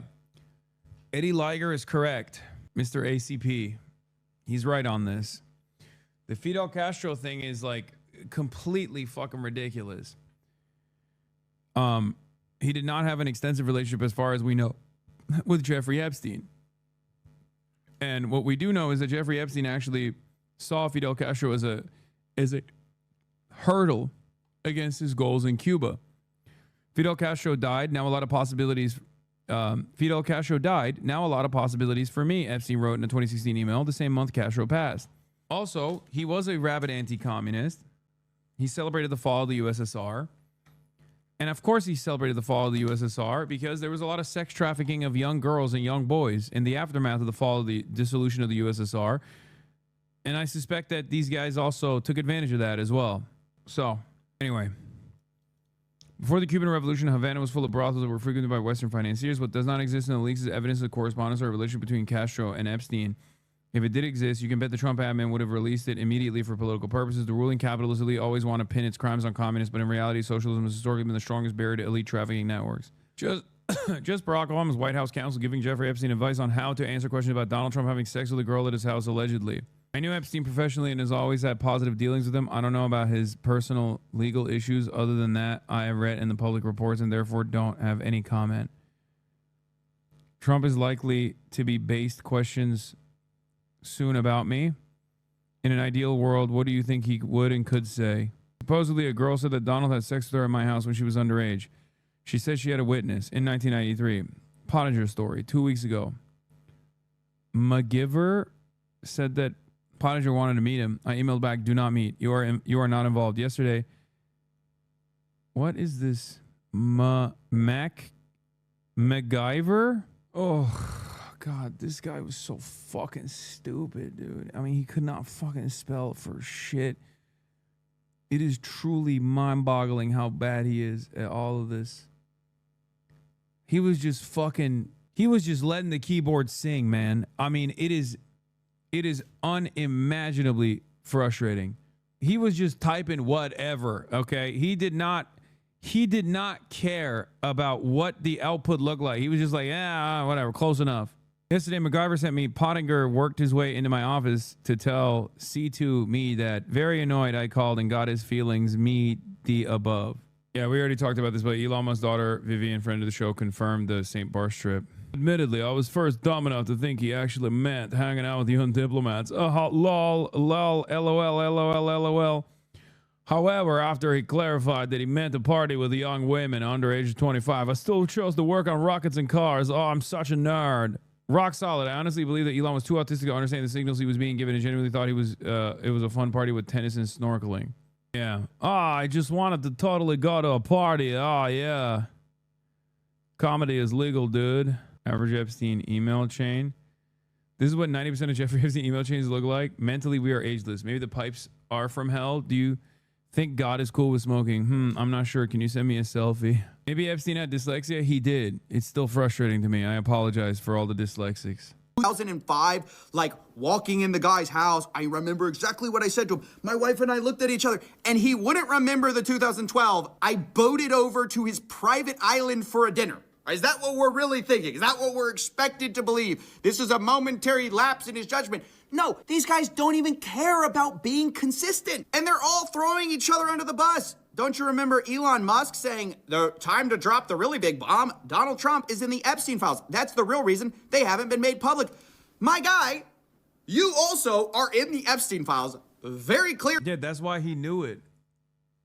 He's like, yeah, I saw him at the party. At the kid fucking party. I was there.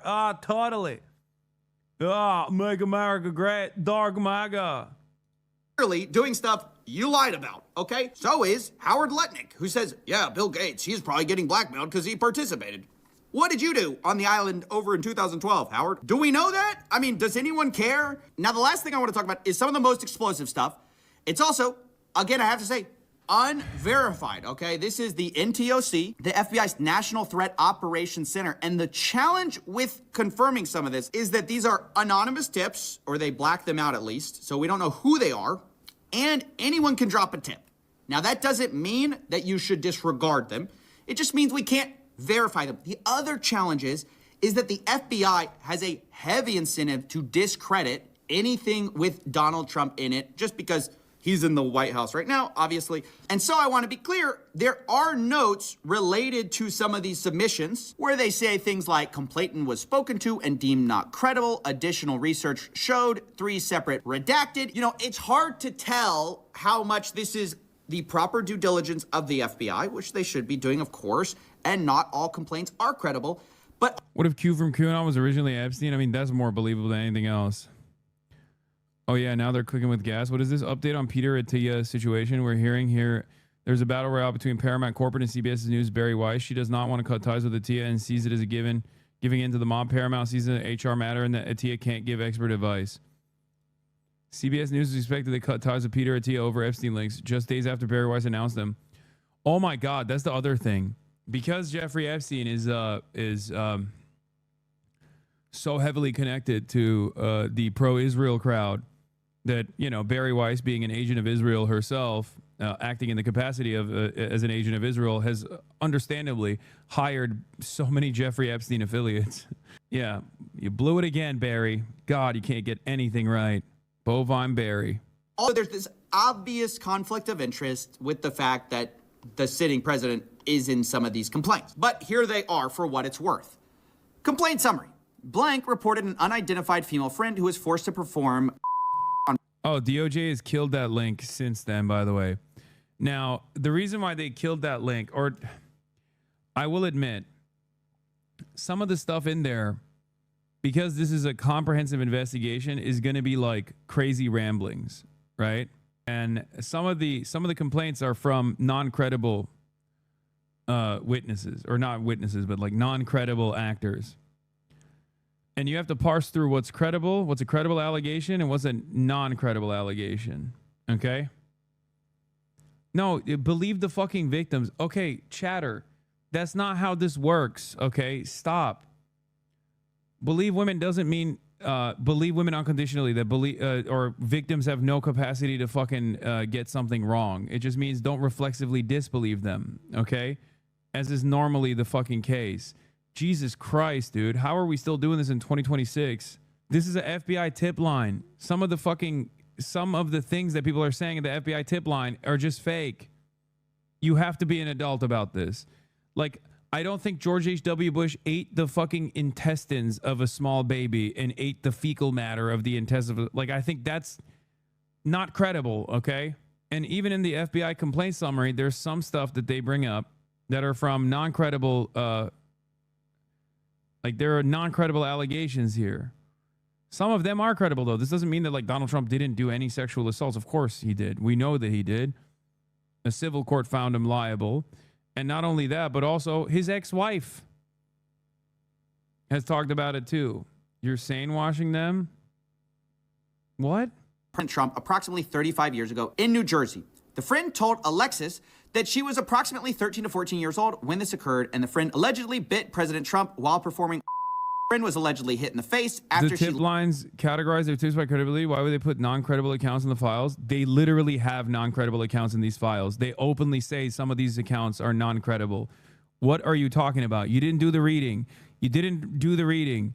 They're literally, some of these tips that he's looking at are non-credible, and it literally says witness is unreliable. Laughed about biting President Trump.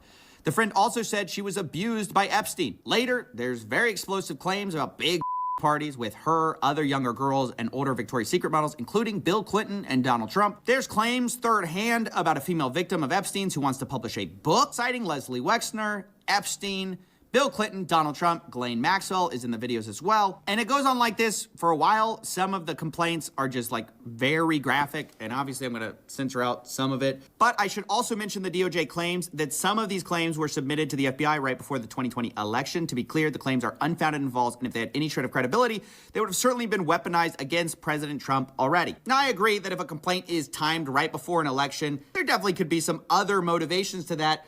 But it's also ridiculous to say that anything in the Epstein files, if it were true, would have come out already. Because why didn't we see the stuff about Bill Gates, for example? I mean, that stuff apparently has been sitting in here for a long time.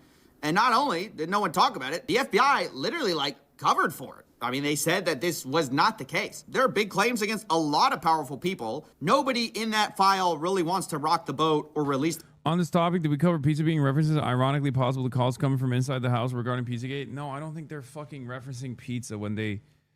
I don't think the Pizzagate pizza references were actually child pornography or children, okay? I think that when these guys, if anything, after seeing like millions of pages of the Jeffrey Epstein investigations, we found out without a shred of a doubt that when they talk about fucking children, when they talk about raping children, they say it, okay? They say it. When they talk about pizza, it's most likely about pizza, okay? I don't understand why you think, like, in the overwhelming majority of instances, they're just straight up talking about, prostitutes and prostitution, but then randomly they switch it over to pizza and cheese pizza to imply child pornography when there's literally child pornography in the CSAM, in the fucking files. What are you talking about? Whoever believes this guy is a moron, he literally gets paid by Israel to share pro-Jew propaganda. How does it make you feel that your favorite neo-Nazi that you think is like the most honest fucking, the most honest defender of the truth is refusing to tie this back to Israel, but instead consistently talks about Jews? Meanwhile, the Israeli state is up my fucking asshole every single day in ways that they never hit Nick Fuentes on. Let's be fucking real. Nick Fuentes talks about being debanked, but the only reason why he had his finances under scrutiny was because he participated in January 6th and he got a fucking fat check from a cryptocurrency guy right before January 6th. He didn't get debanked because of Jews or debanked because of Israel. That's fucking bullshit. I love that you guys think that the guy who's selling Jeffrey Epstein hoodies are actually a serious commentator here, you know, and not actually trying to undermine the severity of Jeffrey Epstein's crimes. Anyone that looks at the Jeffrey Epstein situation and goes, well, this is how Jews are, is actually a fucking moron, okay? You're an idiot. You're an unproductive, undisciplined moron who doesn't understand that the real problem here is not Jews, it's Israel, okay?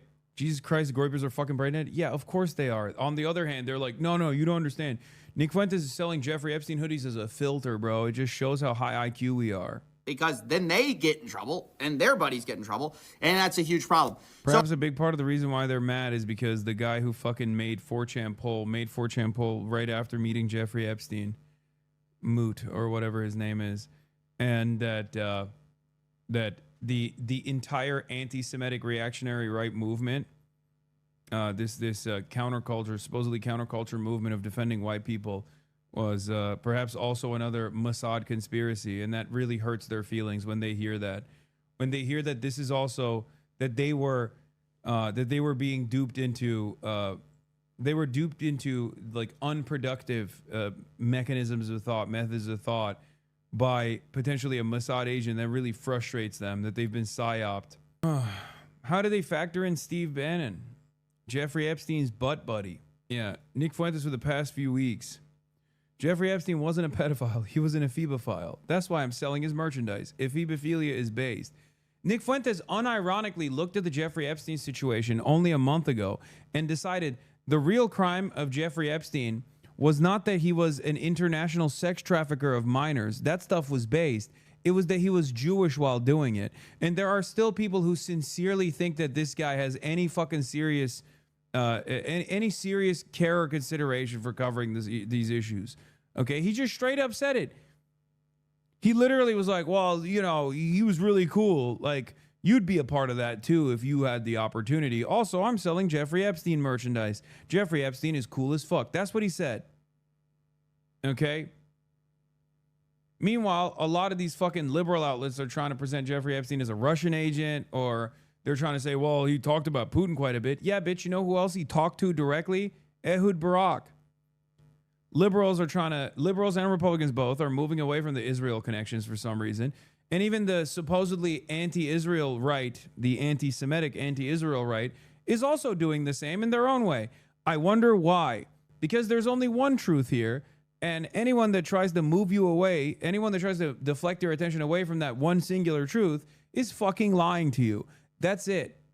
They have an agenda. You can think in your mind that I'm trying to preserve the safety and security of Jews. That's why I'm an op, because I'm not a real anti-Israel, agent or whatever. If you want to believe that, you can believe that if you want. But there's a real reason why Israel's agents are way fucking aggressive, way more aggressive in the way that they come after me than they do with Nick Fuentes. That's because I think Nick Fuentes is basically a fucking Fed. Jeffrey Epstein traveled to Paris with the Academy Award-winning Jewish-American filmmaker Woody Allen for a pedophile convention in March 2012.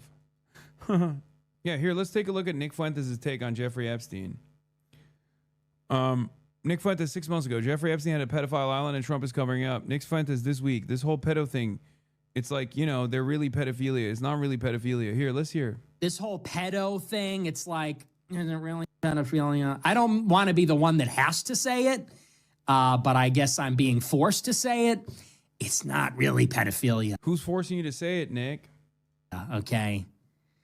They weren't trafficking 5-year-olds. It was like they were technically not legal. Big difference. Also, you don't know that either, but in my opinion, I know that's a controversial take, but that's not really the issue there. Okay. The issue is not that they were barely legal teens, which is what it is. It's horrendous. It's awful. It's pedophilia. Okay, relax. No, the issue is that Epstein is a Jewish spy.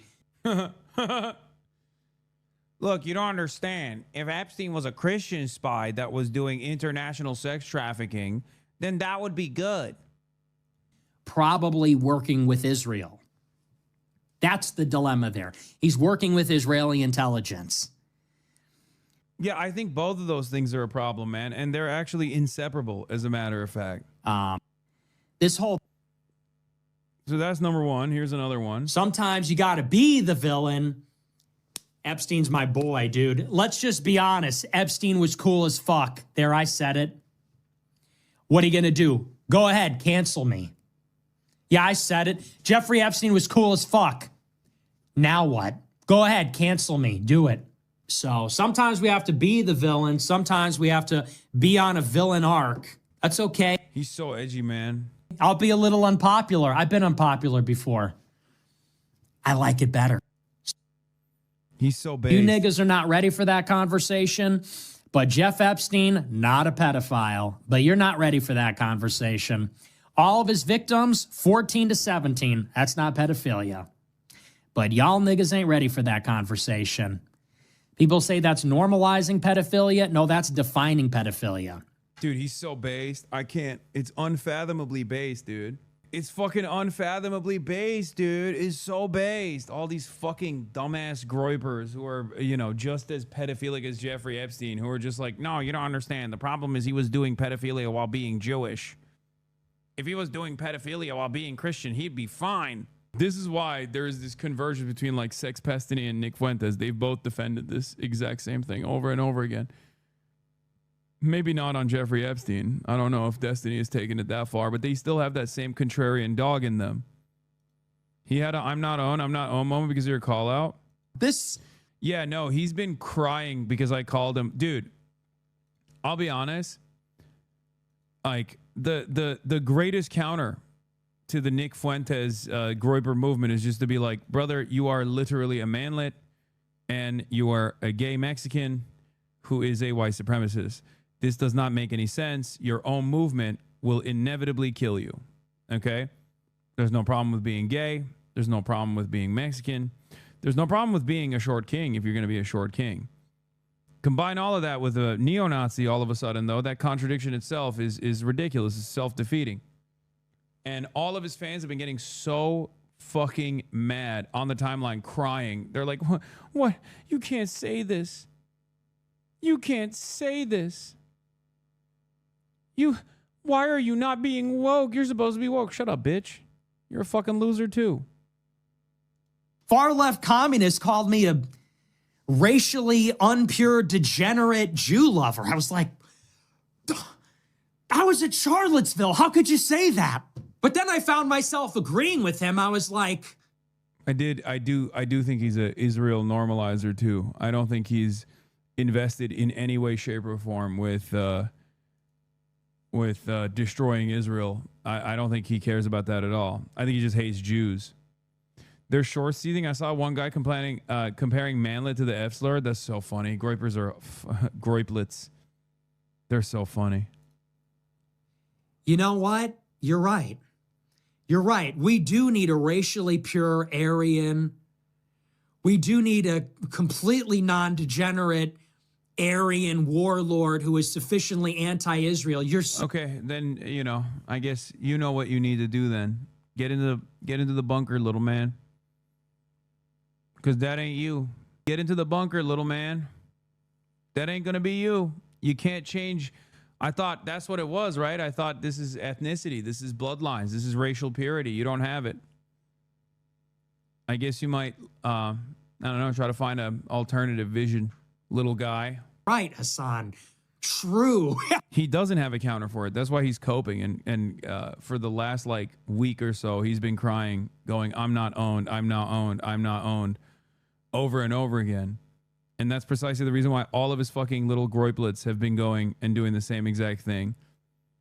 I mean, look at this. This is another one of his fans. Used 4chan, invented poll, jerked off to hentai, gamer, banned on Xbox for saying the N-word, had drip, girlfriend had a submarine, groiper. Jeffrey Epstein is a groiper. He's just like me. He's just like me. This is like the Zoomer version of the fucking Alex Jones pivot, right?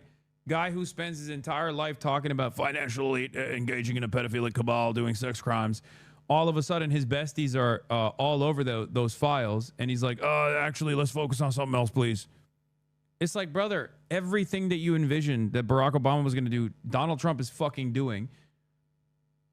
Your analysis directly is prophetic about the Trump second term, and now you can't even say shit about it. And the same thing goes for these guys. Oh, Jewish cabal of pedophiles, like dominating society. All of a sudden, Jeffrey Epstein, at the behest of Israel, all of a sudden it happens, and they're like, well, the problem here is that they're Jewish. Otherwise, they're very cool. I want to be the Christian Jeffrey Epstein. Like, that's what they're saying, right? They're running around being like, Jeffrey Epstein has swag, actually. He had bitches, bro. He was sick. No, I don't think he was, actually. Groyper and Ethan, same talking points. It was not surprising to me at all.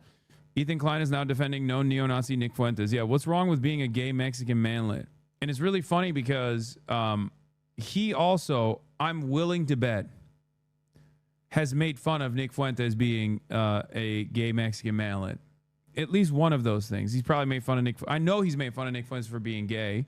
So it's just odd that when the opportunity arises and he has to like defend, he has to attack me, he chooses to align with the neo-Nazi. Ethan Klein shared self-admitted Nazi Nick Fuentes post claiming Hassan's ban was Jewish censorship and agreed with them.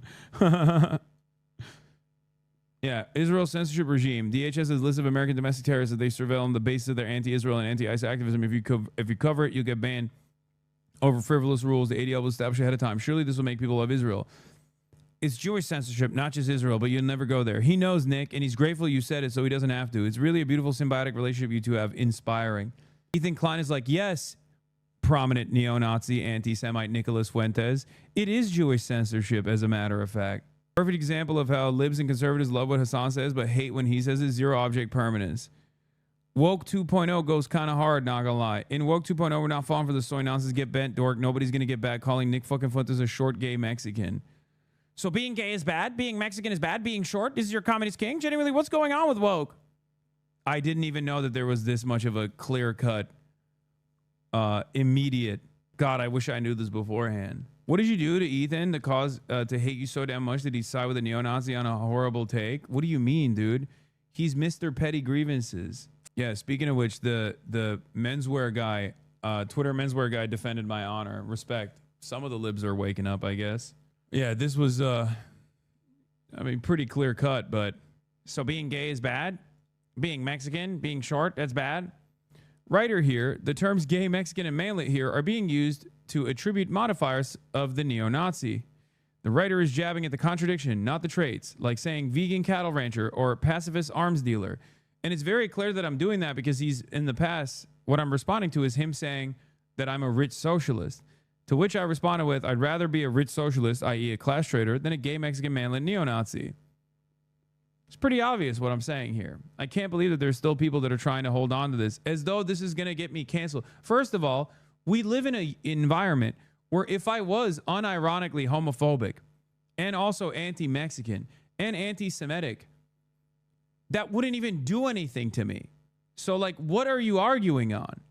You know what I mean? It's not like people are sheltering their fucking opinions about hating Mexicans or hating gay people. So, like, you're not going to be able to cancel me on this issue, you fucking idiot.